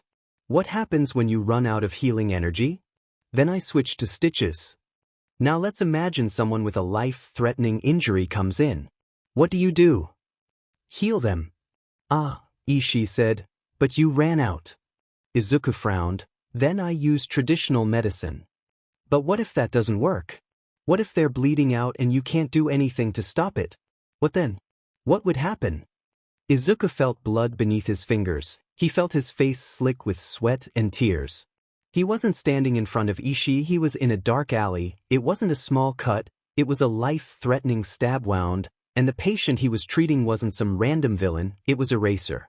"He heal them," he said, voice wavering. The hero was going to die, and it was all his fault. "How? You have no healing energy." The sound of a cracking rib. "I'd find some." There was no guarantee he would be that lucky again. "And what if you don't?" The world snapped back into focus. There was no blood on his hands, there was no dying hero, it was just him and Ishii staring into each other's eyes. Then they die. Ishii stared down at him, his face nor his steel-gray eyes betraying any emotion. "Correct," he said. "What do I do then?" Izuku asked quietly. Ishii sighed again. "You do what I've been trying to tell you to do. You conserve resources." He crouched down by Izuku and gestured at the villain's injury. "Look at this cut, it's just over 1/4 of an inch deep. Does that sound threatening to you?" "No," he answered honestly. He had left people with cuts that shallow before to collect healing energy. "Correct. Now you were tasked to help this person, and your innate reaction is to heal them with your quirk because it is easy and it is quick." Ishii's hand fell to his knife strapped to Izuku's leg. "I know you fight, you're a vigilante, so you must know that you cannot rely on your quirk for everything. Healing somebody isn't going to help you fight now, is it? You have to rely on your skill instead." He brought his hand back up and started. "Threading a needle, medicine is like that. You cannot rely solely on your quirk. If you do, then you will end up killing someone due to your negligence. But," he held the needle out to Izuku, looking him dead in the eye, "if you learn where and when to use your quirk, it becomes a tool, not a handicap. Back our example, if you only treated all those minor injuries with traditional medicine, then when the life-threatening injury came in you would be able to save them, and save many more." Ishii's eyes seemed to stare past Izuku's body and skip to peering into Izuku's very soul. "So," he said, "do you choose to take the easy way out and hinder yourself, or do you choose to save lives?" Izuku stared down at the needle, the cold metal gleaming in the afternoon light. Hesitantly, he reached out, his hand hovering in the air uncertainly. He closed his eyes. He didn't know why he was hesitating. This was what his entire purpose was. Was he scared? Maybe? Why was he scared? He didn't know. Was he really so afraid of commitment, of not taking the easy route that he couldn't even say he would try? He became a vigilante to aid heroes. He became a vigilante to help people. He became a vigilante to save lives. Casting aside his hesitancy, he reached forward and grabbed the needle. He felt so light without it, and he began to realize how cumbersome his doubt had become. "I choose to save lives," he said with not a hint of uncertainty in his voice. Ishii smiled at him. "Then you are not quite the fool I believed you to be." It should have felt like an insult, but Izuku could tell that to Ishii it was a compliment. Izuku matched his smile and started stitching up the cut. His movements felt more deliberate now, more decisive. He felt awake. Like he wasn't just coasting through every minute, he was living it. Ishii was kinder to him after his decision. In turn, Washi seemed to be too. They gave him more direction, more help, and also trusted him more. More patients flew by. Few wounds to heal and loads to treat. He saved his healing energy and soon he was wrapping limbs as easily as he would use his quirk on them. Broken leg, lacerations, concussion, stab wound, cracked skull, gunshot wound, he helped treat all of them. He wasn't an outsider anymore, he was a part of the team, working in fluid motion with the trio as he had seen Kiba and Akano do together in the ER and as he and Eraser did in battle. In total so far there were 14 people treated by Med Team 2. 2 of them were heroes. 12 of them were villains. As their 15th patient was brought in, a villain with a broken jaw, Izuku thought about this. He had expected a large number of injuries, sure. This was a major raid after all, but it was the ratio of hero to villain that surprised him. 13th villain today, he remarked casually while replacing their stock of gauze. "I'm surprised we haven't seen more heroes." Washi scoffed. Why do you think? Izuku thought about it. Heroes are trained better, he guessed. That's part of it, Ishii said, but it's also because they often use excessive force. There was the granite calm again. He was angry. Izuku scrunched his brow in confusion. From what he had seen of Eraserhead, the man used only as much force as he needed to subdue a villain. Nothing more, nothing less. I'm not sure I follow, he said. Think aid, Washi said. Unlike Ishii, he felt no need to conceal his irritation. Of the two heroes we treated, what were their injuries? Concussion and lacerations to arms, he said without missing a beat. And what were some of the villains' injuries? Gunshot wound, broken jaw, fractured skull, concussion, compound fracture to leg. He trailed off, slowly realizing what Washi was trying to say. Of the two, who do you think would hold back less, heroes or villains? I would assume villains, but dash. But when you're faced with such indisputable evidence, you start to doubt, Washi finished for him. When neither party holds back, the weaker person gets hurt much more. Washi scowled, his eyes clouding with anger. The majority of heroes have no respect for the villains they deal with. They beat them bruised and bloody, practically on death's door, then send them to us and expect us to fix them like they're broken toys. I've seen men half drowned, women covered head to toe in burns, legs ripped to shreds, faces mangled beyond recognition, you name it, I've seen it. They don't let people see the things we do. Ruins their perfect image. No one argued with him. It seemed they all agreed to some extent. Fujioka nudged Washi comfortingly with his elbow. I've seen those things too, Washi, but you've got to remember that not all of them are that bad, you know. Some of them are gentle, some of them are kind, some are doing their jobs with care. He paused, a devilish smile spread across his face. In fact, oh God, no! Washi screamed. Ishii shook his head. There he goes again. Fujioka put his hand across his chest proudly. I once worked alongside a hero named Ares a couple of times. He would always stay behind and help out the EMTs and paramedics after battles. He smiled at Aid, kind of like you. Izuku couldn't help the blush that crept across his face. Fujioka continued his story. He treated everyone so kindly and with such gentleness. Villains you would see him subduing ruthlessly only minutes prior, he treated like they were worth the world to him. They were all patients to him, people he loved to help, despite having them shoot, stab, and use their quirks on him previously. He was a true hero, I tell you. Izuku couldn't agree more. Ares was one of his favorite heroes before he dropped off the map. He turned back to arranging the new packages of gauze into their container. A warm feeling filled him. For one, it was almost peaceful. The battle was almost over after all. The action was calming down. For the first time since the raid started, he relaxed fully. A few minutes of relative calm passed by. Suddenly, he heard panicked shouting start in the distance. Then, he heard the sound of people running. Then, the warehouse exploded. Aid flipped around just in time to see flaming debris flying right at him. Without wasting a second, he dove out of the way. He could feel the object clip over the tips of his hair and feel the heat of the flames on his neck. He didn't stop to contemplate his narrow avoidance of death, instead immediately snapping his head back up to survey the situation.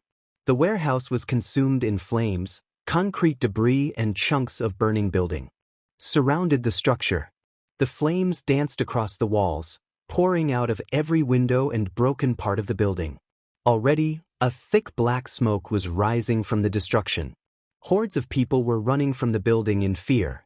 Some people ditched the group, while others could be seen dragging the injured with them. He looked around frantically. Where was Eraser? With no hesitation, or perhaps no sense of self-preservation, he ran towards the building. Eraser! He screamed. Eraser, where are you?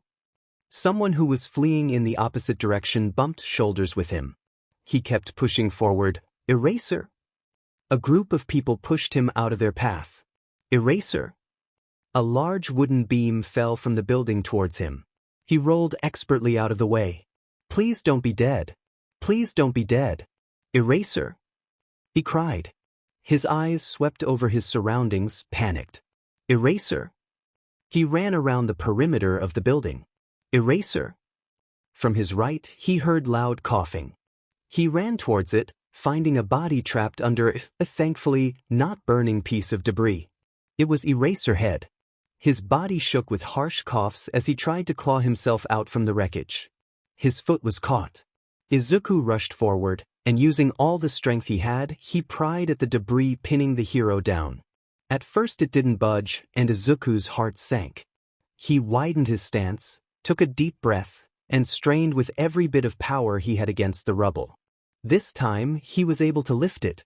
Not much, but enough to allow the hero to pull himself free. The second the man was clear, Izuku dropped the debris. He immediately rushed to Eraserhead's side. "Eraser!" he yelled. "Are you all right?" Eraser coughed again. "Yes, luckily," he croaked. "Thank you for getting me out from under there." Izuku's brow knitted together. "What happened?" he asked. Eraser scowled. "It wasn't just a trigger storehouse like Intel told us. It was a production facility." More coughing. By the time we realized that, it was too late to pull out. Some sidekick with a flame quirk launched an attack, and the flames lit some spilled chemicals. Unluckily for us, they caught fire and spread it to the rest of the lab. Cough. You know the rest. The whole thing combusted. We barely had time to run. "Did everyone get out?" he asked.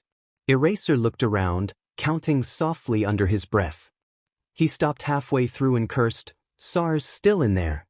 The hero moved to stand up and run back in, but the second he put pressure on his foot he fell to the ground with a gasp of pain. Izuku glanced nervously at the burning warehouse. Every second they wasted was a second closer to death for SAR. Eraser was in no state to save him right now. "I'll go," he said. Eraser snapped his head over to him, scowl already fixed on his face. "No," he said, "no way." "Then who?"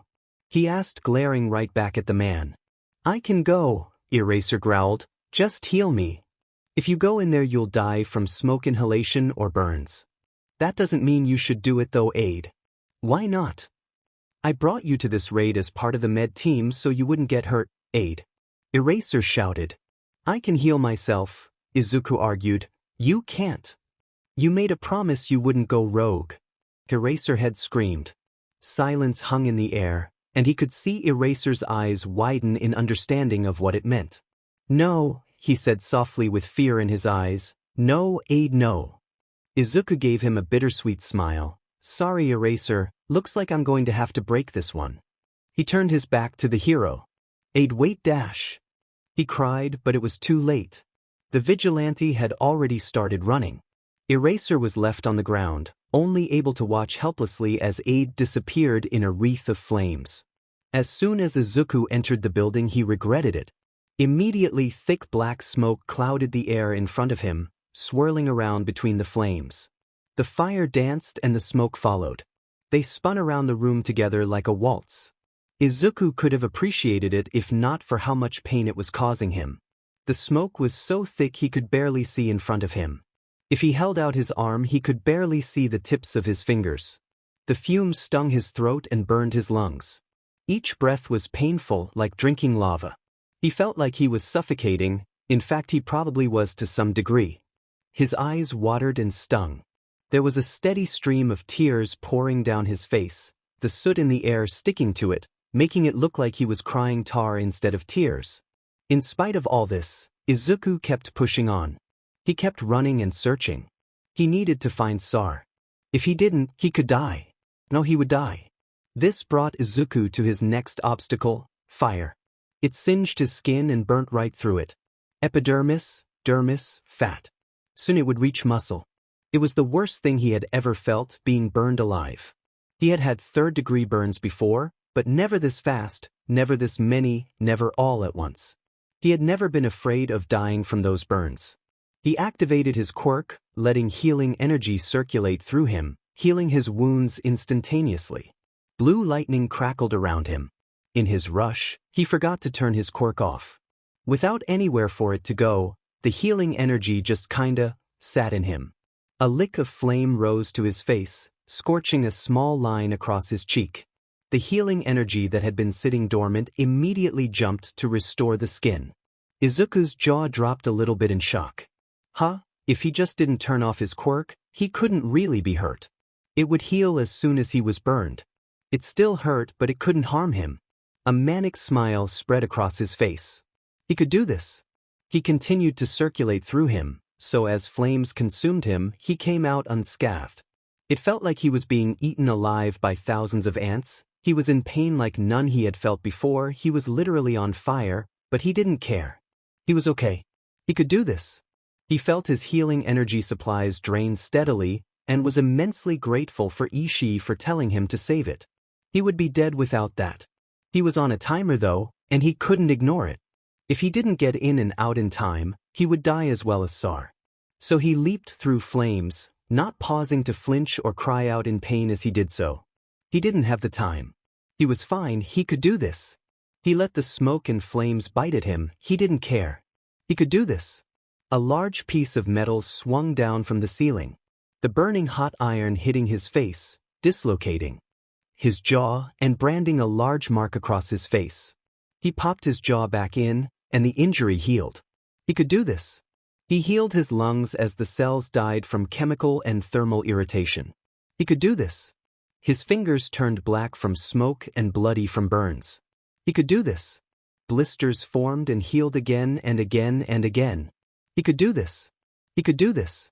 He could do this. Izuku bursted through a wall of flames into a new room. A figure lay curled up in the corner. To his immense relief, he could see their chest rise and fall. He was still breathing. He ran up to them and pulled them over.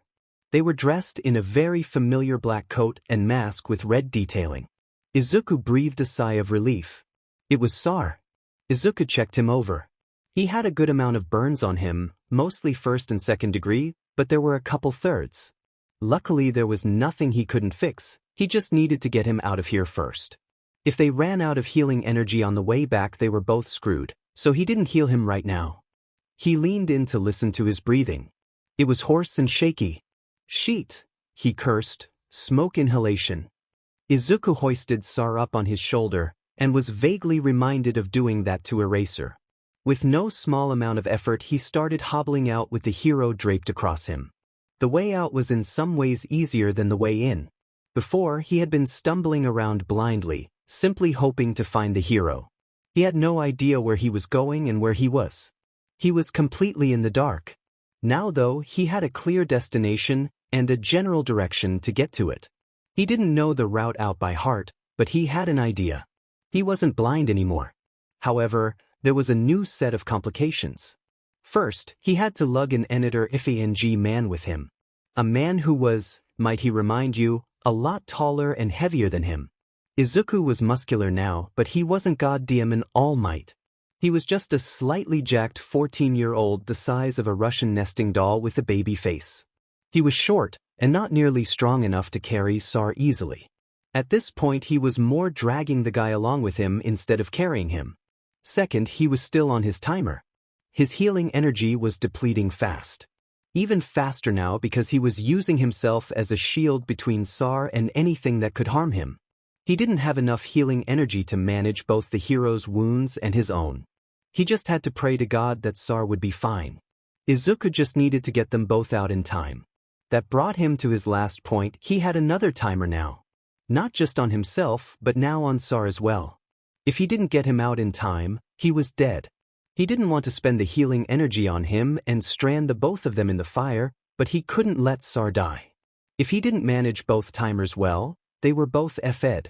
So with the added motivation of, 2 lives are resting on your shoulders stupid, don't he made his way out with haste. He pushed through flames and used his own body to keep them off Sar. He took the burns, he could afford it, Sar couldn't.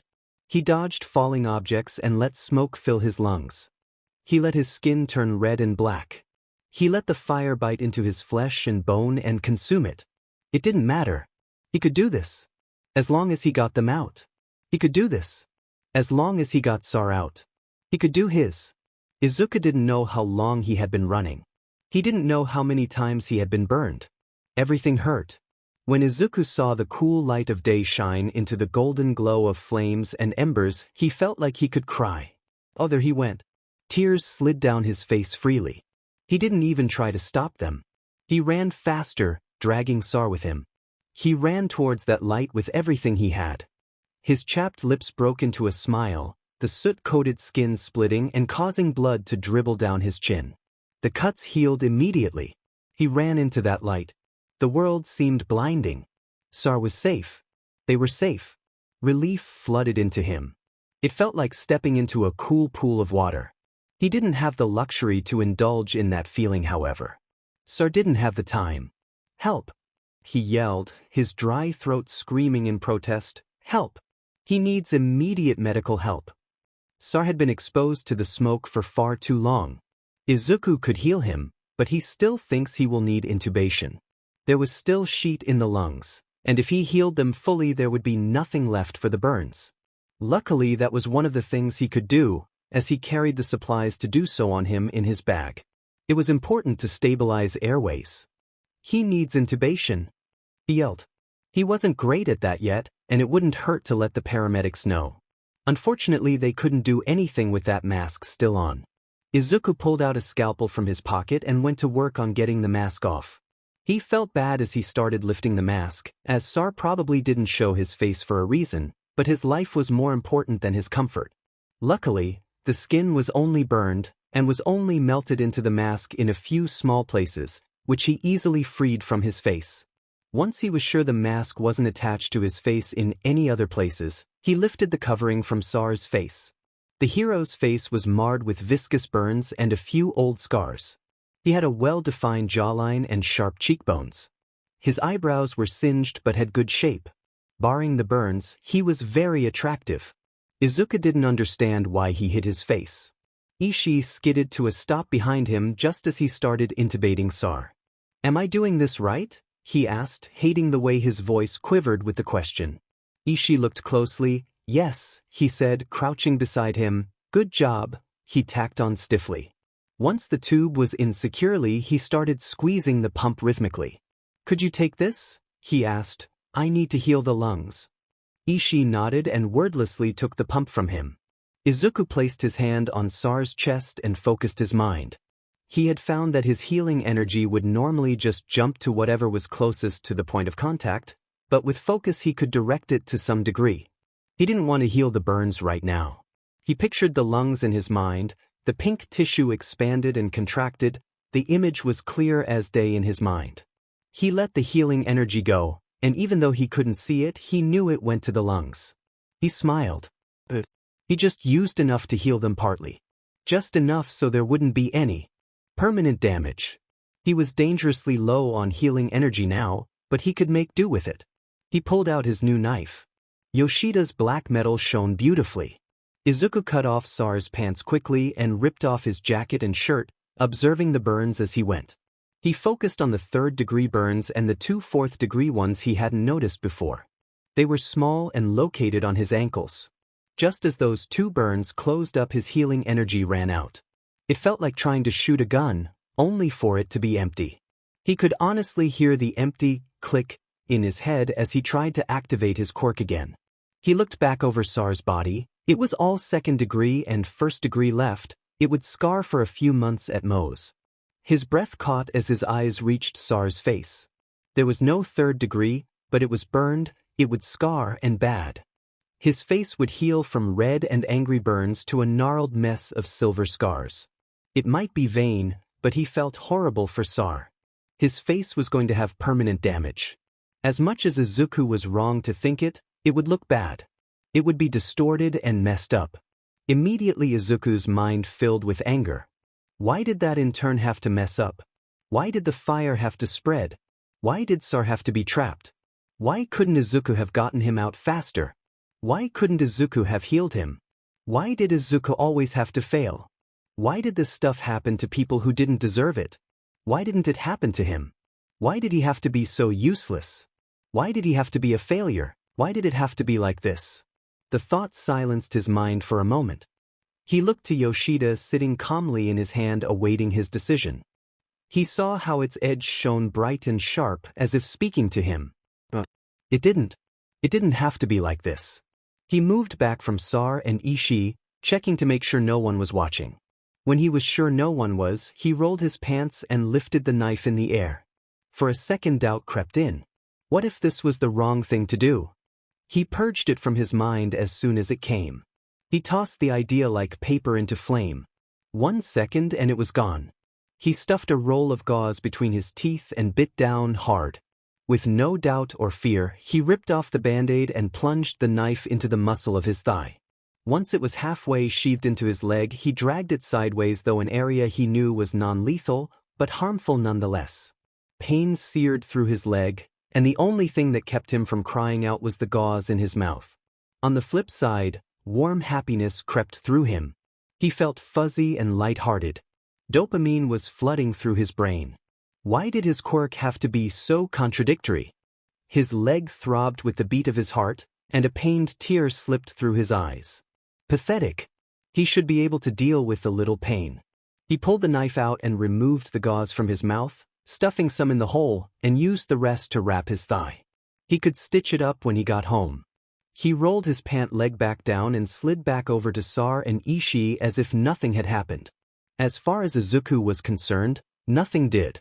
He just had healing energy that he didn't before. He just had the means to heal Sar's face now. He reached across the body to touch his face, letting blue lighting fly. The burns shifted from red and blistered to just red, then to pink, then to perfect skin. The face stitched itself back together as Izuku and Ishii watched, one with resigned confidence and the other with his steel gaze. By the end of it, Sar's face was back to pale, smooth skin, the old scars the only thing left that broke up his porcelain complexion. Ishii looked at Izuku. He knew the vigilante had run out of healing energy. There was no question in his eyes. He was probably halfway done piecing together what Izuku had done. There was nothing in his eyes, just cold HRS. Izuku met his gaze. Ishii stared into his eyes and Izuku in turn did the same. Tempered metal met pine tree green. Izuku did not back down from Ishii's stare. He was not the only one with steel eyes. Ishii was the first one to break eye contact, simply returning to manning the pump. He did not say anything, his expression did not change. His eyes stayed cold, and his mouth stayed in an impassive line. If he had opinions, he did not voice them. "May I go?" Izuku asked. He found his voice was calm and hard, just like he had heard from Ishii times before. It wasn't hiding anger, unlike the rabbit-eared man. It was hiding something else. What that something was, even Izuku did not know. After a long pause, Ishii's reply came, "Yes." His voice was granite. Izuku sat at the end of an unused ambulance, his legs swinging freely off the edge. Suddenly, a hand smacked him over the head from behind. "Oh, what the hell?" he said, looking over his shoulder to see who it was. "The fuck dash." It was Eraser. Izuku shrunk down. The man was glaring at him with fire hotter than the burning warehouse in his eyes. Izuku would quite honestly run back into that than face him right now. He looked away nervously. Eraser did not. Eventually he cracked under the pressure. Sorry," he offered. Eraser wasted no time in pulling him into a headlock. "You absolute idiot," he shouted angrily. "What about any of that seemed like a good idea to you?" "I'm sorry," he cried. "Interesting." Eraser deadpanned. "I had to save Sar." "You don't say?" Irritation was creeping back into his voice. "He would have died." "Wow," Eraser said, sarcasm laid on so thick you could spread it across toast. "Really? What was I supposed to do?" Eraser tightened the headlock. "Literally anything besides that aid. Literally anything."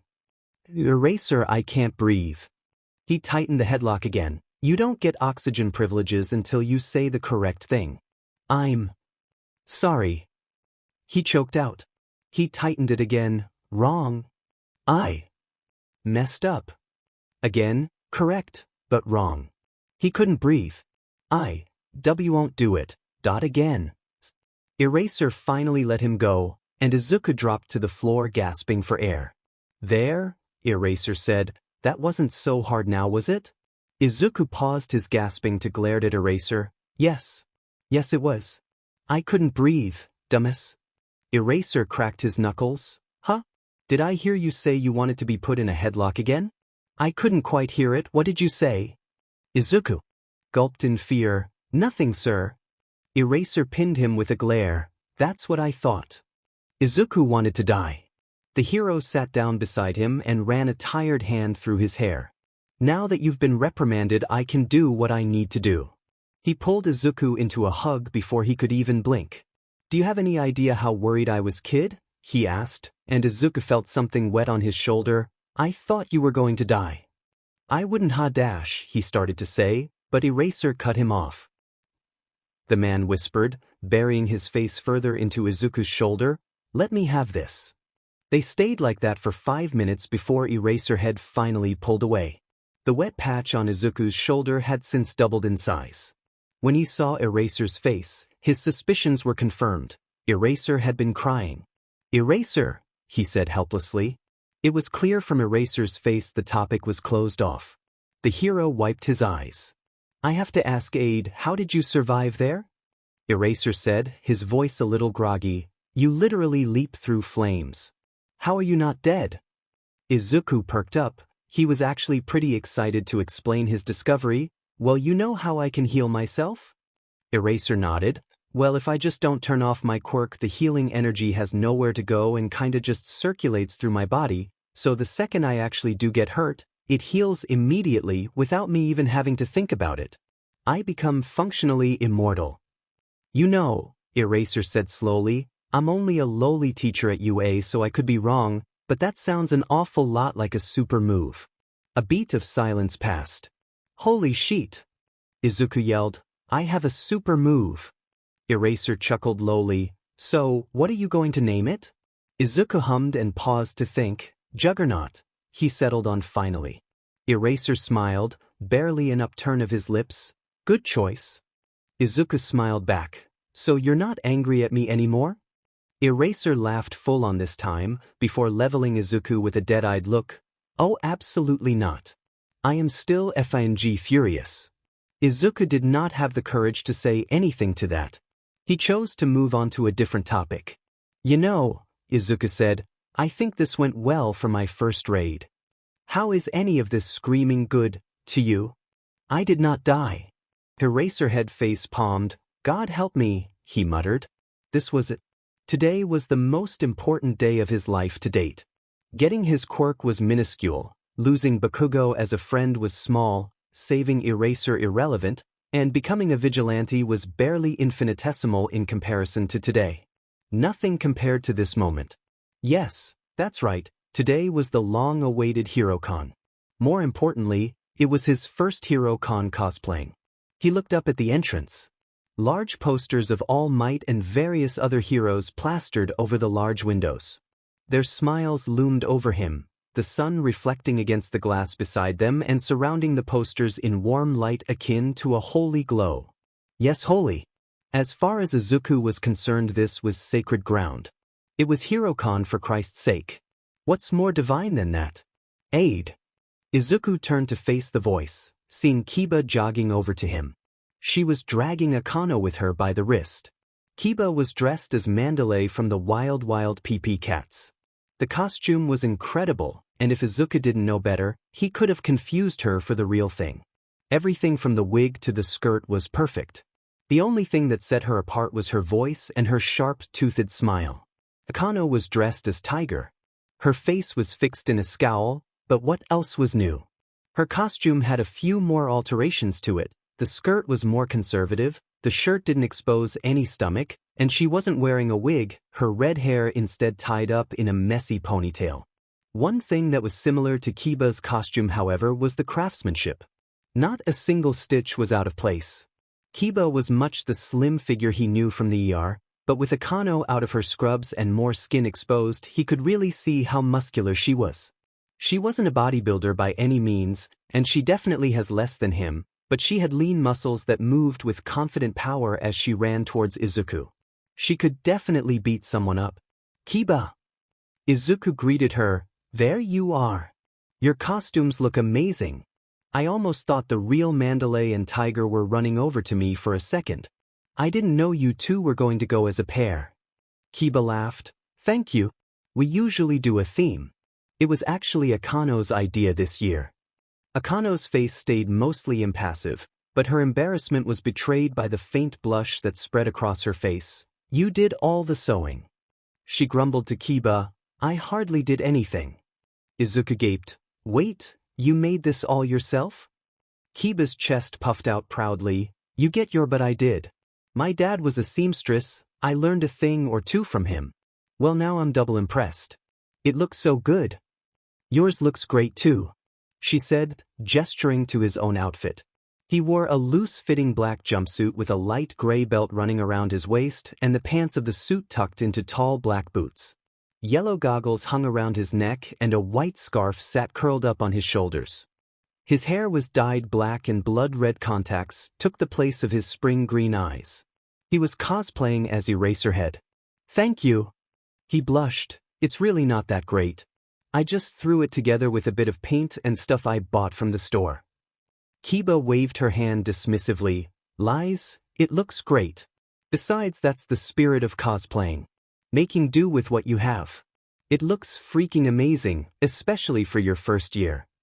Akano finally spoke up, "I'm agreeing with Kiba on this one. It looks good." Izuku had nothing to say to that. When Akano compliments something, she means it. Formalities are really just a suggestion to her. "Ha!" Kiba crowed, "Akano complimented you. Now you have to accept that you look awesome." Yeah, gloat all you want." He grumbled, "I'm being ganged up on. SCK it?" There was a pause and Kiba threw a glance to Akano, before elbowing her in the stomach. The red-haired woman sighed, "I see it," she said monotonously. Kiba smirked in triumph. They walked down Artist Alley glancing at the booths as they passed them. "So if we spend an hour in Artist Alley, we can make it to present Mix panel, then spend time in the dealer's hall, and if we're lucky we can make it into Wash's panel as well. Then we can have lunch in the cafeteria. If we time it perfectly we'll make it just in time to participate in the costume contest." Kiba muttered to herself, working out the times. Akano hummed her confirmations, adding a thing or two every now and again. Now was one such time, that'll take about 2 hours. We'll have an hour left after that if we want time to rest before our shift tonight. We could go to the Canned A with Midnight. She's always an inspiration every year." Kiba said excitedly, "Sounds good. Anything you want to add, Aid?" He shook his head, "No, that about covers it. I would have loved to have seen All Might's panel, but I don't feel like waiting 5 hours to ensure we have a place in line." Kiba nodded along. Did that 1 year, was not worth it. Loved the guy, but his speech basically boiled down to, "You can do it," and plus ultra. Akano chuckled, "We could always go to Endeavor's panel and throw tomatoes at him again." Aid sputtered, "Again?" Kiba sighed wistfully, "Much as I would like to represent the medical community and nail him in the nuts with rotten fruit again, we got kicked out last time. It's a wonder we weren't banned." Wait, Aid said, "How many times have you done this?" Kiba didn't have the decency to look embarrassed. Only like twice. Don't get worked up about it." "How have I not heard about this?" he asked, mostly to himself. It was Akano who answered. His agency does everything to remove any trace of what happened from the internet. The only way to know about it is to be there or to hear about it from someone in conversation.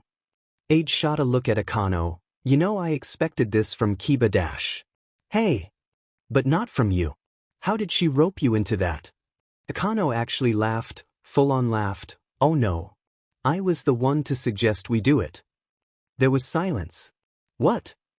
Kiba laughed. "Literally everybody in the medical community hates the man, but Akano has a special distaste for him." Izuku stared at them blankly. "It feels like you just told me that the earth was flat and the sky is red. You're telling me that Akano was secretly an agent of chaos like us all along." Akano huffed indignantly, "I am not." Izuku gave her a dead-eyed look. "After what I just heard, don't even try to deny it. I am nowhere near the same level as you two." She protested. "Yes you are, you just don't want to admit it." Kiba shouted. "I am not." R2. They continued to peruse Artist Alley. Kiba found a few figurines to her liking and bought them while Izuku mostly admired from a distance. He didn't have the money to get a lot of the stuff he wanted. It was too expensive. His eye caught a present mic figurine. It was handmade and absolutely stunning. It was of the man standing in a triumphant position, one hand in a peace sign, the other on his hip. His mouth was stretched wide in a smile that could rival All Might's. The best part, however, was the small cockatoo sitting on his shoulder. It was adorable, it was high quality, and it was $125. The price tag hung around the hero's neck, encircling it like a noose. It really put a damper on the mood. See something you like? Izuku practically jumped out of his skin. Holy hell, when did you get there? He asked Akano. She ignored him. Are you going to get it? He looked back at the figurine wistfully. Its price was more than he had on him. Nah, he said. I don't want it that much. Akano inspected the tag. I could get it for you. Izuku immediately snapped to attention. No. I really don't want it, Akano. It would be a waste of your money. He didn't want to make her spend that much money on him with nothing to give in return. Akano hummed thoughtfully before picking up the figurine. Too late, I'm getting it for you. Akano, no. You don't have to do that. She was already handing it to the cashier. Perhaps not, but I want to. The cashier swiped her card and handed it back to Akano in a bag, which she promptly handed to Izuku. He looked down at the figurine in the bag. Present Mike stared back up at him. You didn't have to do that. He said. No, I did not. He frowned deeply. I have nothing to pay you back with. Akano raised a brow. Am I not allowed to do something nice for a friend? Of course not. But, he fidgeted nervously, I have nothing I can give you in return. Akano sighed. If you want to repay me so much, how about you pay attention in the next lecture I give you? That's right, I see you drifting off. Is that enough for you? Izuku blushed and looked down. Thank you, Akano. Don't mention it, she said and turned around. Immediately, her eyes widened in shock. Sheet! She cursed and ran over to the booth where Kiba was trying to buy literally everything on the table. Izuku watched in amusement as the woman cuffed Kiba over the head. He continued to walk down the alley, bag in tow. Holy shit! Are you dressed as Eraserhead? The voice came from a guy in an artist booth he had just walked past. They were wearing a royal purple cat mask with silver detailing and tassels coming from the ears. It only covered the top half of his face, and tufts of lavender hair poked out from the edges of it. Izuku blinked in surprise. He hadn't expected to be recognized. Yes. He said lamely. Not many people recognize him. How did you know? The kid gestured to a sign behind him in the booth. It read, Underground Heroes and Vigilantes. Izuku opened his mouth and closed it. Oh. Dude, I'm so glad I finally met someone who knows about him. He's my favorite hero. The kid said, Today has kind of been a bust. Not many people have come here, and if they do it's only for the vigilantes. No offense to vigilantes, but underground heroes are cool too. Izuku smiled, agreed. He stepped closer to the booth to look at what was sold. Eraserhead is also one of my favorites.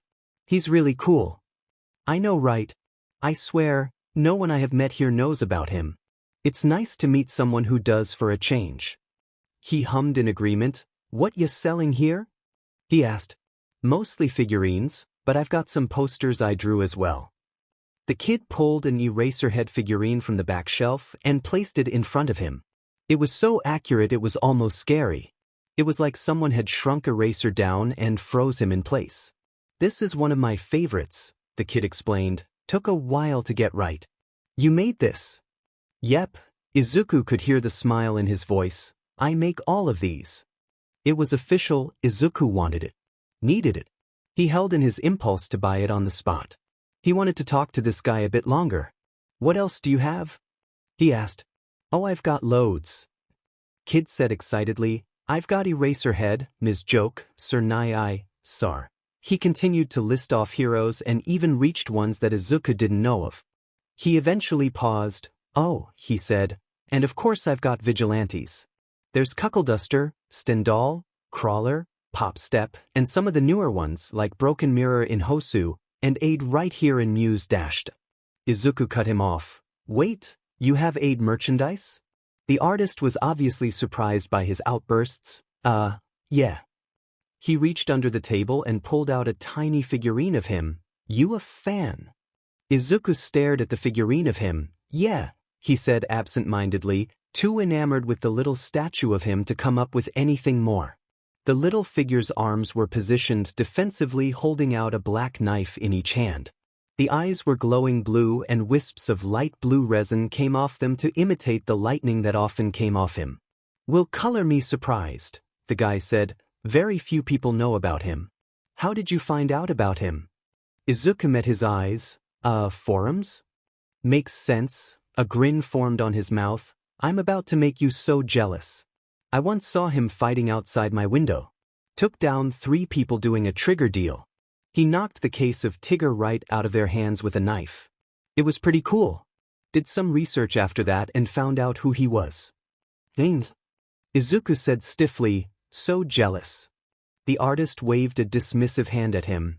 "Anyways, Aid aside, do you see anything you like?" Grateful to have the conversation off of him, he picked up the Eraserhead figurine and the one of him. "How much do these cost?" "The Eraserhead one is $50 and the Aid one is $25.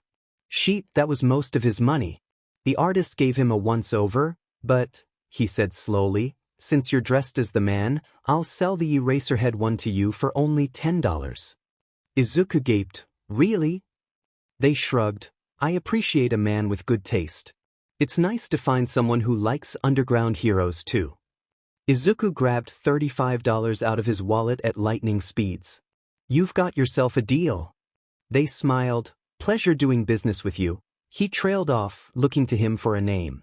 He almost said Aid, but realized that would be a sheet idea, especially since they knew who that was. Midoriya? He offered instead, Izuku Midoriya. "Shinso Hitoshi." He gave in return. "Nice to meet you, Shinso." "Likewise." He started to walk away to the next booth when Shinso grabbed his wrist. He looked back at Shinso in confusion. The artist immediately released his arm in embarrassment. I was just wondering if I could have your number. It's not often I meet someone who likes the same thing as me."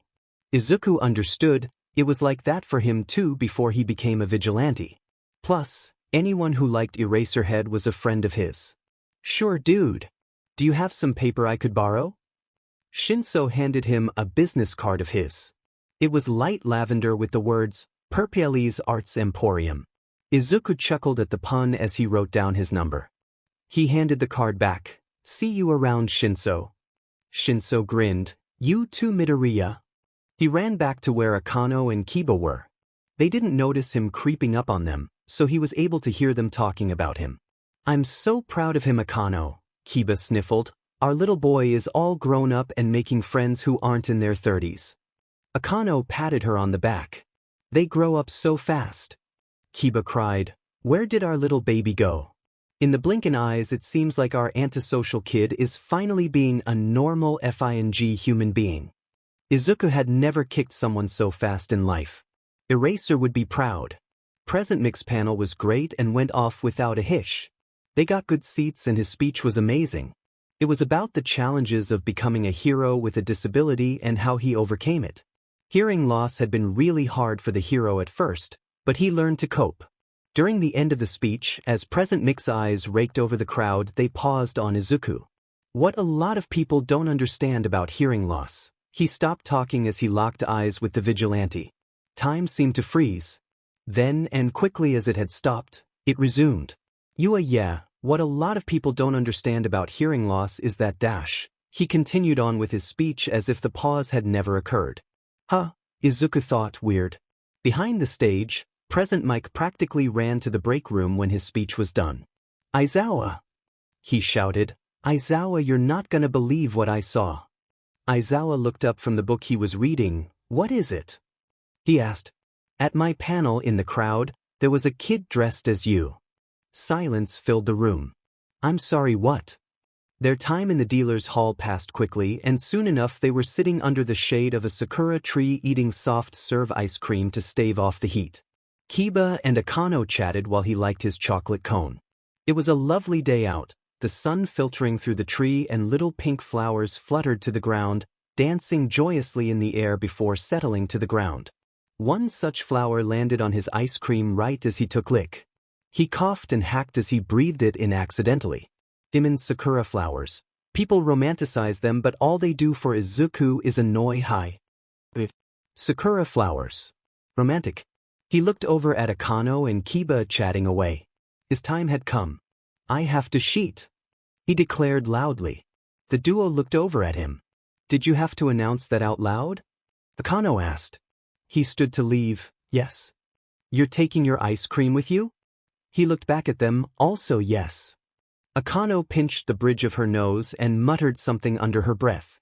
Izuku took the opportunity to mouth, "Make your move," at Kiba while pointing at Akano. Her jaw dropped. Izuku winked and used his two hands to make a kissing motion. He ran away before Kiba could throw something at him. So, that was weird. Kiba said awkwardly. What else is new? Akano replied. They turned back to eating their ice cream. Kiba was tense the whole time. What should she say next? What should she do? It was just like her to start questioning how to be a normal human being. Surprisingly, it was Akano who broke the silence. Do you remember how we met? Kiba huffed a nervous laugh. How could I forget? I still remember that cafe. Kiba grinned. Same. I walked in soaked from head to toe. It was a rainy day. August 15. 6 years ago. Akano smirked, eyes in a different place. I was knee-deep in studying. Kiba laughed her brass bell laugh. You looked like you wanted your chair to swallow you whole. Your hair was more disheveled than I've ever seen it, and you had bags under your eyes the size of pillows. Akano smiled. Whatever compelled you to walk over to me? She asked. Well, Kiba started, I saw you sitting there looking like you had the weight of the world on your shoulders, and I thought, man, that person is having a shitty day. She looked at Akano for confirmation to continue. The woman nodded, and Kiba resumed her story. Being my extroverted self, I felt I needed to make that right. I remember being nervous that you might not appreciate my help, but I looked at you and I thought you looked like you needed a friend. I looked at you and saw someone who needed a laugh and a smile dearly. I looked at you, and despite all my effort to put it into words, what made me go over there was a simple feeling that told me, go talk to them. You were like a magnet and I let myself be pulled. Akano picked up the story. You sat down across from me and said, nice to meet you, I'm Sanada Kiba, and I'm going to be your friend. And you said, if. Akano chuckled. I did, didn't I? That you did. Akano bit her lip. What made you stay? Why didn't you walk away? Kiba leaned back. I guess because I knew it would happen. It just confirmed my suspicions that you needed a friend. So I kept talking. I bought you a coffee and you didn't try to chase me away anymore after that. Eventually my one-sided ranting became a back and forth between us. I guess I just knew deep down, you didn't mind. I was annoying, but a welcome distraction. And the rest is history. Akano said. Kiba nodded. And the rest is history. Akano frowned. What about after that? What about when things got dark? What about all the times I stormed off? All the times I cursed you out? All the times I said I hated you? Why did you stay? Kiba took a bite of her ice cream. When you phrase it like that, you make it sound like you were a horrible person. I was. Akano bit out. No, Kiba shook her head. You weren't. You were going through a tough time. No one can fault you for making mistakes. Plus, you skipped a major part of our story there. For every time you stormed off, you came back the next day. For every time you cursed me out, you would apologize twice. And for every time you said you hated me, you would say you were grateful for me 3 times over. For all the times I stuck by you, you stuck by me. But I was horrible to you. Kiba grabbed Akano's hand. But you weren't. Don't you see? You were and are a great friend. You scared off people who made fun of me for my quirk. You helped me study for midterms when you yourself were struggling. You took me out for lunch and made me laugh and smile more than I had before. You got angry, you got sad, but the Akano I knew always came back eventually. The Akano I loved always came back eventually. Why did you stay? She asked again. Kiba squeezed her hand. You know I've told you that 1,000,000 times over. I know. Do you need a reminder? Akano looked at her, something unreadable in her eyes. Always. Kiss her, Kiba. Kiss her. Because you're my best friend. Because I love you. Kiss her. Akano flashed a bittersweet smile. Thank you. Kiss her. She did no such thing. The three of them walked to the costume contest. It was hosted in a large hall, with a stage at the end of it and the room lined with rows upon rows of chairs. They chatted with the fellow cosplayers, taking photos and talking about heroes. There was laughter and compliments galore. Even Akano, who SCKED at talking to strangers, was lightening up. She even asked for a photo or two. People practically swarmed Kiba, and even asked for an autograph or two. Izuku chalked it up to her having a great costume.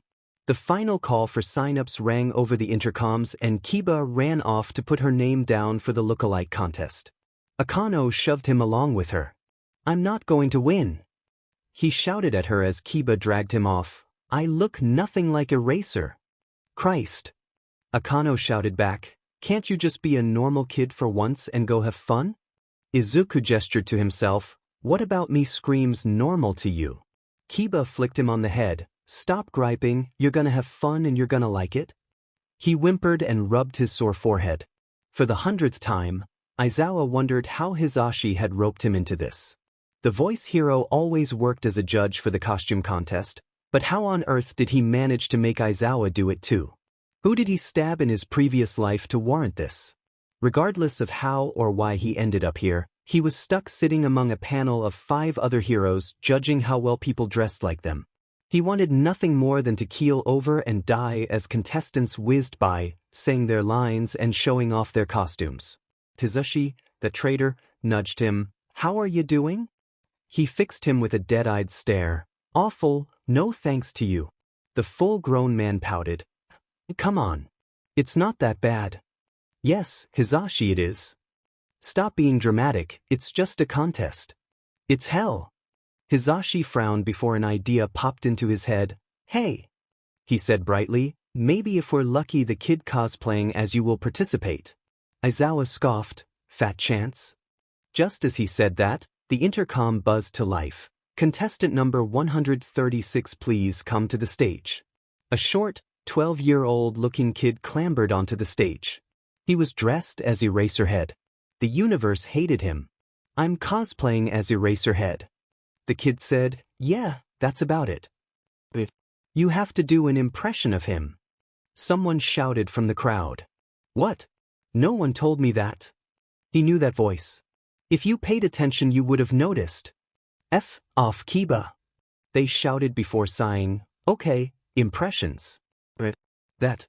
He leaned into the microphone, letting his face morph into a terrifying grin. "Making us dress like and sound like our pick at a look-alike contest," he said in Eraser's signature monotone, very logical. "That wasn't some random kid. That was Aid." Hisashi burst out into laughter. Holy sheet. He sounds just like you." 10 out of 10. He shouted that last but into his mic. Aizawa leaned into his own mic. 0. This very competition is illogical." Aid scowled. You Eraser. My impression was great." He started walking off the stage without waiting before the other judges' verdicts. Hisashi frowned at him. "What was that, Eraser? You can't treat a fan like that." Eraser scoffed. "That," he spat the word out like poison, "was not a fan. That was Aid." Hisashi blinked. "Wait, as in your vigilante buddy?" "Yes." Hisashi pulled out his phone and started texting. "Oh, this is too good. Namuri is gonna love to hear this." Aizawa slapped his phone out of his hands.